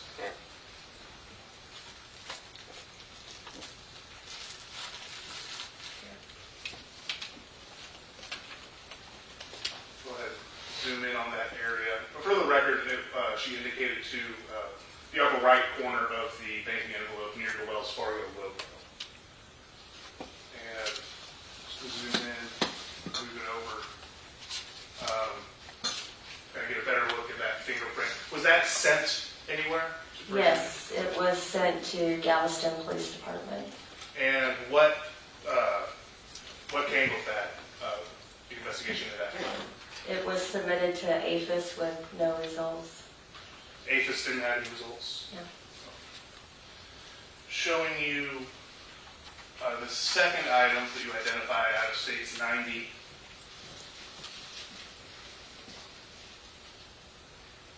Here. Does there appear to be a fingerprint on this item? There was one near this area. Not sure if it's visible. And for the record, she's indicating towards the top of this sort of loose piece of paper.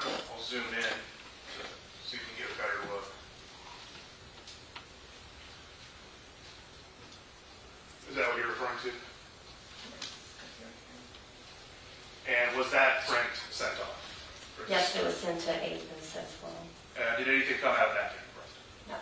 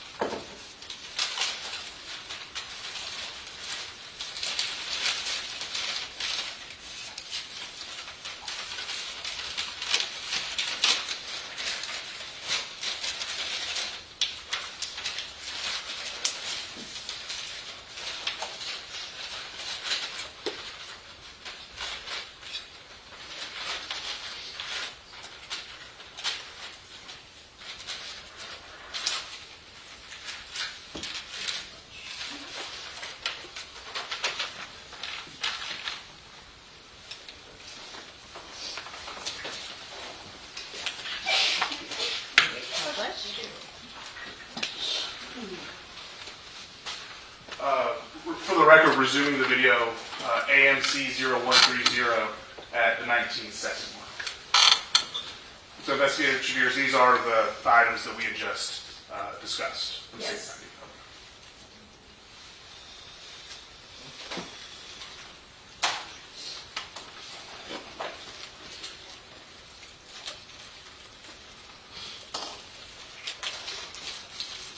In fact, we even see the Wells Fargo logo on the banking envelope Yes. on this check.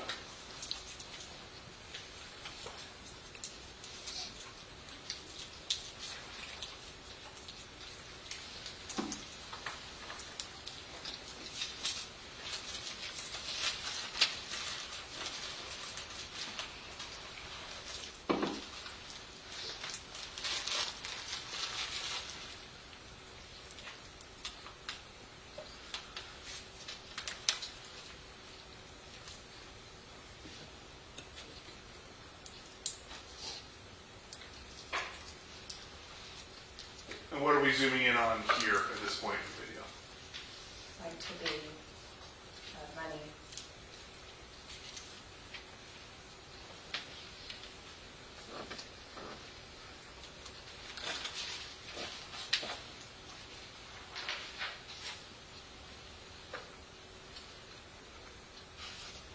As we kind of go over the couch, if you can explain to the jury when it comes into view what we see here.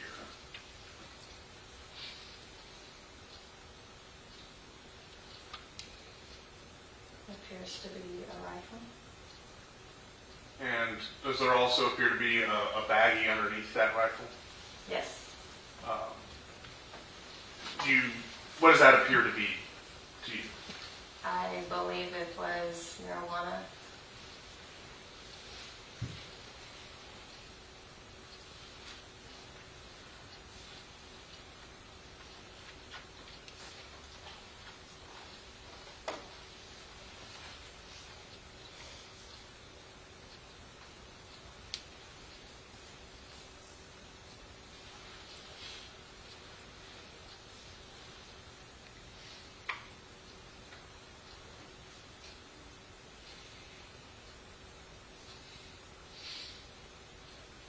As we kind of zoom into behind the side of the couch here, do we see another dollar bill, $20 bill? Yes.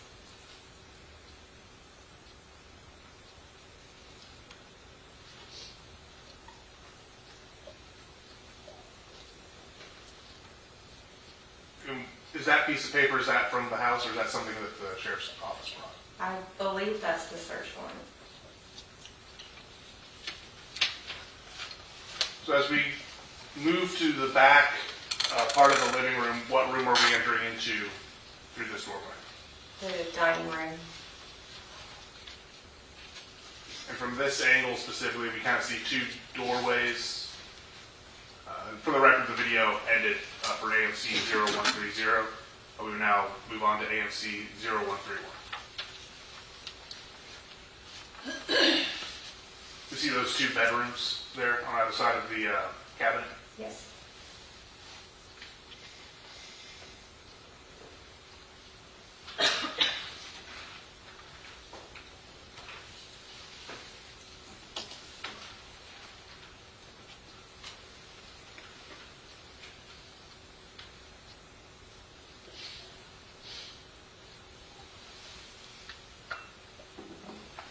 Where are we heading to now? The kitchen.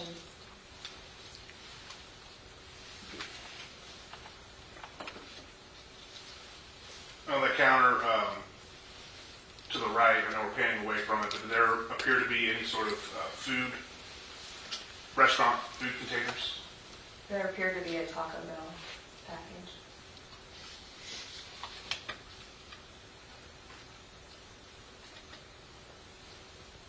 And we see it coming back into frame here. Is that correct? Yes.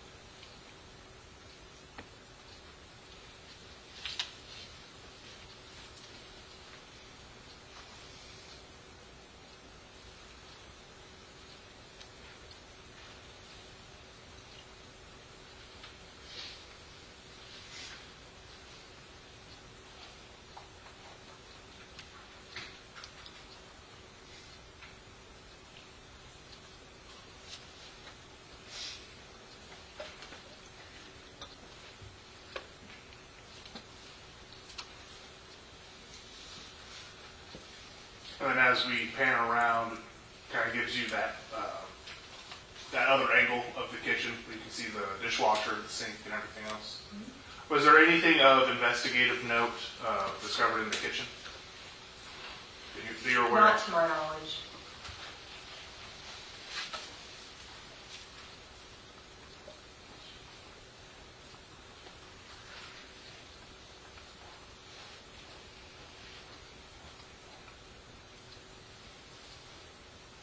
Now we see this curtain here. What is that curtain? What's the purpose of that curtain? That curtain is going to divide the kitchen from what appeared to be a storage room or laundry room.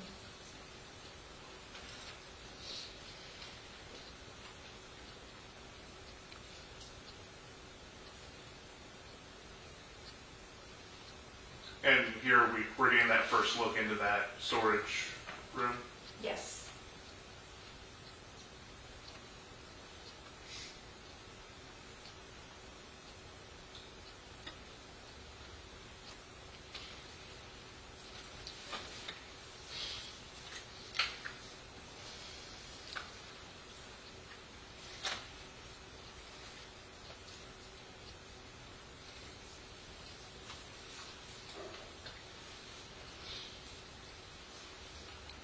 And as we go into this storage room, sort of in the upper right corner, we can see that.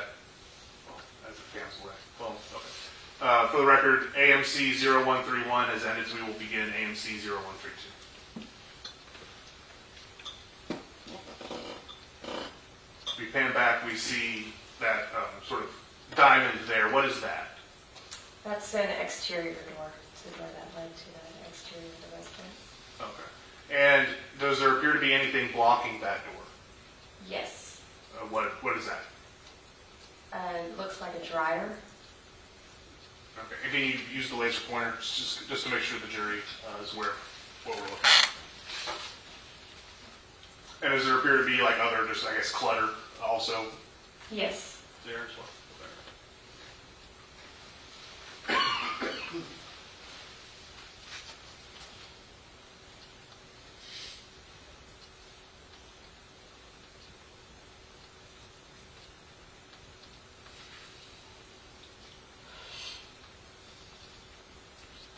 Did that position of that dryer appear to be where it normally would be in the house?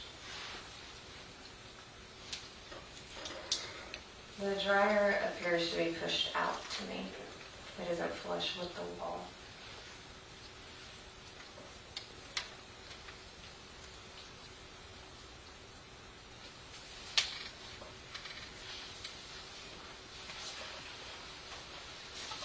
As we come back in, we see that, so the window being broken to that door. Yes.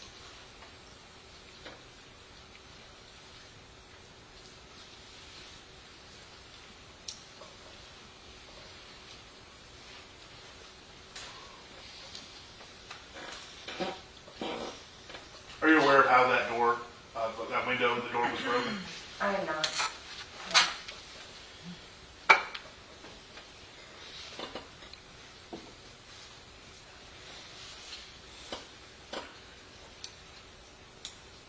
And so from here, where do you go during the recording process? I believe after the storage room, I go to a hallway located on the south side of the residence.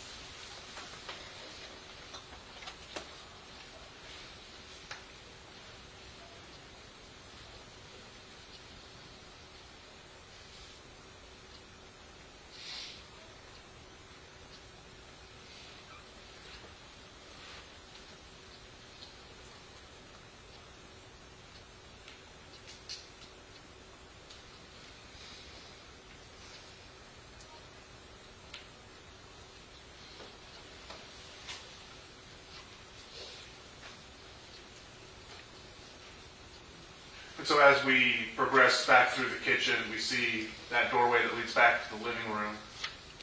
Yes.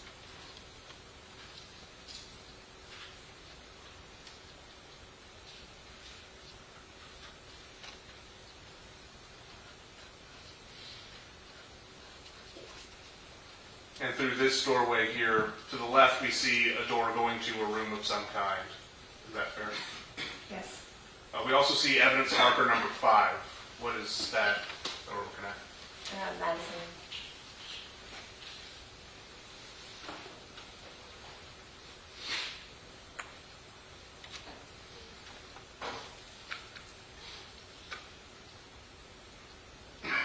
We get a pretty good look at the side view there. Does that magazine appear to be full with bullets, or is there room for more? There appears to be room for more.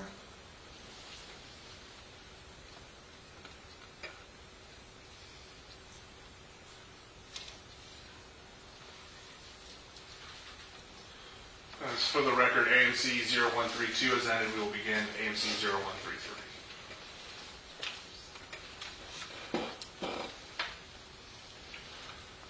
Investigator Chambers, how would you describe this room? Looks to be like there's several items strewn about the room.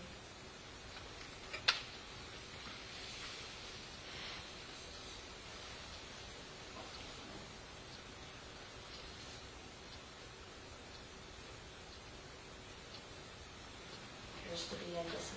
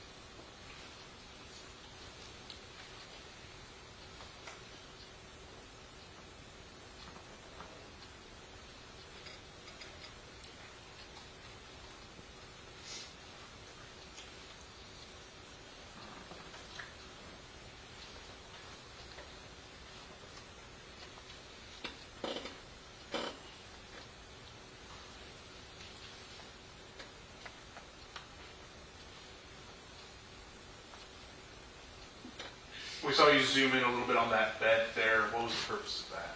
I was zooming in on the paperwork that was on the bed.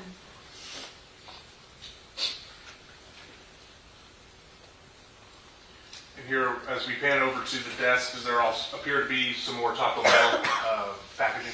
Yes.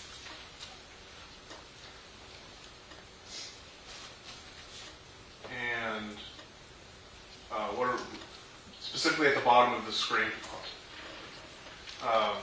here we see a shot of the desk. What are we seeing here that's of importance? There are pill bottles and then water bottles that appeared to have a yellow fluid in them. And so here, I have a laser pointer myself here. At the center of the screen, is that one of those same bottles? Yes. And then over here in this corner, are those more of those same bottles with the orangish yellowish liquid?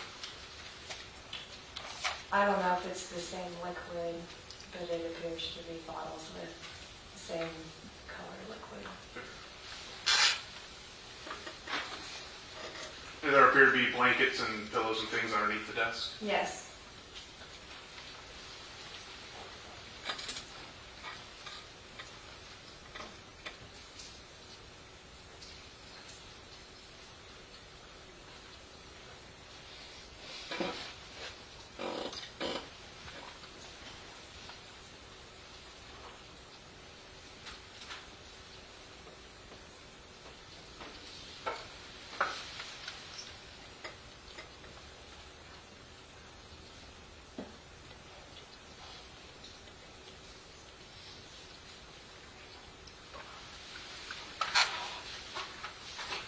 For the record, AMC 133 has concluded, so we will begin AMC 0134. You see the attorneys, their calls.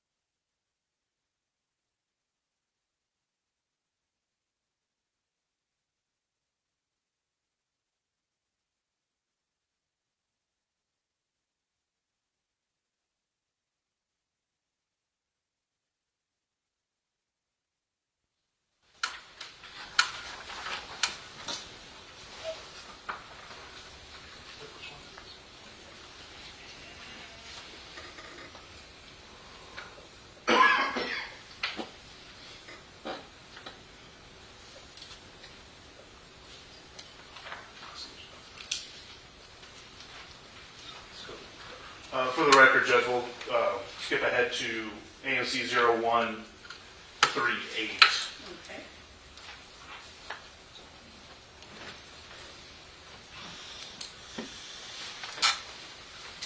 Now, Investigator Chavers, as you document the house, do you end up going into Tammy King's bedroom? Yes. And is Tammy King's body still in the bedroom when you document it? Yes. Is that captured in these videos? Yes.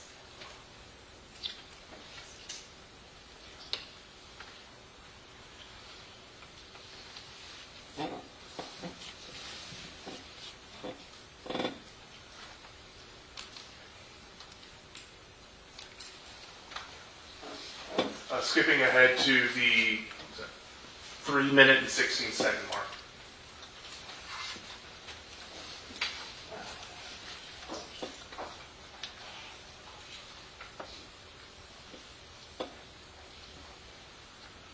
And so in those other videos, investigator, was that sort of just we saw more of the bedroom, the hallway, and some more storage areas? Yes. There was another room with storage in the bathroom, I believe. Was there anything of importance in those other rooms that we skipped over? No.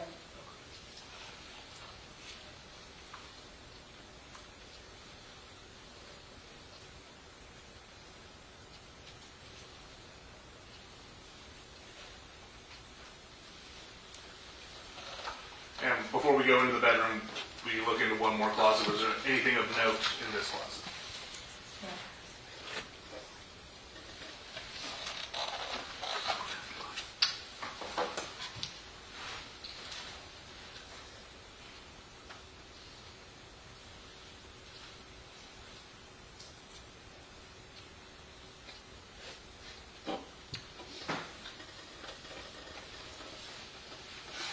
Using the laser pointer, can you kind of direct us to where the bed is in here?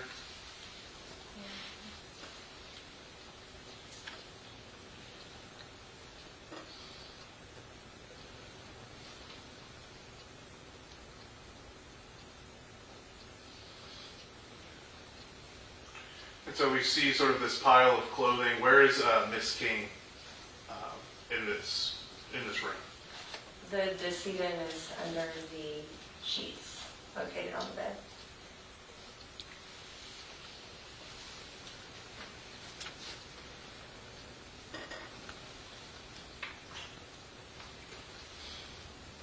And do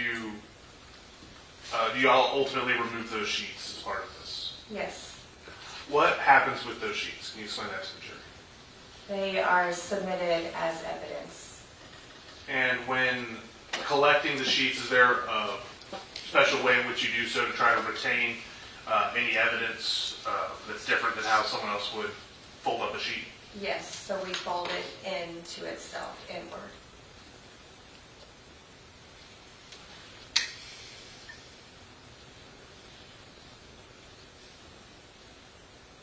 And we're zooming in on evidence marker 6 here. What's that? A bullet. Does it appear to have been fired? No, sir.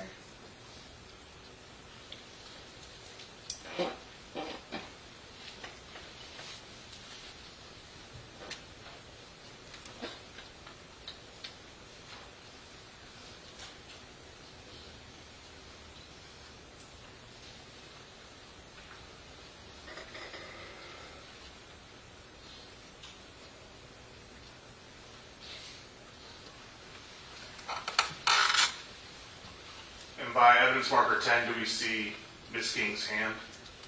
Yes, sir.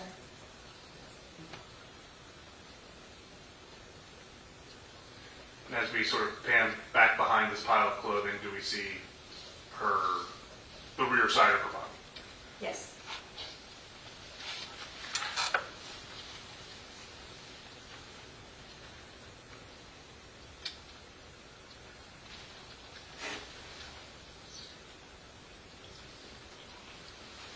And for the record, we'll pause the video at the 7-minute and 3-second mark.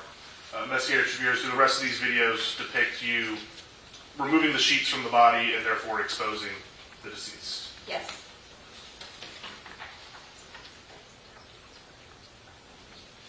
And would it be fair to say that those videos are a little bit more graphic than the ones that we've seen up to this point? Yes.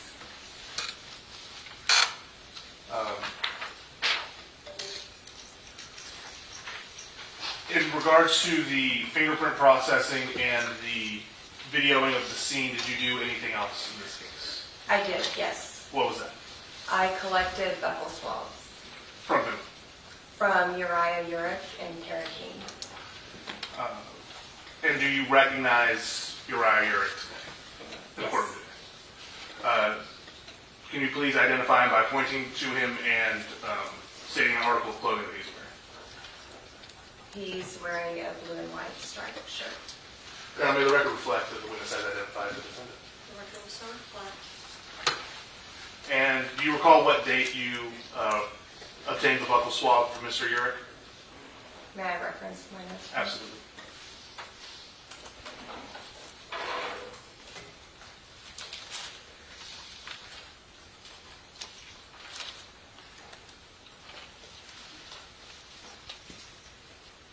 Friday, February 13, 2025. And what is a buccal swab?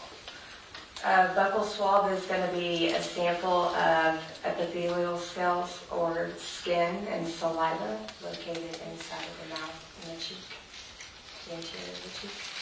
Can you just sort of guide us through the process and how one obtains a buccal swab? Yes, so I received a search warrant from Investigator Hudson, and we came over to the jail in which I collected the buccal swab sample. And like physically, you said you take a swab? Yes. How exactly do you like physically swab people for a buccal swab? So I took 2 sterile cotton-tipped applicators, and then I swabbed the interior of the cheek to collect those cells and then the saliva as well. I placed it back into its original packaging and then into a 6x9 envelope. And then I had Uriah place his right thumbprint on the outside of the packaging and then it was sealed and submitted as evidence. And do you know where it was sent to after it was submitted? I believe it was sent to DPS. To be used in their analysis, whatever those are. Correct. After the buckle swaps, have you had any more tasks in this investigation? I have not. That's the witness, Judge. Mr. Agnew? Thank you, Your Honor. Ma'am, my name is Bill Agnew, and I represent Uriah Urick, who's sitting here to my right. And looking at the videotape and the pictures and all of that, I mean, that house was in total state of disarray, correct? Yes, sir. And does it appear to you that that was the normal living conditions of that house?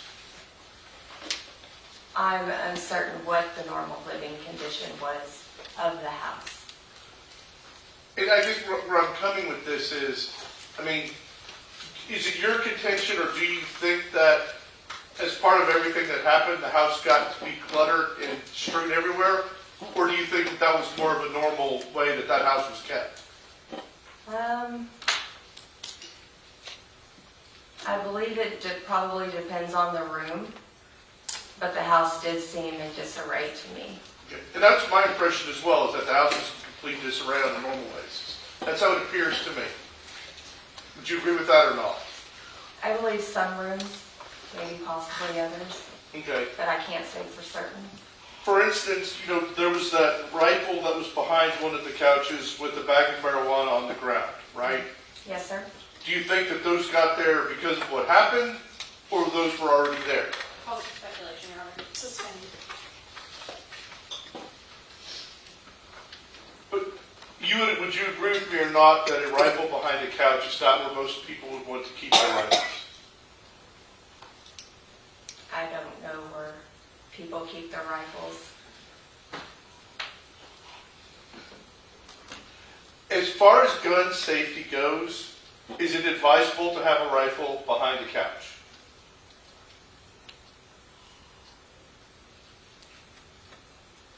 For safety reasons, I would say that that is not a good spot to keep it. Correct. And, you know, I don't know that anyone knows exactly how much foot traffic went through there, but that's not a very good practice, is it?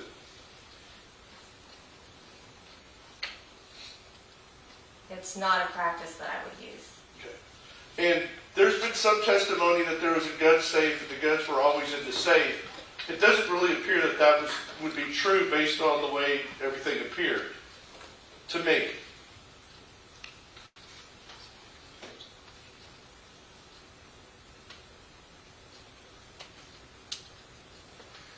What is the question? There's been testimony that there was a gun safe where all the guns were securely stored away from everybody. That doesn't appear to be the case to me based on what video you just showed us. They could have been moved. Okay. But then there were also the two guns that were on the couch, correct? Correct. And those were actually placed there, you say, by other officers. Is that correct? Correct. Was either one of those two guns alleged to have been the gun that was used in this incident? I'm not aware of that. Okay. Were there other guns besides those three guns that were found in the house? Yes. Okay. And they were none of those guns were secured, correct? At the time, no. Okay. Do you know how many guns were found in the house? I do not. There was a lot, right? Yes. Okay. And there were a lot of bullets found throughout the house, correct?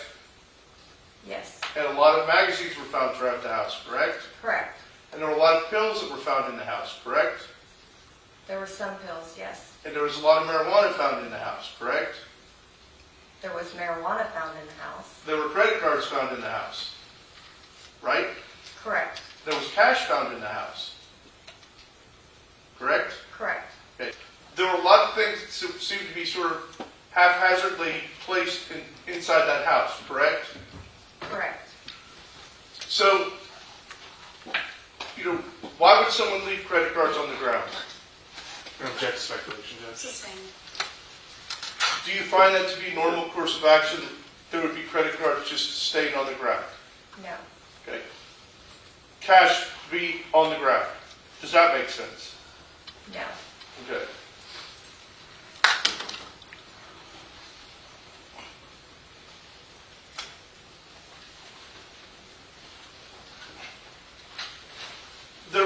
safe that was in the house, correct? Yes, And was it wide open when y'all got there? yes, Okay. And it had not been resecured after, before y'all got there, no one had secured it until after the fact, right? And got everything out? correct. Okay. Do y'all know what was in the safes or not?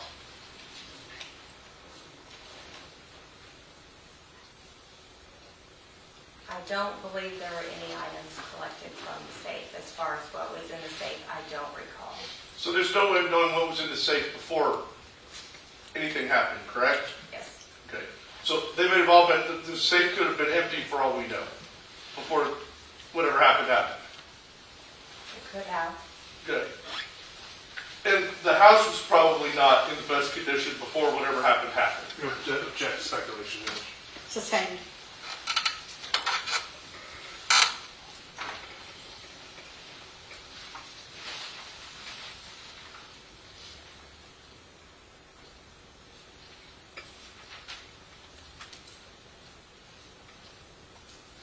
Now, as far as the pills that were found, you probably don't know this, but I'm going to ask you anyway. Do you know if they were pills that were given under a prescription or if they were just pills that were there? I don't know. Okay. But there were a lot of them, correct? There were several pills all around this. Pass the witness. Come further, Judge. Okay, thank you. You may step down. Call your next witness. The state called Detective Ashton Scott. Bless you.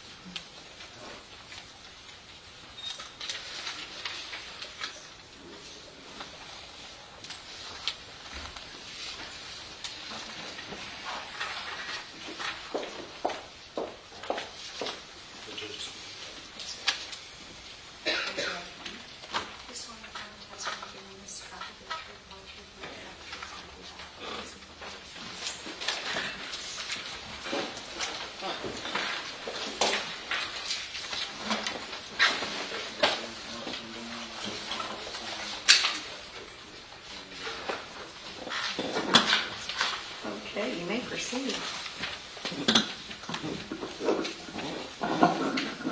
Thank you, Your Honor. Good afternoon, Detective. Good afternoon.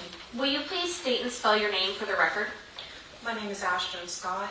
The spelling is A-S-H-T-O-N, and the last name is S-C-O-T-T. And Detective Scott, how are you currently employed? I am currently employed with the Galveston County Sheriff's Office. I'm assigned to the Major Crimes Division, specifically the Criminal Investigation Unit. And I'm going to ask you to pull that microphone to you a little bit closer just to make sure that we can all hear you, okay? Okay. And it's adjustable, however you want to make it.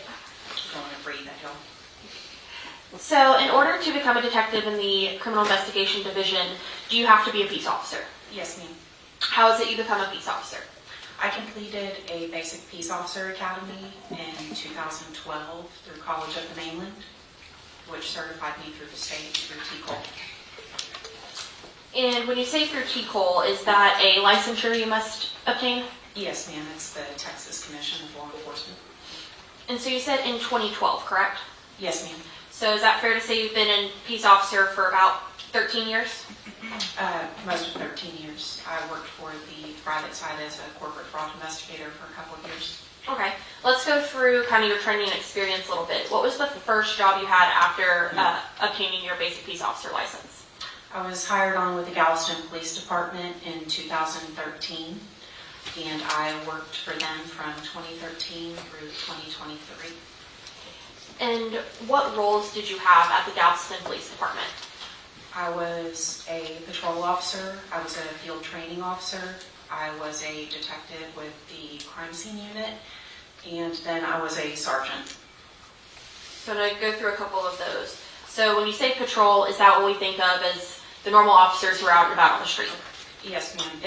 Patrol is your first level of response to if you need any type of police assistance, anything from a noise complaint to a homicide or robbery. And then the next thing you said was an FTO. What is that? A field training officer is the officer that trains the new hires to be patrol officers. So is it fair to say you help train the rookies? Yes, ma'am. Okay. And then the next thing that you stated was you were a detective on the crime scene unit. What does that mean? The crime scene unit is forensic evidence. We deal in forensic evidence, so fingerprints, blood spatter, photography. And we've heard from Investigators Crow and Investigator Chavers from the Sheriff's Office. Would that be the equivalent role of what you were at GPD? Yes, ma'am. Okay. And then the last thing you stated was you were a sergeant. What was that role? I was a patrol supervisor. It fluctuated, but there were approximately 15 officers on my shift, and I was their supervisor. I was over scheduling and making decisions on major scenes. And how long were you in that supervisory role? 3 years. After that 3 years, did you remain at GPD or did you go somewhere else? I left. I went to the private sector. I was a corporate fraud investigator for financial crimes and internal fraud. What does a fraud investigator mean? What did you do? You investigate if there is fraud anywhere from forged documents, forged signatures, money laundering, theft from the company, anything that would fall under that. And is that fraud investigation, does that ever correspond with something that law enforcement does? Oh, yes, ma'am. And can you give me an example of that? Why would law enforcement be involved in some fraud investigations? Perjury, for example, if you have a forged signature, especially if there's a theft of funds with that. So fraud is identity theft, it's the theft of money, and that is very much a law enforcement concern. And through your experience in the private sector and the law enforcement community, have you had few or many opportunities to go through financial crimes, bank statements, credit card returns, that sort of thing? Yes, ma'am. And in general, if you're wanting to look through somebody's bank account or statements, how do you go about that as an investigator? I issue a subpoena to the company requesting the information for that investigation. It could be anything from user information as far as names on the account to where the money has been transferred from and to.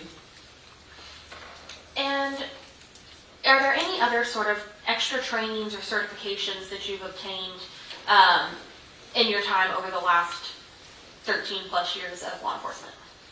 I'm a member of ACFE, which is the Association of Certified Fraud Examiners. I'm an advanced peace officer. I hold that level of certification. And how long was it that you were in the private sector? Approximately a year and a half. After the private sector, what did you do? I came to the Galveston County Sheriff's Office. And have you held many or just one role at the Sheriff's Office? One role. So in the Major Crimes Criminal Investigation Division, what is your role at the Sheriff's Office? I'm a detective for our Major Crimes Unit.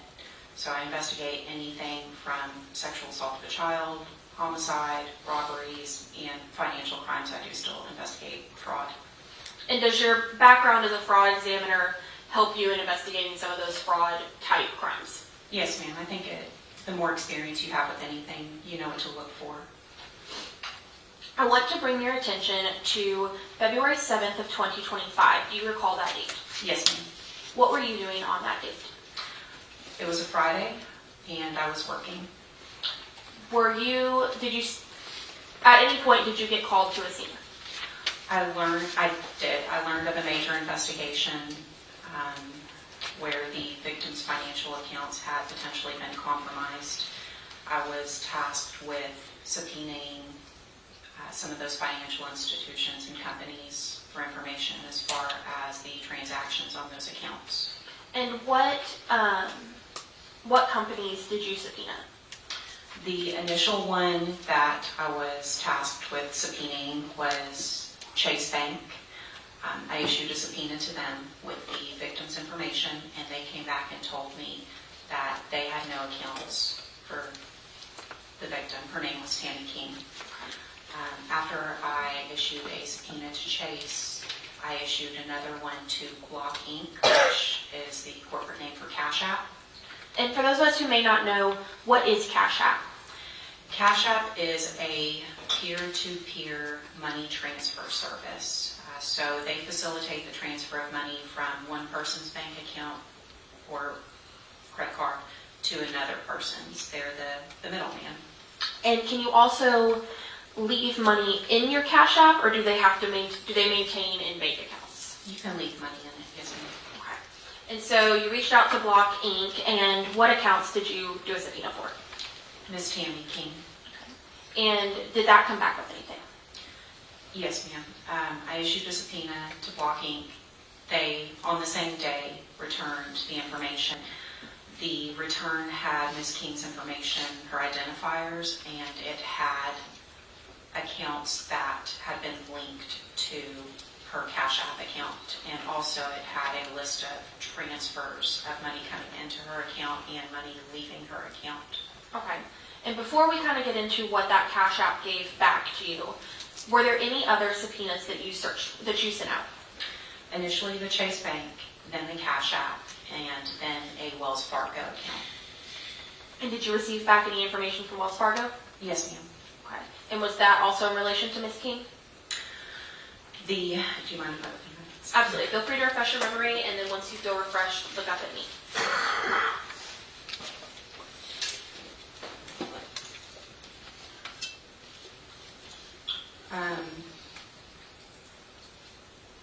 The Wells Fargo account was for Ms. King. She did have a bank account with them. And on her Cash App return, there was another bank account for Chase Bank. Since I'd already talked to Chase Bank and they told me they did not have an account for Ms. King, I knew that was likely not hers. So I issued another subpoena to Chase Bank requesting the information of who that account belonged to. And did you ultimately get information back from Chase Bank about that account number? Yes, ma'am. And did you learn who that account belonged to? Yes, ma'am. Who was that? Uriah Urick. And after you obtained that subpoena return from Chase Bank, did you send off any extra subpoenas?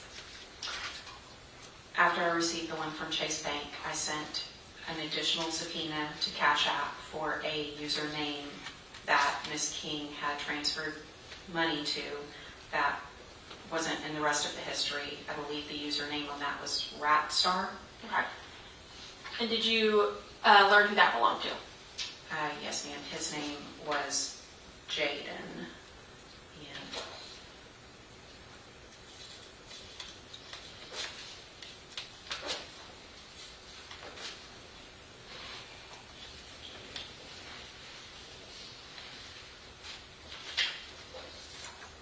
I believe he was Jaden Andrews. Would the last name Landry sound right? Yes, Landry. So for a Jaden Landry. Jaden Landry. After that, did you send off any other Cash App subpoenas? I did. I sent another one for an account that was labeled belonging to Tara King. And did that come back with any return information? Yes, ma'am. Okay. And after that, did you send off any other subpoenas? I sent off one to AT&T for Tammy King's phone records. And when you get these return backs, do the companies also send you what's called a business records affidavit? Yes, ma'am, they do. And what does that mean? That is the company certifying that an employee of their company prepared those records and that they came directly from the company. And when they send you back information, do they send you a little bit or a lot, or does it just depend? It depends. Your Honor, the state's going to move to omit States 94, which is the AT&T 2 Cash App, a Wells Fargo, and Chase Bank returns with the accompanying VRAs. Any objection? No. State sign before we move. Thank you, Your Honor, and may I publish? Yes.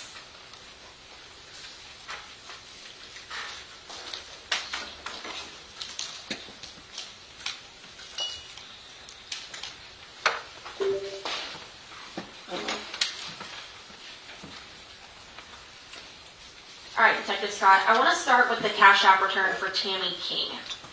When we open this folder, can you explain to the jury what is it that we look at? This folder is the information that Cash App provided in response to the subpoena I sent them from Ms. Tammy King's account.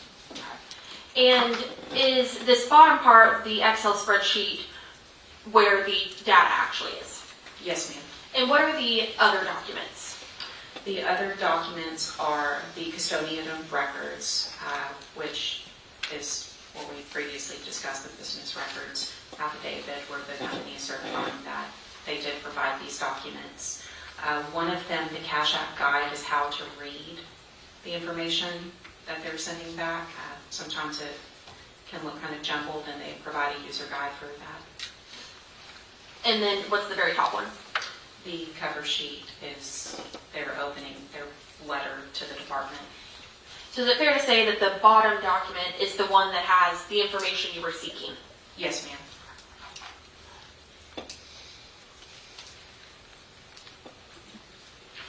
All right, so if we're looking at this Excel document, can you tell us kind of what we're looking at in the top section? The top section is Ms. King's personal information that identifies her and confirms that this is her account, such as her date of birth and social. And to your knowledge, does this identifier of the date of birth, social, and name, does this match the victim in this case? To my knowledge, yes. Now I want to move down to this next section to the address history. What are we looking at here? 4723 15th Street is Ms. King's address. It is the one I was called to on February 7th. So the same street that you responded to is the same street that this account is activated with? Yes, ma'am. Okay. What is the display name talking to us about? The display name is what appears to the public. If you or I were to request money or transfer it to Ms. King, that's what would show up on our screen on our side. And with Cash App, is your username the display name, or is there also like a handle like you would see with Instagram? There is a user ID, which is what the public sees. That's the name displayed to the public. Cash App also has something called an account token. It's what the company uses to identify an account. For example, there may be many Tammy Kings out there, and they could all have their name on the account, that display name. However, the account token is specific to that account, and that's what the company uses to identify that. And can you tell when the this account was created by Ms. King? It looks like it was created November 29th of 2020 is when data first started being entered to her account and saved. And as far as that customer token or anything like that, when's the last time that there was any data on that portion of the account? I'm sorry, say again. I'm sorry, I asked that poorly. What was the last date of any changes on the alias history portion of the account? That was August 25th of 2024. I want to move down to this payment source history. What is it that we are looking at in this payment source? These are financial accounts that have been linked to Ms. King's Cash App. And if someone doesn't have Cash App and we're talking about a payment source being linked, what does that mean? It means that that account is now tied to the Cash App account in a manner that funds can be transferred in and out of that financial account to that Cash App account. Okay. And we see the first 3 lines on this payment source history all come from a Wells Fargo. Is that correct? Yes, ma'am. And were those cards successfully linked? Yes. And were you able to identify or confirm who those Wells Fargo accounts belonged to? They belong to Tammy King. Okay. What do we see after those initial 3 Wells Fargo accounts? After those accounts, the next lines, the 2 of them say JP Morgan Chase Bank. Those are actually right there ending in 4600. Those are debit cards. Okay. And if you look to the side of where it says bank, it'll say debit. And what does that tell you? What's the difference between it saying debit versus those initial 3? It's the bank. The first 3 are a bank account. The next 2 through JP Morgan Chase are debit cards. They're identified debit cards. So one is coming from the actual card, the other was linking to an account. Is that correct? Okay. And what was the linking result for those 2 debit card? It didn't work. If you look, it says error, suspected fraud. Now, through your time as a fraud examiner, how do places such as Cash App alert or say that something is suspected fraud? I don't work for that company, so I can't testify to exactly what their methods are, but it is fairly common for there to be automated things in place, such as if names don't match on accounts, that they'll flag it and they won't link immediately. So for example, if Tammy King's account was adding a card with somebody else's name, it may flag it. Yes, ma'am. Now, those 2 debit card numbers, is that the same number tried twice, or what are we looking at? I believe it's the same number tried twice. If you highlight those 2 and scroll to the right, it'll actually show dates and times of the attempt. So right there, it appears that it was tried twice. Right there under created at, those are the dates and the times, and since there are 2 different times, it was tried twice. Okay. And are you familiar with what UTC time is? Yes, ma'am. I'm sorry? No, go ahead. Coordinated Universal Time. It is the worldwide standard that all of our time zones are based off of. And is UTC time and Central Time the same time? No, not at all. Do you know how many hours different UTC time is from Central Standard Time? It's actually tricky. It changes depending on daylight savings time. I think we are currently at a 6-hour difference, that we are, I believe, 6 hours behind UTC time, but depending on daylight savings time, it could be different. So is it fair to say that in the period we're in now, it's -6, but in the other part of daylight savings, it's something like -5? Yes, ma'am. Okay. So if during this period of time it'd be -6, are you able to tell us what time these transactions were? If those transactions are clocked on UTC time at February 6th at 12:14 a.m., then they likely, our time occurred February 5th at 6:14 p.m. So 6 hours previously, it would have been on the evening of February 5th at 6:15, correct?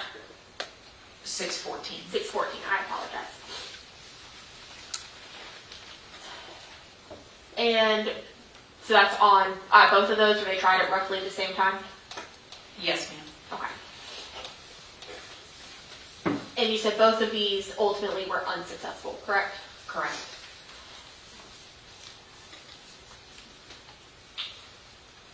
Now, here is this next section. What do we see? That is another attempt at linking a financial account to Ms. King's Cash App. And was this one successful or unsuccessful? Yes, ma'am, it was successful. And can you tell us at what date and time this one was? UTC time, February 6th at approximately 12:11 a.m. So in our central time, February 5th at about 6:11 p.m. And I know earlier when we were talking about days, you arrived to the scene on Friday, February 7th, correct? Yes, ma'am. So what day would February 5th have been? Wednesday? So these transactions are occurring at about 6 p.m. on Wednesday, correct? Yes, ma'am. Sorry, I keep making you do math up there.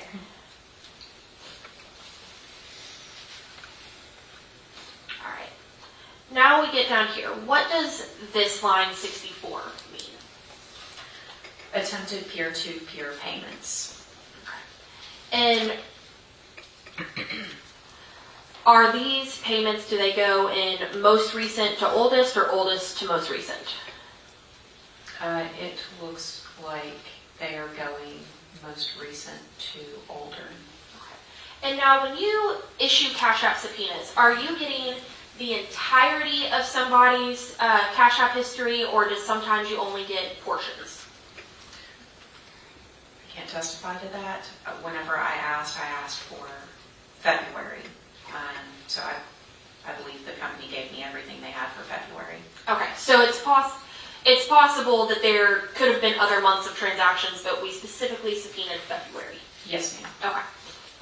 So I want to start from the oldest, if that's okay. What date was the first February transaction? February 1st. And what do we see happening here? Explain to us what one of these lines would show. Okay. So it has the date, I'm hitting the screen. It has the date and time that the transaction occurred, and it says paid out, which means that money went from Ms. King's Cash App account to somebody else's account. And then the next column is how much money she sent them. Okay. After how much, what do we get to? We have a note that can be placed on the transaction. This one says Taco Bell, so whatever reason that she sent that money for, she noted Taco Bell. Okay. And then we move forward. What are these next lines? That is Ms. King's name, and then those are account tokens, and then cash balance. I would need to see the top of the column. Okay. That.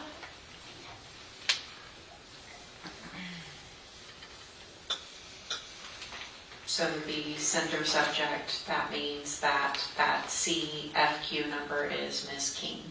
Okay. And what do we see in column H? Request. Okay. And what does request mean? That she's requesting to send the money. Or that somebody's requesting to get that money. Okay, and so for things like Cash App, what does it mean for someone to request? How does that work? It means you can say, I, Ashton Scott, need money, you owe me money. It's almost like me sending you a bill. So I can send you a request through the app and say, will you give me this money? And who was it that requested the Taco Bell money from Tammy King? Tara King.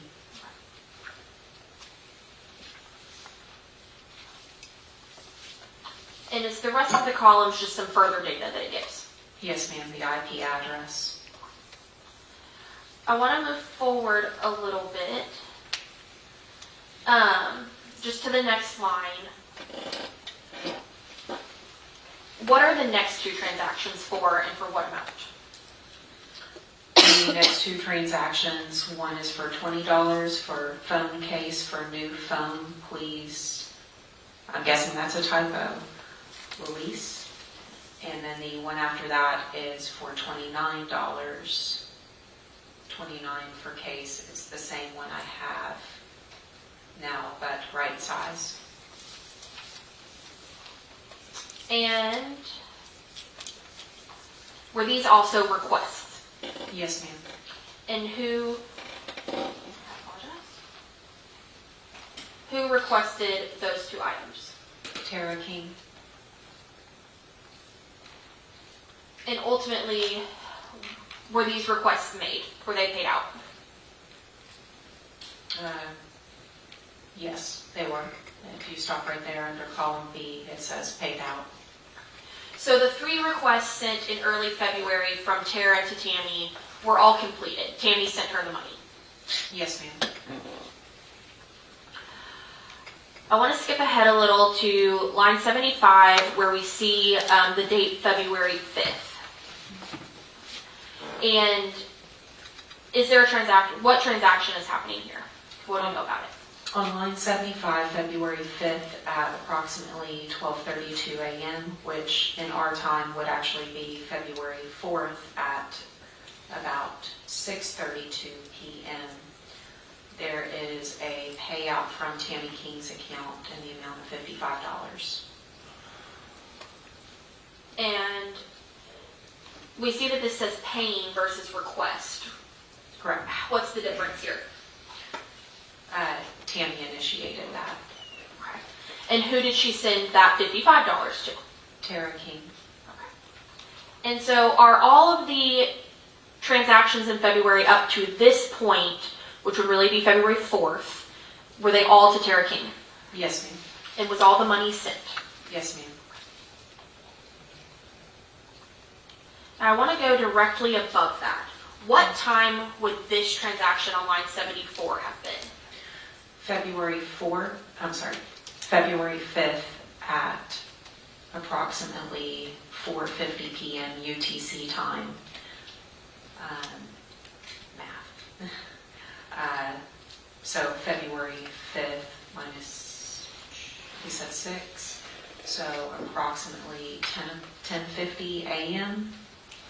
there is a transaction for $350. And what is this part we see in section B? Expired, waiting on sender. So was this transaction completed? No, it expired, it didn't go through. And whose account did this transaction come from? Miss Tammy King. And who was it to? Somebody with the username Ratstar. Is that who we spoke about earlier? You said his name was Jaden Landry? Yes, ma'am, Jaden Andrew Landry.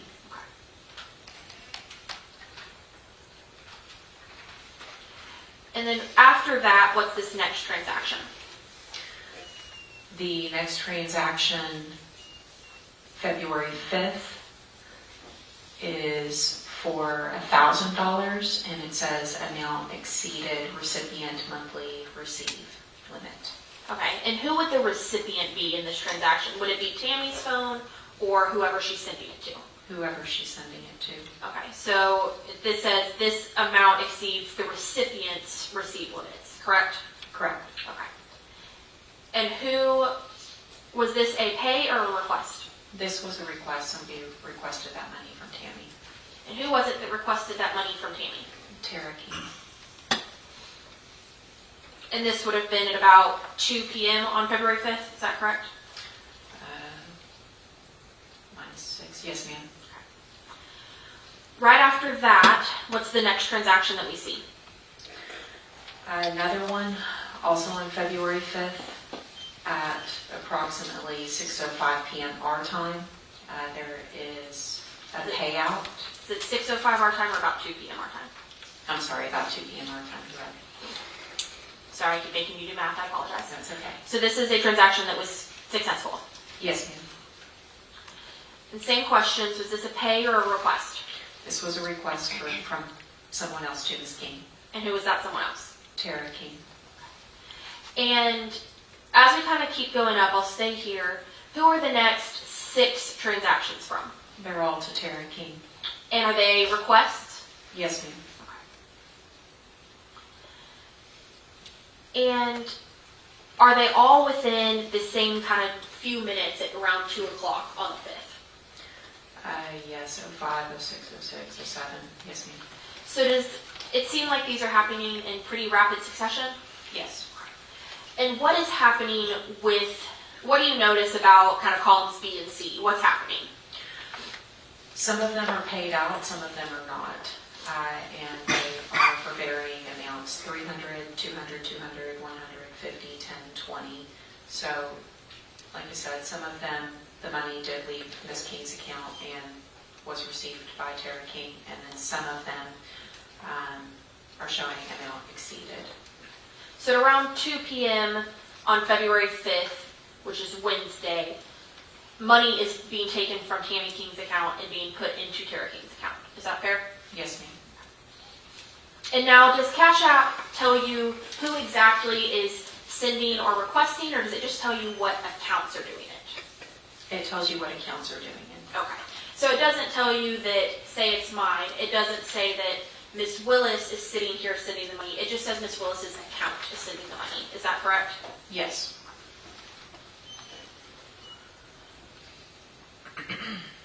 And then and so those last kind of 6, is this when the Cash App payments stop as far as what you got on the return?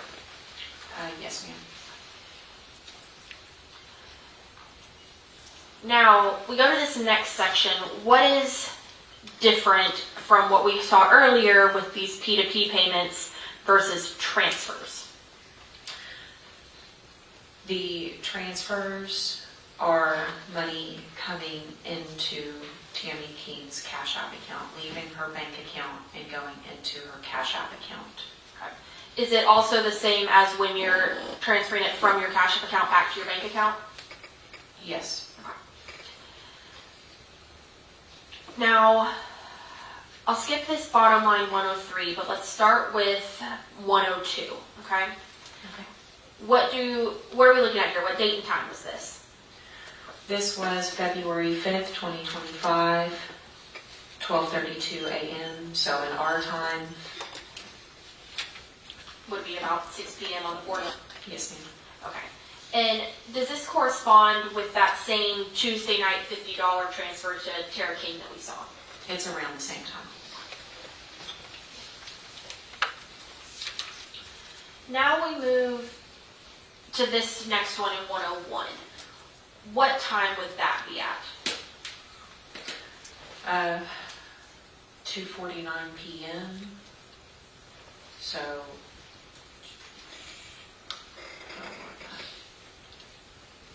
around 8:49 a.m. I'm sorry, 10:49 a.m. Okay. And does that kind of correspond with where earlier we saw things starting to happen about 10:50 a.m.? Is that about the same time? Around the same time. Okay. And what is happening here? Are these transfers successful? Yes. Okay. And we can see, are they coming from the Cash App balance or are they coming from Miss King's bank account? They're coming from Miss King's Wells Fargo account.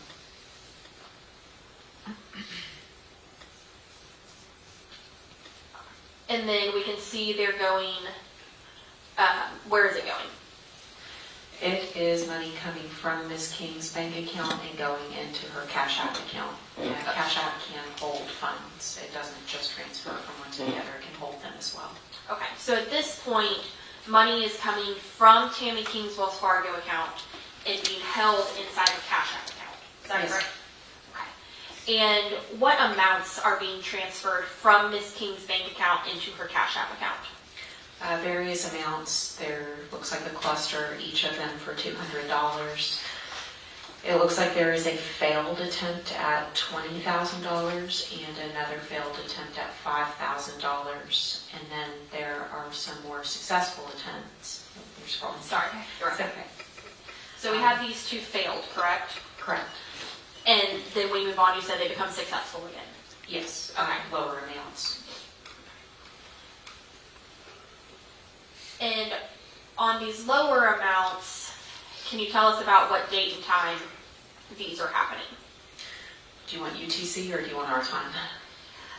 Whichever one is easier for you. Okay. So the complete for the 500 and the 600 is in our time, February 5th at approximately, that one is at 6:12 p.m. So in the evening of February 5th is when these 500s are being moved from Miss King's bank account to her Cash App. Yes, ma'am. And then we see another one that ends up being failed, correct? Correct. What was the amount of that one? $2,500. And going up from there, what starts happening? Going up from there, there is one more completed transaction for $1,000. And then there is instant waiting on link card hurdle resolution. And I do not know what that means off the top of my head without the guide. No problem. But clearly something different is occurring than our completions or fails, correct? Correct. And what are the amounts there? $3,553.85. So at this point, is it fair to say a substantial amount of money has moved from Ms. King's bank account to her Cash App? Correct.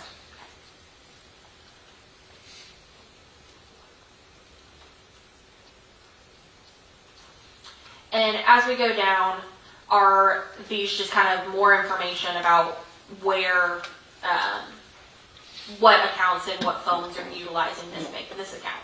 Yes, ma'am. Okay. And what phone is linked to Ms. King's account? It looks like the Moto G Stylus 5G. There's two of them. One says 2022, one says 2024. Is the 2024 the most recent one? Yes, ma'am. Okay. And then on the second page here, is this just more data that comes from Cash App? Yes, ma'am, it is. Okay. If you go back out, I would like to show you something here, to where the $3,553 was.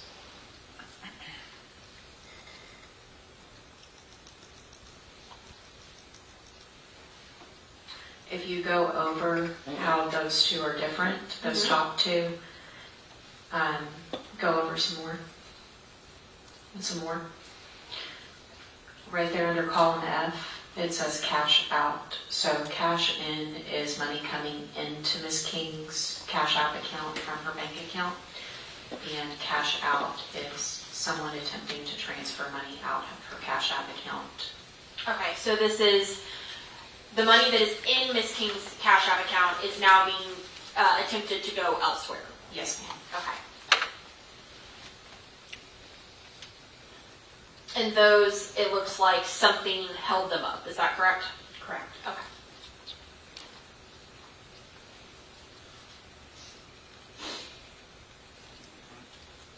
You also did a Cash App for Tara King. Is that correct? Correct. Go ahead. No, you're fine. The name on the data for Ms. King's Cash App account, there was a user token, Cash App token.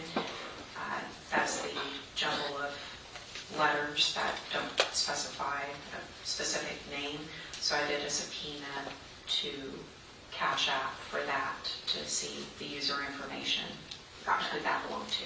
And do these 4 documents correspond to the same 4 documents we talked about with Ms. King's? Yes, ma'am. Okay.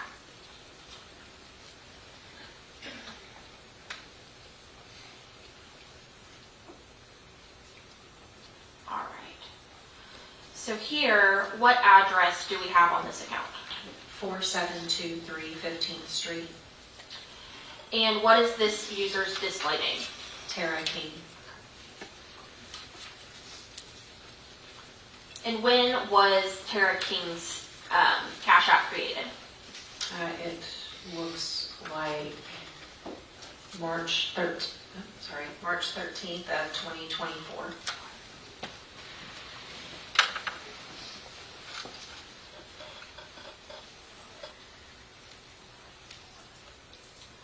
Okay. And here we have something where it says issued instruments. What is kind of the difference between a virtual card and a physical card as far as Cash App is concerned? A physical card is like our debit card. It's something you can actually swipe at a point of sale, point in a store to buy something. And so is that something that Cash App and these other P2P companies will issue a physical card? Yes, ma'am. Okay. Like a debit card. Now, we see here that Tara King also has the same section of attempted P2P payments, correct? Yes, ma'am. I want to go these same dates we were looking at in that February 4th to February 7th range. does this line item 67 seem to correspond with what you could see on Tammy King's account? It's around the same time, that few days of clustering. And in fact, does it seem like the majority of Tara's transactions are with Tammy? It does.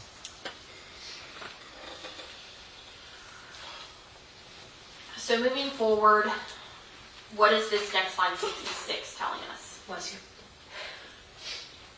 Line 66 is for a transaction on February 5th at approximately, I believe that is in our time, about 2:05 p.m.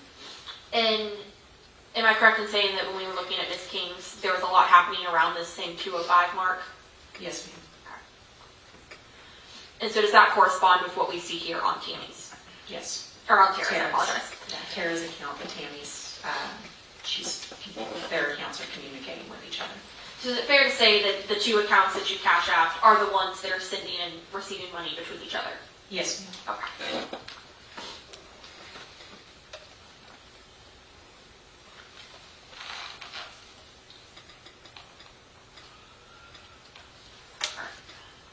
So with Wells Fargo, is this how they send you their documents?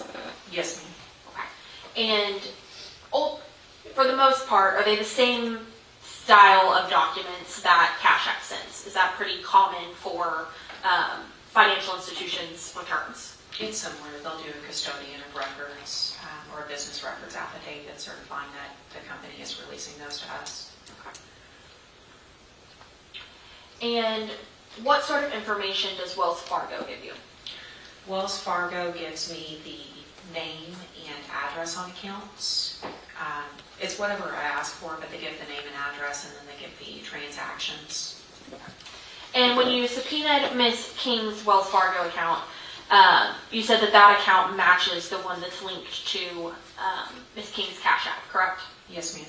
And we're able to also see that through her Wells Fargo returns. I believe there were some transactions.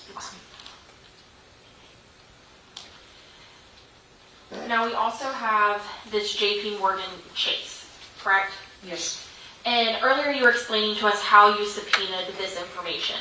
Will you remind us where you got the number to subpoena for JP Morgan Chase? The JP Morgan Chase account showed up on Tammy King's account as one that was being attempted to link to her Cash App account. For the debit card, it actually said JP Morgan Chase Bank. For the bank account, it didn't say the bank name, but it did have a routing number. Bank account and routing number, pretty standard whenever you're making transfers. I searched the routing number and discovered that the routing number also belonged to Chase Bank. And so when you subpoenaed those numbers through Chase Bank,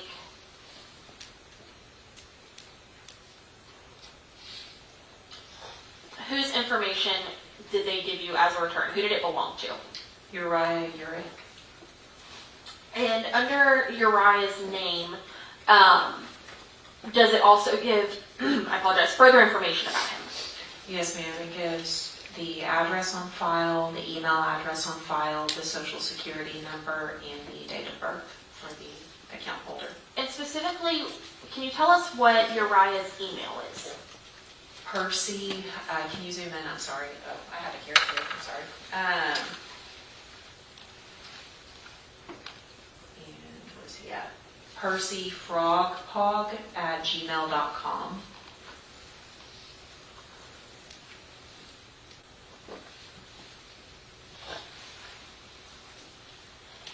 And does this also give you, does this give you the debit card number and the account number that you were looking for?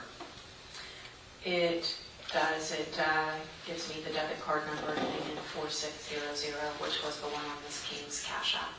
Okay. And so you said that does match Miss King's Cash App attempt? Yes, ma'am.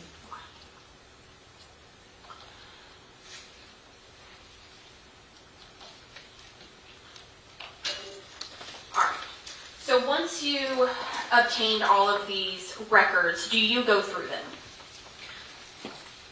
Yes, most of them. And is that the majority of what you looked at, these transactions that were going back and forth out of Ms. King's account? Yes, ma'am. Okay. And through your training experience as a fraud examiner, was there anything that stood out to you or was of concern about what was happening? That I did go to the original scene. I did see Ms. King. She was deceased, and it looked like she had been that way. It was not fresh. So whenever I received the Cash App returns and saw the dates of the transactions and the attempts at linking accounts to that Cash App account, it seemed like it had occurred around the same time that Ms. King died. So why, through your experience, would that be concerning to you? I know it may sound like a silly question, but what about that raises alarms as an investigator? That around the time she died, somebody was trying to take her money. And was whoever that was actually successful in taking some of her money? Yes, ma'am.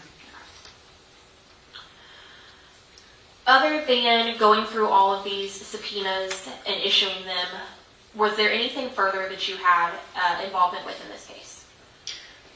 Yes, ma'am.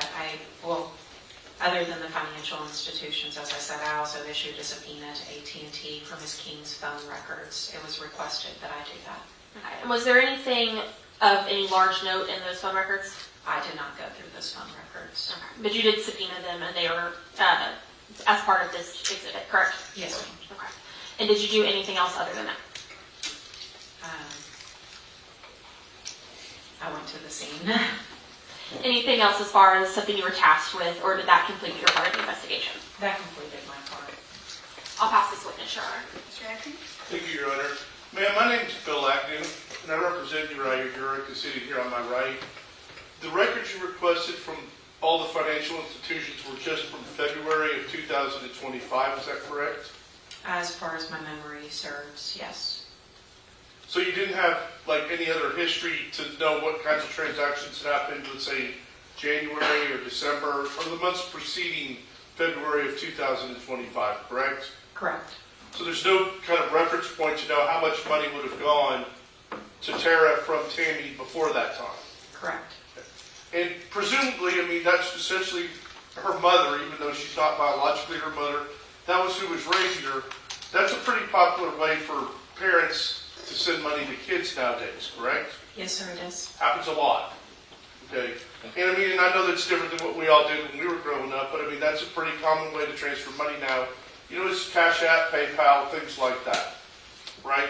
Correct. Yes. Okay. So we don't have any history to compare kind of how much transactions may have happened before February as opposed to what happened just in the first 5 or 6 days of February, correct? Correct. We do not have a reference point of what their norm was in their transfers. Okay. And as far as you said you got the AT&T phone records? Yes. But you didn't analyze them or look at them or anything like that? No, sir. Okay. Is that done by somebody else? Yes, sir. Okay. Best witness. Just briefly, Judge, and may I republish States 94? Yes.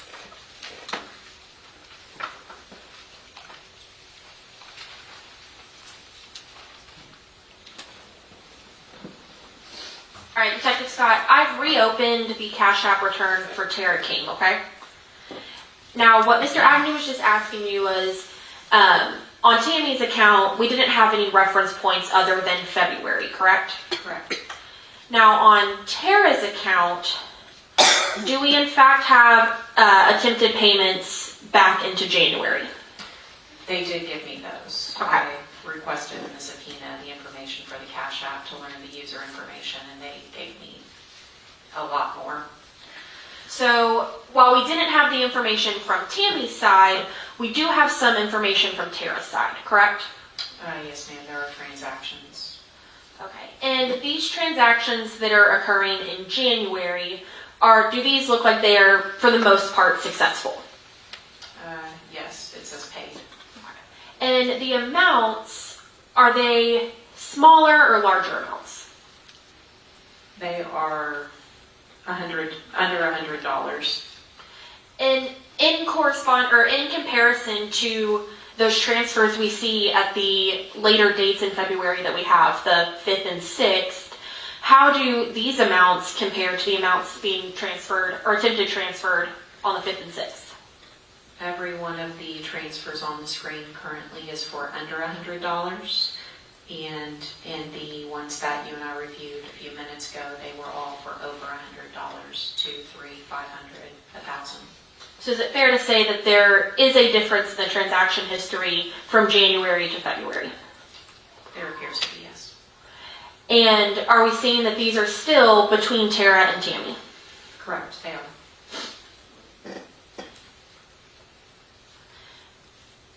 It looks like, are there a couple to some other people? Yes, there is one to Rat Star. That was also the name on Tammy King's Cash App account. There is also another one to Rat Star, one to Audrey Van Hoy, Nicole, Antonio, Angel. So in January, Tara had quite a few cash exchanges with multiple people. Is that fair? Yes, ma'am. And these Rat Star exchanges, these are back in early January. Is that correct? If that's line 89? Yes. Okay. So is it fair to say that Tara had had exchanges with Jaden Landry prior to what we saw in Miss King's account? Yes. Okay. So Jaden Landry was someone who had previous exchange history with Tara? Yes. Okay. So ultimately, would you say there was a noted change on the 5th and 6th of February? And the amount that was being transferred, yes, there was a difference. I'll pass it to you, Mr. Honor.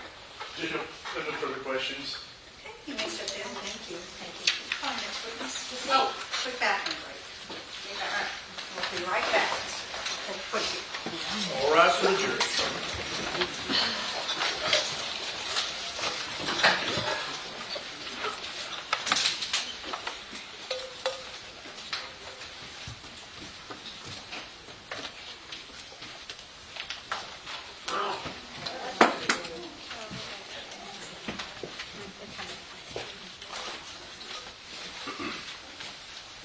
Court stands in recess for about 10 minutes.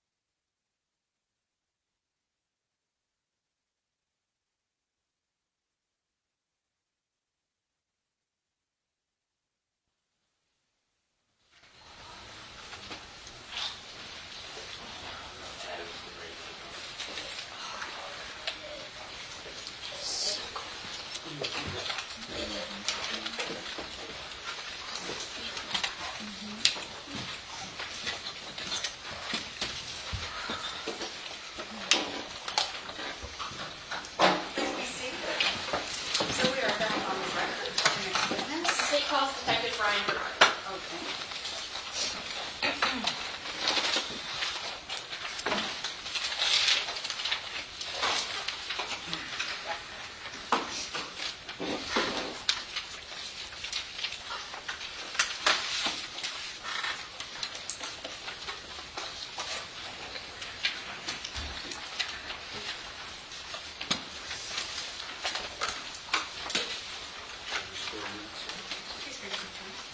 swear to confirm the testimony in this matter in the file with the truth, the whole truth, and nothing but the truth, so help you God?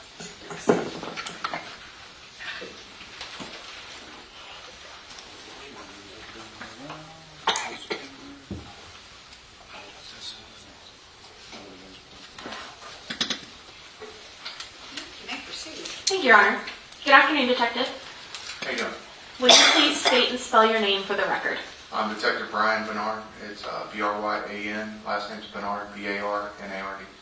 And Detective Bernard, how are you currently employed? I'm employed with the Galveston County Sheriff's Office. What is your role at the Galveston County Sheriff's Office? I'm assigned to the Criminal Investigations Division in the Major Crimes Unit. And how long have you been with the Major Crimes Unit? Since January of this year. So roughly 10 to 11 months? Yes, ma'am. Is that the entirety of your law enforcement career? No, ma'am. How long have you been in law enforcement? Approximately 10 years. And we've heard some prior testimony about going through the academy and getting a TCOL certification. Have you done all those typical things as well? I have. Okay. You said approximately 10 years. What was your first role in law enforcement? I started with the Santa Fe Police Department in January of 2016. How long were you with the Santa Fe Police Department? Almost 4 years.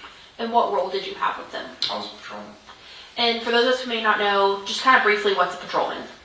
So a patrolman is, we're basically in a marked unit and ride around and answer calls for service, conduct traffic stops, and look for crime. Try to be proactive when we're not answering calls. And after that 4 years with Santa Fe, where did you go next? I moved to the Galveston County Sheriff's Office. And what role did you have at the Galveston County Sheriff's Office first? I started off on patrol here. How long were you there? Don't make me lie to you, maybe 2 years, 2.5 years. What role did you move into after that? I moved into our narcotics unit. And what is your narcotics unit? What do you do? So I was a member of the Organized Crime Task Force, and we primarily focused on gangs, guns, drugs, prostitution, gambling, that sort of thing. And how long was it that you were in the Organized Crime Task Force in the narcotics unit? A little over 2 years. And is that the last unit that you were in prior to moving to major crimes? Correct. Now, what is the difference between you being on as part of the narcotics unit versus being part of the major crimes unit? So when I was in narcotics, we primarily focused on the crimes that I mentioned before. Major crimes, we deal with a litany of things. It can be from theft at a store to capital murder. And does the way that you approach those investigations, are they the same or different on narcotics versus major crimes? Some ways are the same, some ways are different. What are some of the ways that they're the same? Some ways that they're the same, we conduct interviews, just like we would in narcotics. We have access to the same tools that we use in narcotics as far as researching and that type of thing that are law enforcement specific. We conduct surveillance just like we would when we were in narcotics. One of the differences is we don't use CIs or do undercover buys and that sort of thing. And just so everyone's on the same page, what would a CI be? A confidential informant. Okay. And that's something that you would typically use in the narcotics unit, but not in major crimes? Correct. Okay. I want to bring your attention to February 6, 2025. What were you doing on that day? I got a call that there was a suspicious death in Bacliff. I was actually asleep when this all went down. That was about to be my question. You said you were actually asleep. About what time did this call come in? Roughly midnight, a little after. So Would it be after midnight then on the February 7th, that Friday?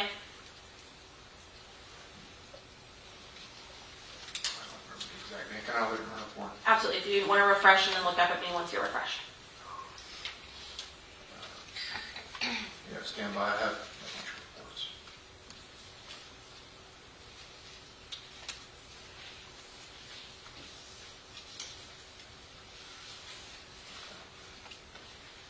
It would have been a little after midnight on February the 8th. That's what I wrote in the report. I may have missed the date. No problem. Is it fair to say that you were called the night of a Thursday going into a Friday? Yes. Okay.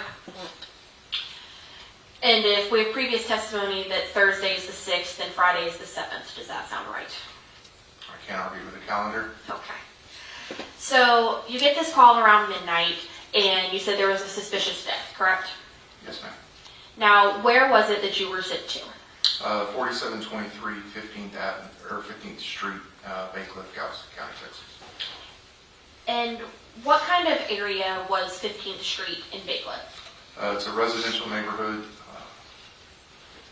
And what, was 4723 a residence? Yes, ma'am. It sits on the east side of 15th Street. And when you, are you familiar with the Bacliff area? Very. Why very? I patrolled that area for the time I was on patrol. So for that, roughly 2 years? Yes, ma'am. It's a pretty small town. So. And so you said Bacliff's a pretty small town, correct? Yes, ma'am. And is Bacliff part of kind of an area? Their sheriff's office referred to it as the Bay Shore. And what all is included in the Bay Shore? Bacliff and San Leon. And how familiar are you with the Bay Shore as a whole? I'm very familiar. And is it for those same reasons for your time on patrol? Yes, ma'am. And narcotics. Okay. So is, from your time in narcotics, you also got familiar with the Bay Shore, is that fair? Yes, ma'am. Is the Bay Shore somewhere where narcotics is pretty prevalent or not very? I would say it's pretty prevalent. Once you arrived at 4723 15th Street, can you tell the jury what it is you could see? So there were, excuse me, there were patrol cars that were already there. Obviously, they were first on scene. They contacted the on-call detective, who was Detective Hudson, and which is where I got dispatched to head out there.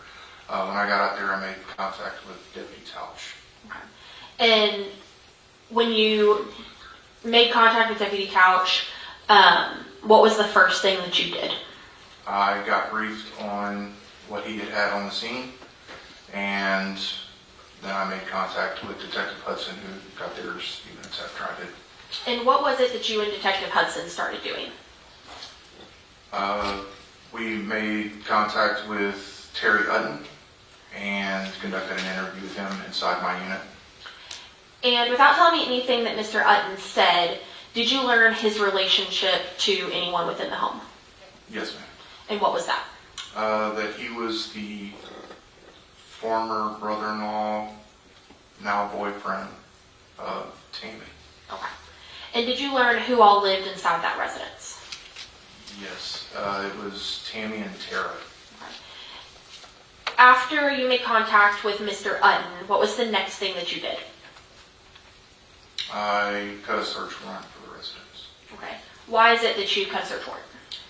Because we didn't, at that time, we didn't know where Tara King was, and she still has an expectation of privacy inside her home. And we wanted to search her room as well as the rest of the residents, and since she was not there to give consent, we had to write search warrants for the entire property. So is it fair to say you wrote it just as an abundance of caution with there being multiple people who lived in the home? Correct.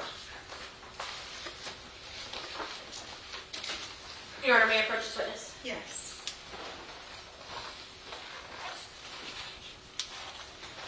I'm approaching you with what's been temporarily marked as States 99.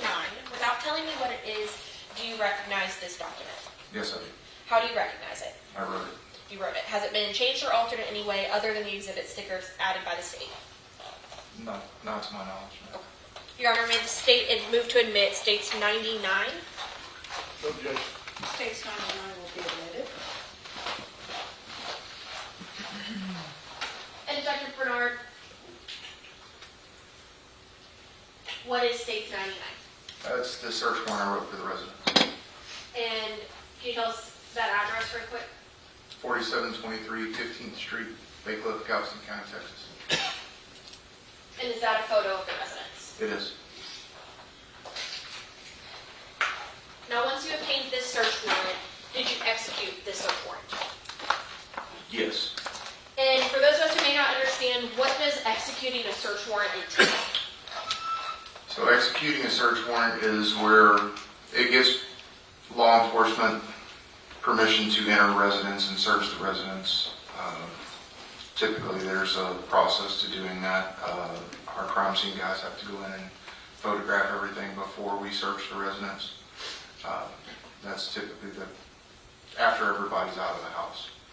So after crime scene went in and did their initial documentation, do you enter the house? Yes. And can you tell us what you observe upon entering the house?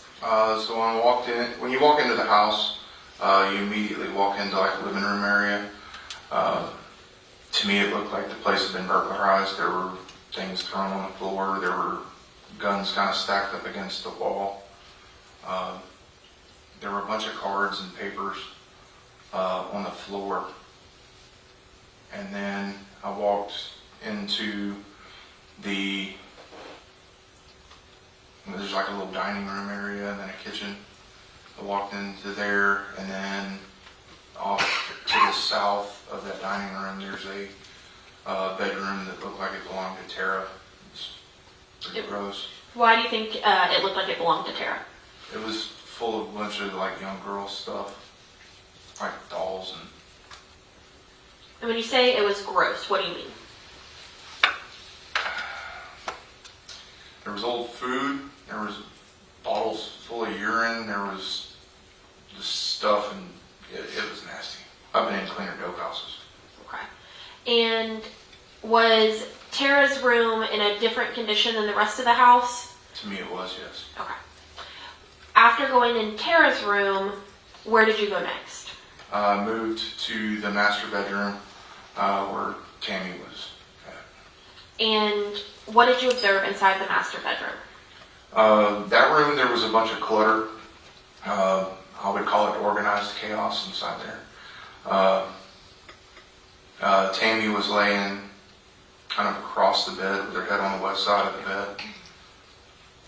She was covered partially with some sheets and then had a bunch of like sheets and blankets wrapped around her head. And did the way that the sheets and blankets were, did that seem natural for somebody laying in bed or something else? No, it was completely opposite of what you would want to be laying in bed with. Okay. And what else could you observe about Tammy? She was nude. I could see that she had some lividity on the bottom of her skin. What does that mean? So when someone dies, their blood pools to the lowest point. And is that something that is visible to the eye? Yes. And through your training experience, have you seen individuals with lividity before? Yes. And when you see lividity, is that something that you see immediately after death, or does it take a while to occur? It takes a little while for that to happen. And when you first walked in, was there anything else that you observed about that master bedroom? The gun safes were open. They had I can't remember if there was one or two, but there was a big safe against the wall. There was like a mattress pushed up against the bathroom door. How were the contents of that gun safe? Missing. Missing? So there was nothing that you could see in there? Some empty boxes. And was there anything else that seemed out of place in that room? Anything on the floor, or how did that seem?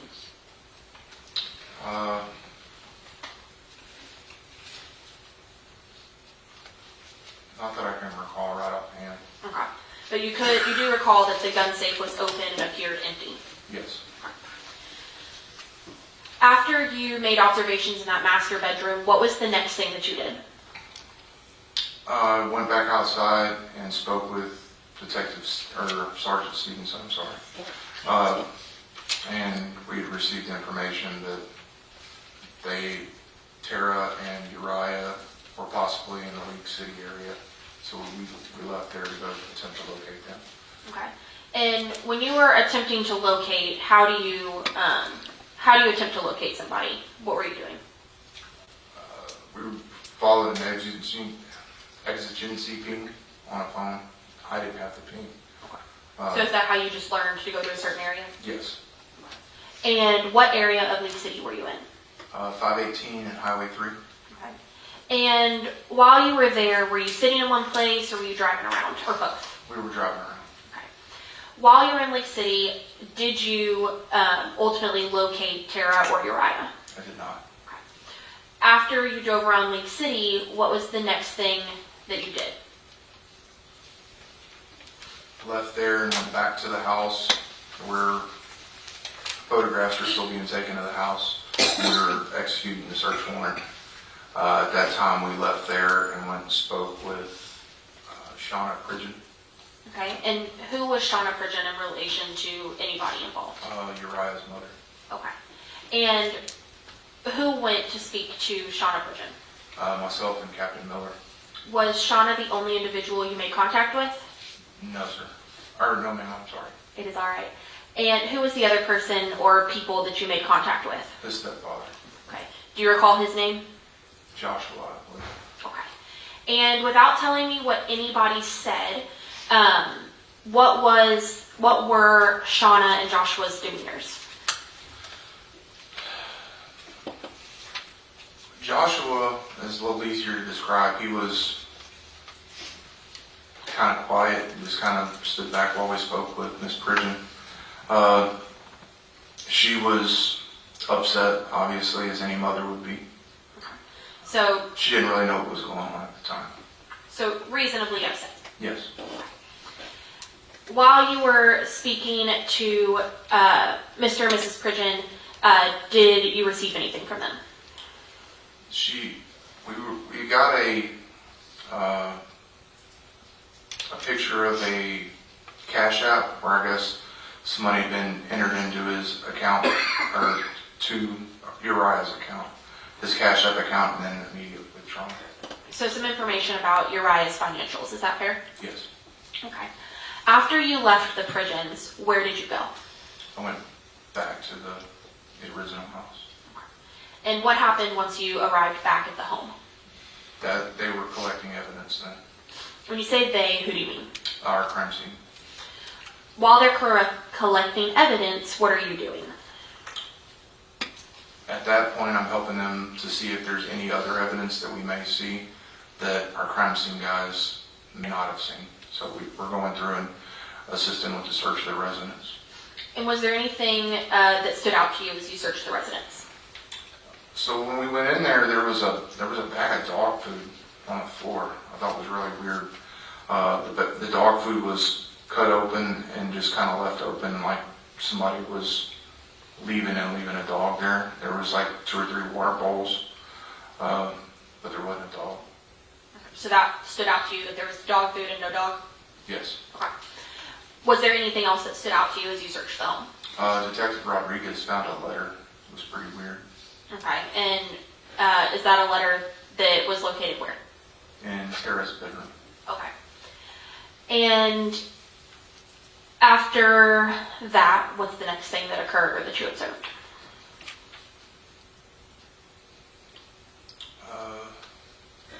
I moved into the living room where they were collecting the guns and stuff. I found a bag of weed and stuff behind the couch. And when you say you found a bag of weed, was this like large amounts of marijuana or what someone would describe as personal use marijuana? I'd say probably an ounce or 2, wasn't much. And for those who may not be familiar with how much is a lot in weed terms, is an ounce or 2 a lot or a little? I would say it's a little. Okay. What was the next step in your part of the investigation?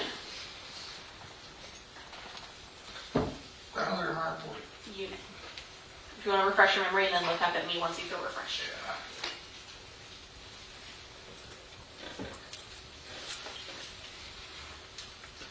Okay, so the next day, Lieutenant Cazares and myself, we had received information that there was a car that may possibly be involved. And we went to Lake Jackson to look at that car, and we spoke with them, but it turns out they were just kind of in the wrong place at the wrong time. Okay. I want to back up real quick. When we were still at the house on Friday, at any point did you observe Miss King once those blankets had been removed? I did. And what, if any, observations did you make? I was there with the medical examiner, investigator, and he had located a bullet wound, or a gunshot wound, to the left side of her head near her ear. Okay. So then we moved to the next day. You said that you received information, received some tips. Was there something that occurred on Friday that led to the sheriff's office receiving tips and calls? Yes, they put out Facebook posts. And is that something that is pretty usual in major crimes? Yeah, typically. Okay. So you stated that you looked into a vehicle in Lake Jackson, but ultimately it was not included. It was not involved. I need to back up a little bit. Go for it. So before we went there, I was on my way to the office and got rerouted to 310 Waco Street in Lake City. And what kind of location is 310 Waco? It's an apartment complex, specifically apartment 106.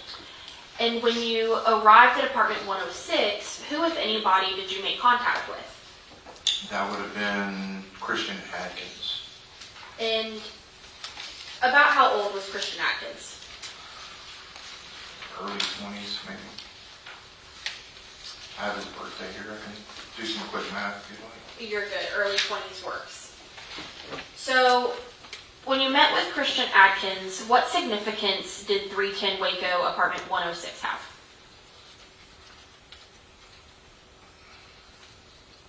Without talking about our conversation, Christian was in possession of some firearms, some hair dye, some hair, and a bunch of clothes that Tara and Uriah had left behind. So Tara and Uriah had been at that location? Correct. And so when you arrived at that location, what did you see, or how, let me back up. Was Christian cooperating with you? Absolutely. Your Honor, may I approach the exhibits? Yes.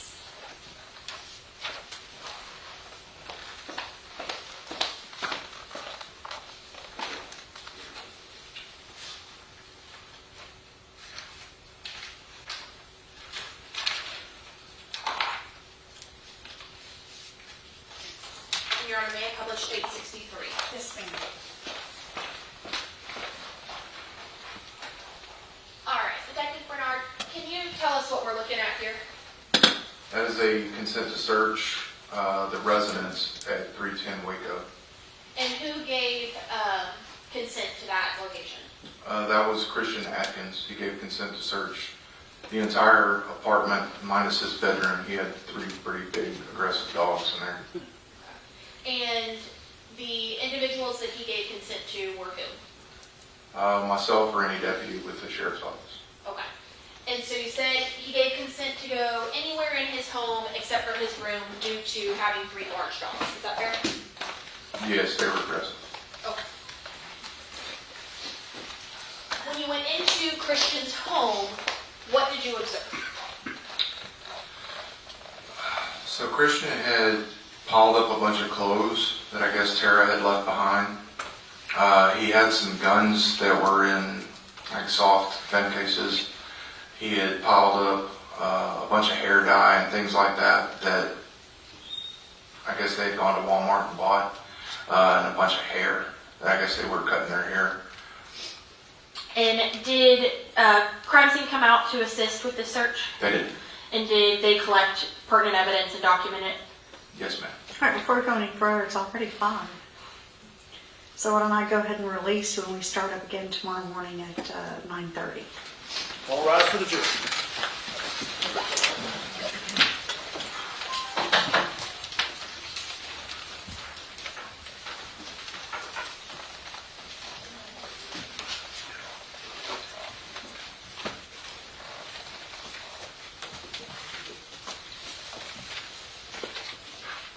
Court stands in recess until tomorrow morning at 9:30.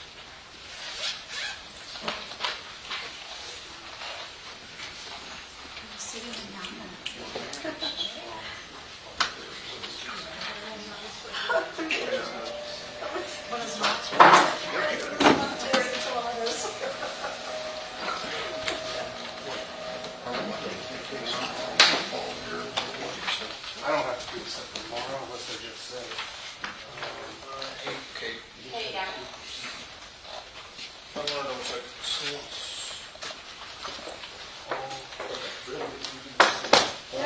All our photos except for We're just gonna jump.